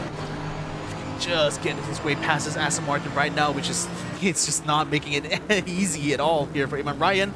Goes around the outside, still not looking like he's going to have the exit necessary in order to clear the Aston Martin. He's going to have to bring this fight into the next corner. Under braking goes Iman Ryan, but still that Aston Martin hangs on for dear life around the outside. Still side by side between these two drivers here. Iman Ryan now getting into a clash as he enters the next turn, and finally does the AMG car get ahead of the Aston Martin. Wow, good bit of driving from both of them, even if it was a bit argy-bargy in some cases, but Iman Ryan manages to outfox Mama Asuka, Firki Asuka, and he will set his sights on Taufik Moyen up in front. So, can the Bruneian youngster bring home a podium here on his debut in the Pro class? And again, it's been one of the favorites coming into this season of 2025 for the Endurance Edition, so I would say it's not out of the realm of possibility. 8 seconds, 8.5 seconds is the gap between himself and Taufik Moyen so far. It's still half an hour racing to go, so there's still plenty of time for him to do so. Is Taufik Moyen going to be able to respond to this pressure here? We'll wait and see first right now. Let's see the time that he comes across the line, 44.6. But of course, Iman will have a much slower time because he was battling. Yep, it was a 44.9. Yeah. Not too far apart actually. So, but again, he still needs to gain at least like half a second per lap. There he is. You can see him on the top of the screen. So he's already like he's already gaining and catching up. So well, we'll see how this will transpire. We still have some time left here, and still more battles to keep track of. In the meantime, who else is also close on track here? We got Mulyono still within 0.8 of a second of Vijaja. It's just in front of him. He's facing a bit of pressure from behind, but I think there's a lapped car that is actually coming up behind where Mulyono is. So it's really not going to be too plussed about that for sure. So the car number 669 trying to catch up to car number 69. Yeah, actually, incidentally, they have the same number. But it is the sister Bigo car with Ksatra Sim Racing. That's what the KSR stands for. But Ksatra are taking more of a associate name to this, whereas the Bigo name is more prominent in this one. So the sister cars are battling each other. And who's going to give way first? That's the most important thing. Because right now it is a battle for 4th position. 5th actually, I think. Oh, because Enzo is... Oh, Enzo is, yeah. Because they passed in the different class. But yeah, don't mind Mr. Funny's number being red. That is not actually where his class is. He is in the Pro class, of course. Sonlum in the Esports Academy Thai car number 1 leading the way. Second place right now is Malik Fakrul, as we see car number 96 going up there, and again it's Amar Hazik. Yeah, Mulyono was just gaining and gaining onto the car from the sister team. So I think like a clash, spark, it's going to be imminent here. Once he managed to find a way to get up alongside that Beagle car, it might just be all over here, as the Aston Martin can prove to be quite the customer here against the BMW, especially on the main straight. Yeah, let's see what will entail from this one. As Amar Hazik is there, causing a bit of probably grief to Wijaja because it will distract him a bit. Now, let's see what Amazi is going to do here. He's going offline. Going There he is. offline. And Wijaja will go on the inside. Oh. So would Mulyono, but Mulyono is just flashing his lights here. I think that's kind of smart on Wijaja's part, like leaving that Porsche around the outside, so that's no way that Mulyono is going to be trying to have a peek around the outside there because it's a Porsche in a way. So in the sense, it's kind of used other lapped cars in order to try to block any possibility of an opening here that Mulyono will be able to exploit. Yeah, good bit of driving from Wijaja. Yeah, good. You're right to point that out, Vic. It definitely was just a tactic to put him off, but can it actually work in the long run? Because it looks as though Mulyono has the pace up on Wijaja at this phase of the race. Coming into the final half an hour here. They come across the line now. Will it be an overtake from Mulyono, or will Wijaja stave off for yet another lap? I think he'll be able to stave it off. It's not Mulyono is not really gaining from the slipstream that time around, so Wijaja has just played this correctly and is still able to stay ahead of the car number 699. And a little bit out of shape coming out of turn number 2 there, so that's actually widened up the gap between the two. So that's definitely put the battle on pause right now between both of these drivers for sure. Yep. That will put it on ice just for the time being, as something has happened to Justin Raul there for a second, who is teammates to Aziz Monta, and they have been through a lot of heck. And back there, you can see he's actually back in Johor, incidentally, to race. This is actually Axel's branch in Johor. A couple of floors up and closer to the Flying Fox area in this one. Racing alongside Asher Shakur, but I think Asher will not be racing today because he didn't make it through pre-qualifiers. Precisely, as we already now are finally in the last half hour of this race here. Let's see if Justin Raul Def will be able to make some good decisions here coming into the final bit of racing. I mean, again, all the efforts that the teammates have done in the previous stints is now going to come to fruition here in this final bit of racing. It's all going to be at the hands of these final stint drivers to bring home the bread. Oh, something happened to Ian Wong. Ian Oh has boy. actually dropped it. Would you Dropped believe it? it. I think it might have been a hit. He was probably hit by a back marker for sure. But who did he come from? Or is it him doing it? Well, he was trying to dive on the inside of another car he was trying to pass, and it's just really done it all wrong there, I feel. Yeah, it's Muhammad Bintang in the other car is the Bigo car as well. Bintang by Bigo. And that I was actually thinking for a second that it was probably the other car that did it, but it was Ian with an overzealous move on the inside, costing him precious time, actually, to try and chase after the other silver guys. Just goes to show sometimes that, you know, the heroics are not, doesn't necessarily mean that you're going to be able to nail it every single time. And that bit of heroics just cost Ian Wong dearly now. So, yeah, just going to have to take that with him, unfortunately. And if you can read what he said just now, it was probably just a few choice words, some fruity language there. But I would, yeah, you can see he's still pretty much angry with some of that one, or angry with the guy in front, whatever it is. It will not cost him too much harm. It will still be on the podium, but the 10-second penalty to car 699 for causing a collision. And a penalty for car number 699 there. That's Mulyono. Yeah. So Mulyono might actually not be able to get by Wijaja on track here because the penalty will be applied to him. And there we go. Yeah. Just reset it. +5 and another 5 after this to get a 10-second penalty. What a shame. I was actually looking forward to a bit of a battle between the two, but well, that's not going to come to pass. So, 26 minutes remaining. I don't think I see any other close battles out on the track right now. So I think at this point, drivers are more or less thinking about how they want to bring this car home successfully in their current track positions here. And as it stands, you know, it's still, and for the pro class, it's still Nabil Aslan taking the lead for that. For the silver class, it's Amirul Naim, who's currently in 3rd overall. And P. Stornlum, I believe that's the leader for the AM class right now in that BMW. So that's where we stand with 26 minutes remaining in this race here, ladies and gentlemen. Yeah, we are focusing on each of the class leaders. That's Fumit Sonlum, teammate to his fellow Thai driver, Guropol Chuchen, who was caught in a bit of wars, and Amir Naim, of course, leading the way in the silver category alongside Lucas Keys. So these two have been going for it more ham on this one, and they are safe in the pit stop window because they can bring it home to the end here. A lot of the top 10, except for Istefani, who's probably needing to stop right now because he's well into an hour of his stint. Now, with a bit of a lull in the action, I think we can actually just run through our past champions from previous season to see who and what won here. And there we go, you can see there. Yeah, in the first round Endurance Edition, we had Stratos Motorsport with Nakib Aslan and Mikko Nasi at the helm. They won the championship back in 2020. Then in 2021, the Australians, Philippa Boida, Ryan Houlihan, and Ryan Duong taking the championship in 2021 for Laundry House Racing number 90.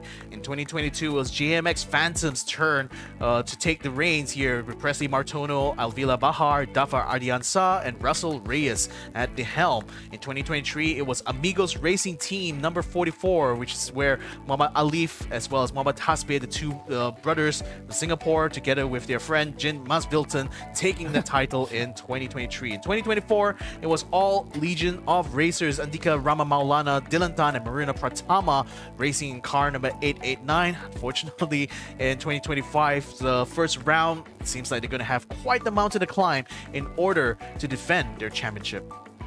And a case in point for Mass Building is actually their cousin. Ah. So that's what they call literally amigos, because they're Yeah. they're of course family, but they're really close, like very best friends. So that's what they call the racing team. And good segue now. We're focusing on the current defending champions of the pro class, now having the best of times in this first round again. If it weren't for that disconnection that happened to both Anika Maulana and Louis Moreno, we could have had a barnstorming battle up in front. But alas, that's not to be. But at least he can try to do the racing. Oh, they goes on the inside. And That is Fahad Ghafoor being punched out of the way. Yeah, forced out of the way there. And it seems like the troubles are not quite done yet because of Sri Lankan drivers attempting to try to find a way through. But Fahad Ghafoor regains track position, as does the Sri Lankan car. Yep. Might be Angelo Saranatre. Number 34? 34, yes. Yeah. It's Sanaratne.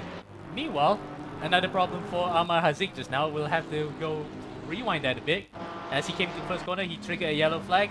This is the same spot where Ahmad Abdullah hit somebody earlier. And let's see what Jix did this time. Oh, that's just sliding out there. Yeah, sliding out there on his own. So that's...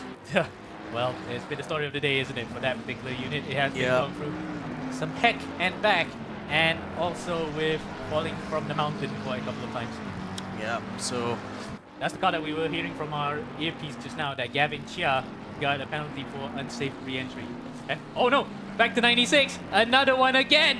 This time he's actually just dropped it coming to the chicane and in front of more drivers who are trying to eagerly get by. Ay. And again, like with 22 minutes still remaining, this race is not the kind of thing that you want to be doing, especially towards the end of a race here. So let's hope we can keep it together and find that checkered flag in the next 22 minutes. At the moment, still very much things have already slowed down to a bit of a crawl. It's now just a matter of making sure that car sees that checkered flag as to not waste the efforts of their teammates for the last 3.5 hours. Yep. Now that there's also a bit of a lull, we can also go into how the championship standings look like from last season, especially given the fact that where everyone is in relation to the present day.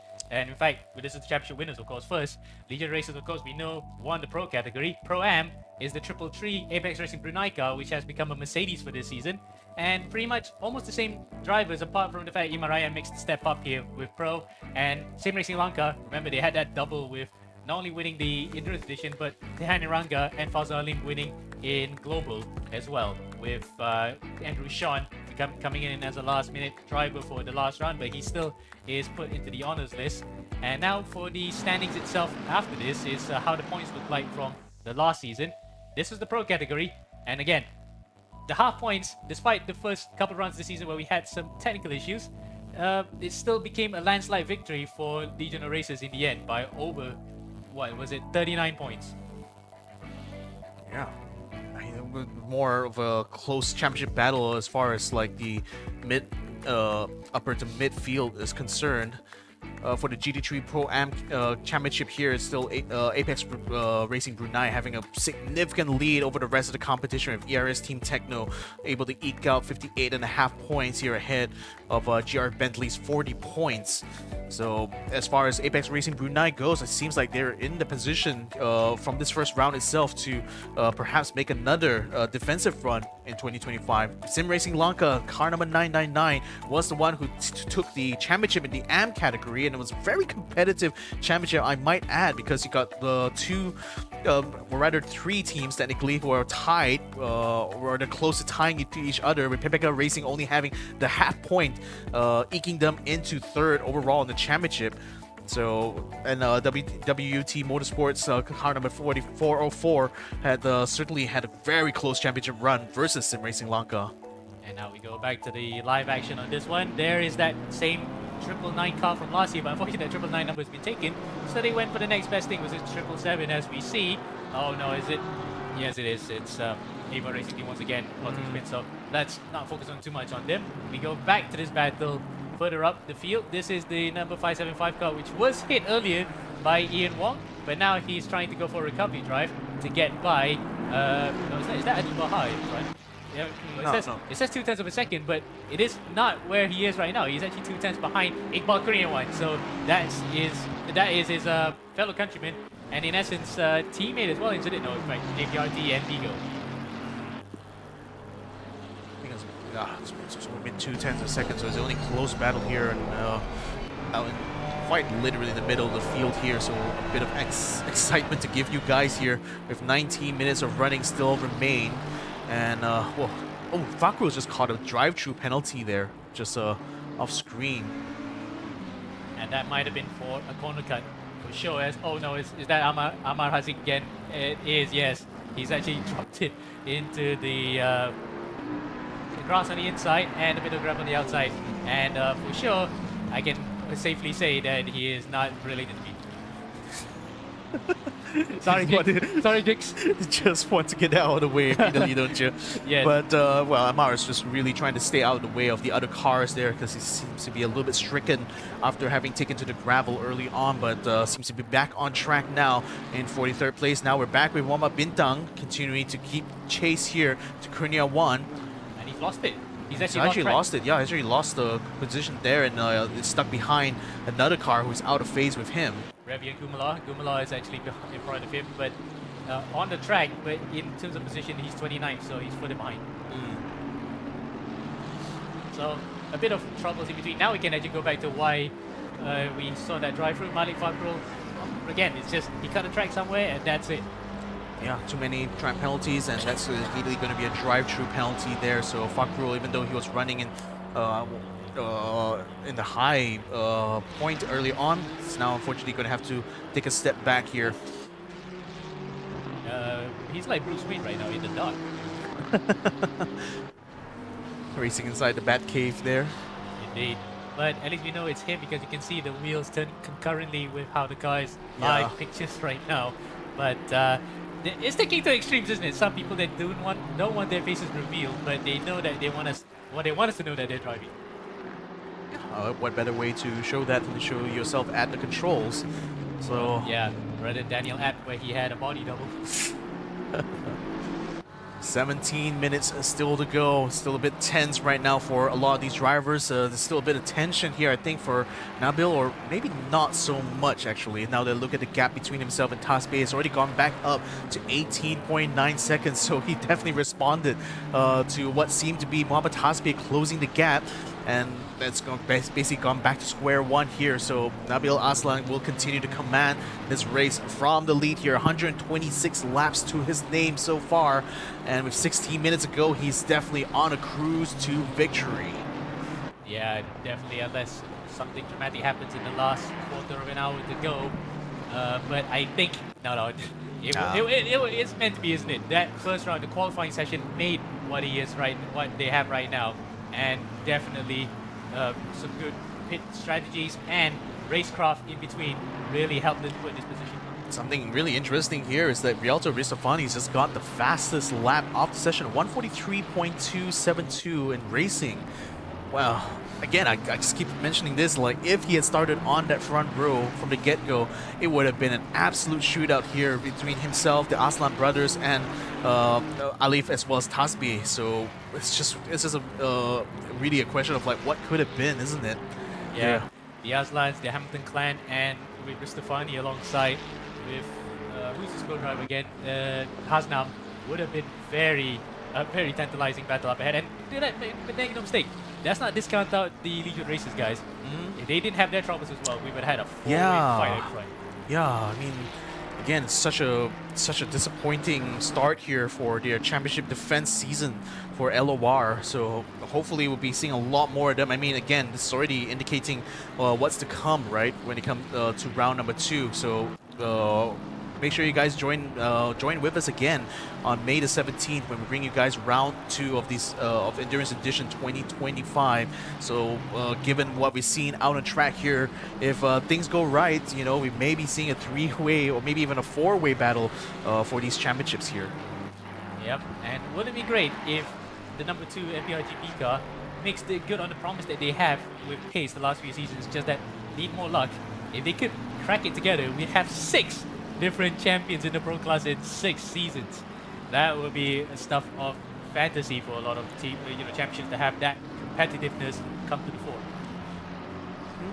It's going to be a very competitive season, but this is just round number 1. We still have another 4 rounds to go over the course of this year of 2025. So lots of exciting virtual racing action to go here. And we're certainly going to be all here for it. We're now on board with BRM, aka Balapan Random Motorsports. Iga Yudhistira is behind the wheel, looking very, very much in focus here as he's attempting to get closer and closer to this Aston Martin that's been hounding him. Yeah, Fred Pipapong is in front there, but it looks as though he left his defense a little bit open, and now Yudhistira will just get the position. Just like that, taking onto the inside. There's nowhere for the Aston Martin to run. Unfortunately, he's going to have to tuck in behind the Ferrari as Yudhistira moves up a place. One of the few overtaking moves we're likely going to be seeing in the last 20 minutes of racing here, ladies and gentlemen. As Ristofani is only within 0.6 of a second to Ashan, just ahead of him in that Ford Mustang. So maybe he'll be seeing another battle here towards the tail end of this race.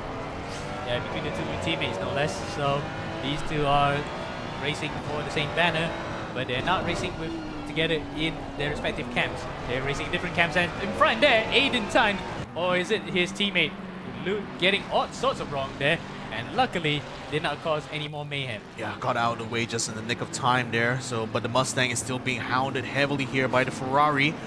Ristofani and Ashan, they're both in the same class. Yeah, they are in the same class. So this literally is a battle for not just track position, but also class ranking here. So, and for Ristofani especially, you know, having to deal with the obstacle of having to start from the pit lane due to circumstances outside of his control, has now successfully turned it into a comeback run here for MPRGP. Now it's just going to have to find a way to negotiate past his own teammate, coincidentally from the same team. Yep, and different cars, of course. Ford v Ferrari, and Taylor has all his time, and we will have Ford v Ferrari back in the WEC in a couple of years' time, so that will be interesting to see now. But for the time being, Assad in front of Ristofani, and the Ford manages to just have the legs on the prancing horse and keeps the position.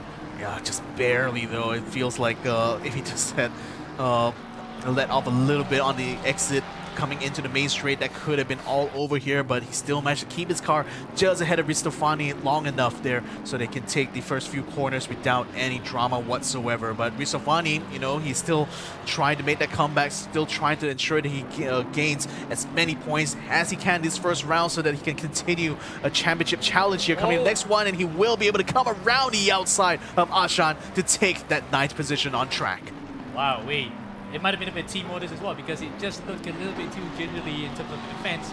Regardless of that though, that will be another position that Ristofani would say, if this was building up to a championship fight, this would have been the day it was saved. Yeah, now it's just It's going to have to bring it back home. 11 more minutes to go here, and we will be seeing the end of this 4-hour-long endurance race. Amir Hazik right now getting lapped by both Ristofani and someone spun around the back there. I think it's the silver McLaren of Team Ethan's Surafan Yenyong. And I think even Ristofani's gone in a bit of trouble. Yeah, we might have missed it out there. Yes, he has! He's actually gone into the gravel himself! Well, we need a quick replay of that one.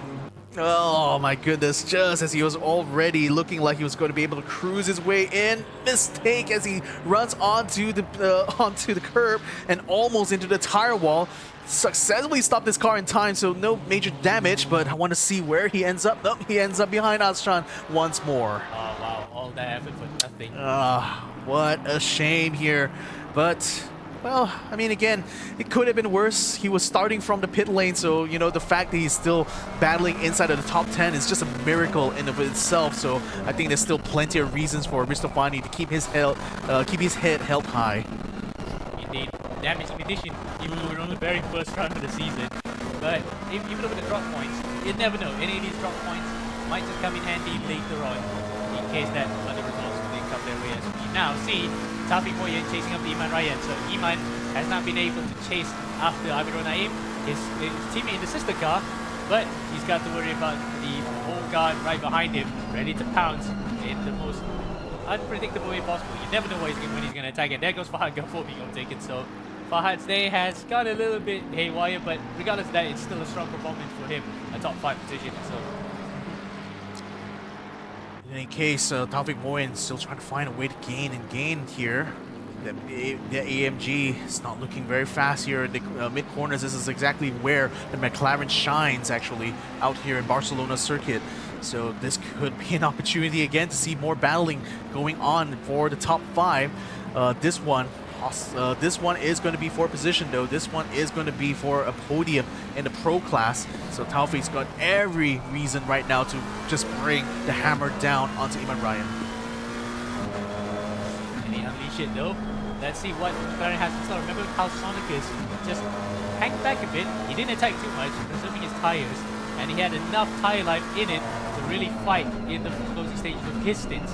If Taufik has taken some notes on how to do that one, he will be in good nick. And relative to how he is out on track, in terms of stint time, he is on much older tires, but because Azai stopped much later compared to him. Yeah. So 4 minutes, the difference between the both of them. But regardless of that, 2-lap old tires may not be a hindrance for Taufik if he kept them alive better. I mean, that's if he had done his job well to babysit his tires, but that 2 laps could mean a lot of difference when you're talking about the very tail end of a stint, isn't it? So, well, it's going to be a lot of consternation here for sure for PJ Tow Racing.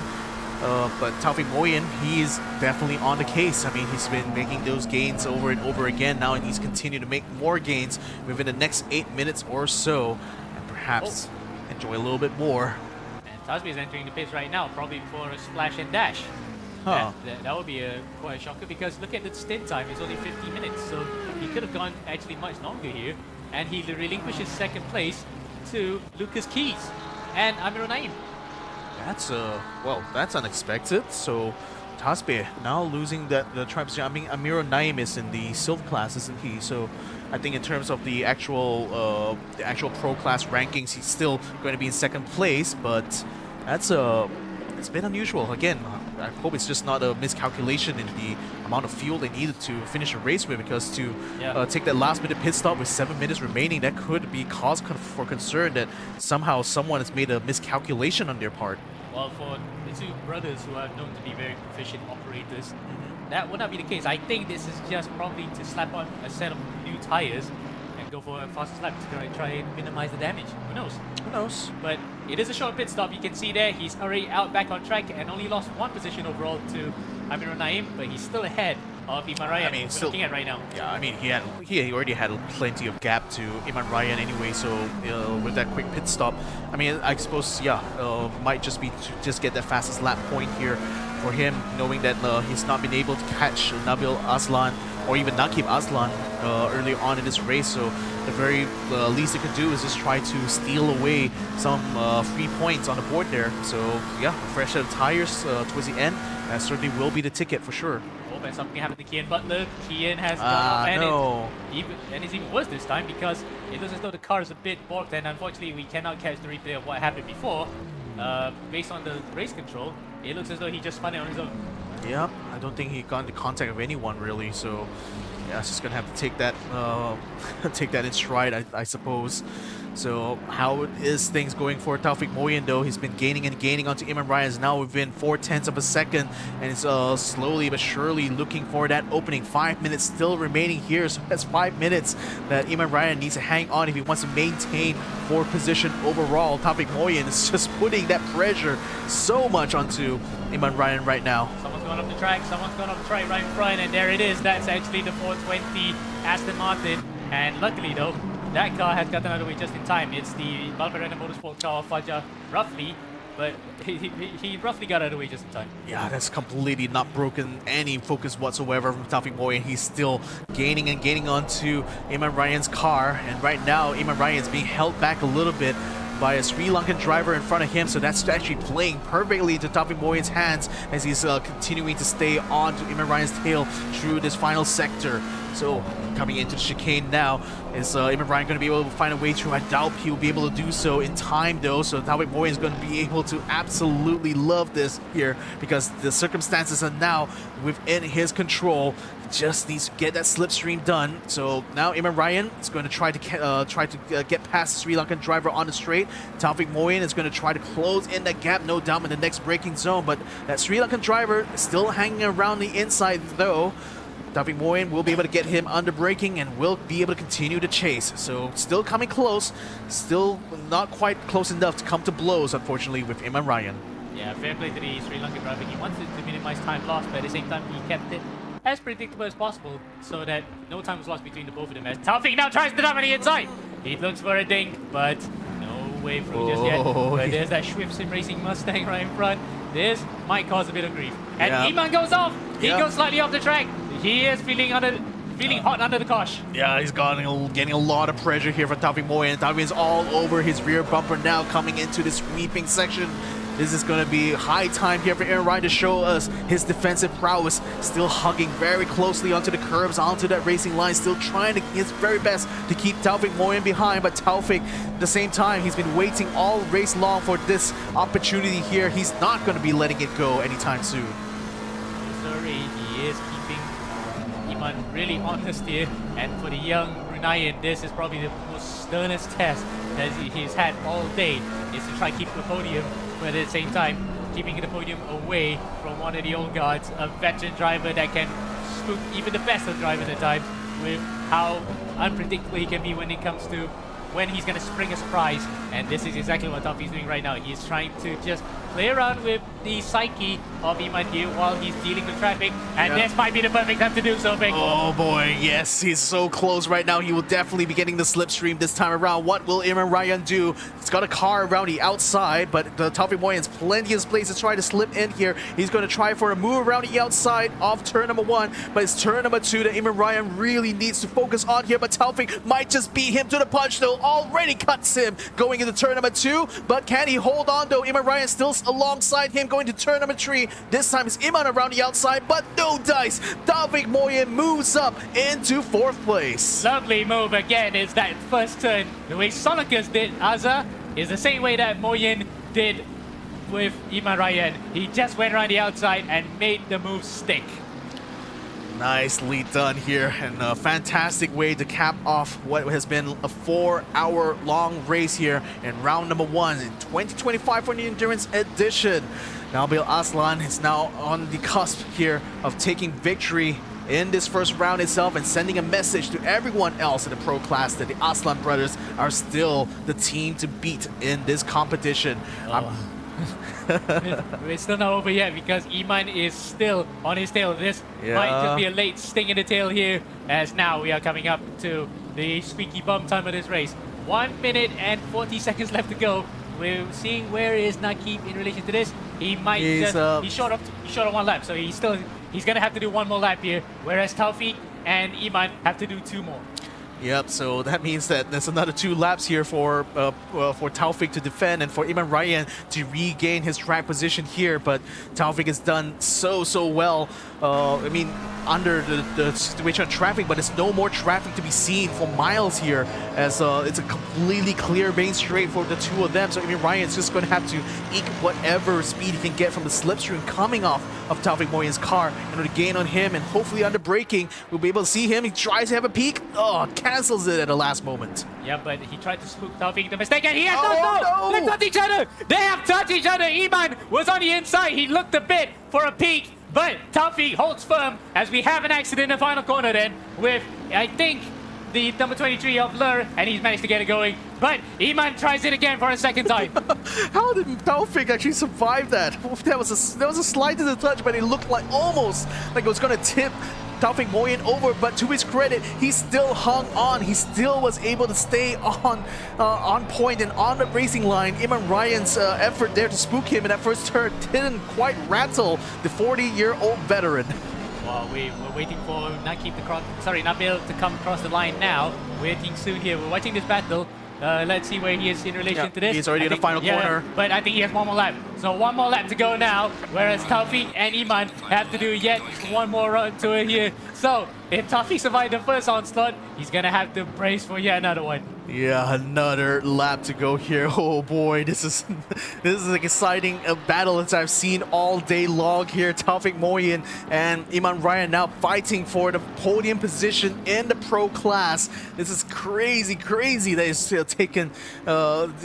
just taking all of our time now and all of our focus and attention here to this very battle. Nabil Aslan will be cruising his way to victory, but in the meantime behind him, lots of chaos, lots of sparks going to be flying here as Iman Ryan and Taufik Moyen are still locked in the head-to-head battle. Let's see that across the line they go. They're on their final lap now. Iman will try to be banking on the power of the Mercedes. He's edging ever closer to the back of Taufik. Can he get it on the inside? Looks for a ding, and he tried to do the exact same thing last time around, but it didn't work. Taufik held firm. Even with a slight contact, he managed to hang on to it. Now, Iman has to find other places to overtake. That final sector with a hairpin is all he has now in trying to get it up to P3 in the pro category. This is as close as he could get here to losing the podium. In the meantime, I believe that's already Nabil Aslan coming into the final sector. The man with the plan has successfully carried Stratos Motorsport in the latter half of this race here, and what a victory is going to be for Stratos Motorsport, coming in yet again, still proving to us and to the world at large that the Aslan brothers are still a formidable force here in Malaysia's sim racing scene. Nabil Aslan now all smiles as he comes across the line to take victory overall and also for the pro class. Wow, we will take quite a while to wait for Amirul Naim to come across the line, because he is coming through here best. Iman Ryan tries a dive. He could make it. No. Now he only has 1 more sector left to go here. Tasby will definitely cross the line after this in second place, but these guys are further up the road compared to the rest. They will finish their race first. Coming through the final sector then. Iman Ryan still at the back of Taufik. One last chance. Can he make it? No. Taufik holds firm and he hangs on to the podium. That will be a well-deserved one for the PJ Tour Racing team, guys. Apex Racing Brunei 333 in their first race in the pro category comes across the line in 4th place. Brilliant bit of driving from the both of them. We enjoyed every bit of that, as now we welcome home the winner in the silver class, Mick. Yeah, Amirul Naim now coming around the final turn in that McLaren from Apex Racing Brunei Silver will take first place in the silver class for round number 1. Mohamed Hasbe will be coming through here to confirm his second place victory here in the pro class, and no doubt a very spirited drive here, and definitely going to be a battle of the championship it's going to be the championship battle to watch in 2025. And as for the amateur class, Sornlum has successfully taken that BMW for the Esports Academy A team. True to victory here for the amateur class. Brilliant racing all around here from all the folks. Woo. Woo. It's not going by so fast. In fact, we missed some of the comments that were inside the YouTube chat, Facebook chat. I probably missed quite a few. Somebody named Hadzi Makinami asked the viewers if eating a chocolate chip cookie and dipping it in mayo and chili sauce is weird. Yes. Yes, it definitely is weird. Yes. Yeah. I mean, It kind of goes without saying, to be honest here. But yeah, definitely not my choice, that's for sure. But unless you're pregnant and you have cravings. I don't know what kind of cravings. It's chocolate chip and mayo, though. It's weird cravings, maybe. But, ladies and gentlemen, at the end of the 4-hour mark, we finally have our winners for each of the classes. Stratos Motorsport takes victory here for the Pro class in round number 1. Then we got Amiral Naim, Apex Racing, Brunei, the Silver class champions for round 1. And Punmin Sornlum from Esports Motor Academy A taking victory here in round number 1 for the amateur class. So, wow, I mean, there's been plenty of action, plenty of incidents, and plenty of great battles. Like the highlight reel from this race alone, I think is going to be off the charts. I think. Yep. As we now look at the standings overall in all the classes, well, safe to say, these boys up here in first are gonna be the happiest alive. Look at the total time, perfect as well, 2:41:39 exactly. 6. That is beyond how you can actually just time it with the perfectly, isn't it? Yeah, and just as you called it, okay, yeah. so there's 4:37 p.m. GMT +8, so that would be the last that you can file in your protest, and then we'll finalize the results as soon as we can get them.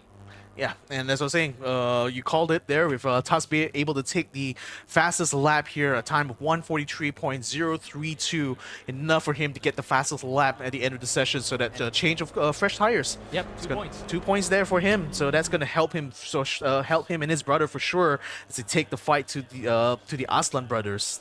Yep, these are 2 crews are looking to make it 2 championships for each other. So it's a long season ahead, but they want to make hay with the sunshine right now. And of course, the man who brought the excitement coming into the final laps of this race, Taufik Moy, successfully confirms his 4th overall finish, 3rd in the Pro class, and a podium he can certainly savor here. The 40-year-old veteran still showing the young kids how exactly it's done out on track. Yep. Fear the old guard. Fear the old guard, indeed. Meanwhile, Sorlum and Chu Chen get their win in the M class, but we will have to reevaluate them for round number 2 if this could be the same thing, because they could easily be in the silver category in this case. I mean, they certainly have the pace, don't they? So yeah, that's going to be something to look forward to. So now, at the end of this race here, wow, I mean, again, it's so much to to think about going into our 2nd round, which is only going to come next month, isn't it? So there's going to be plenty of time really for the drivers and the teams to make their preparations going to this next round, the next track. But as of right now, you know, the first salvo, as it were, has already been fired off. Yep, and the statement of intent has been noted by the rest of the field, fired from none other than the Aslan brothers. So that is going to be one sticking point for this season, and can't wait to see what the other competitors in Pro have in store for it. And of course, in the Silver and AM categories, it's gonna be a fun watch. But for the first round here, it's been fun, Vic. So before we go, we have to thank our sponsors, Xbox, for providing the facilities for us to commentate, Royal Selangor, who gave the plaques of trophies to be sent to drivers every round. Yes, you get a trophy if you win the race. And of course, ISO Sports, us as organizers, we're doing this thing every year with Global Edition and Endurance Edition. Yeah, and last but not least, thank you to all the viewers who joined us for this race. Unfortunately, we're not able to get through most of the comments, but I've been seeing it rolling in constantly here, so glad to see a lot of enthusiasm to come up from your side. So thank you all for joining us here in the very end. And oh my god, Andika Maulana also just putting his consternations in the chat as well.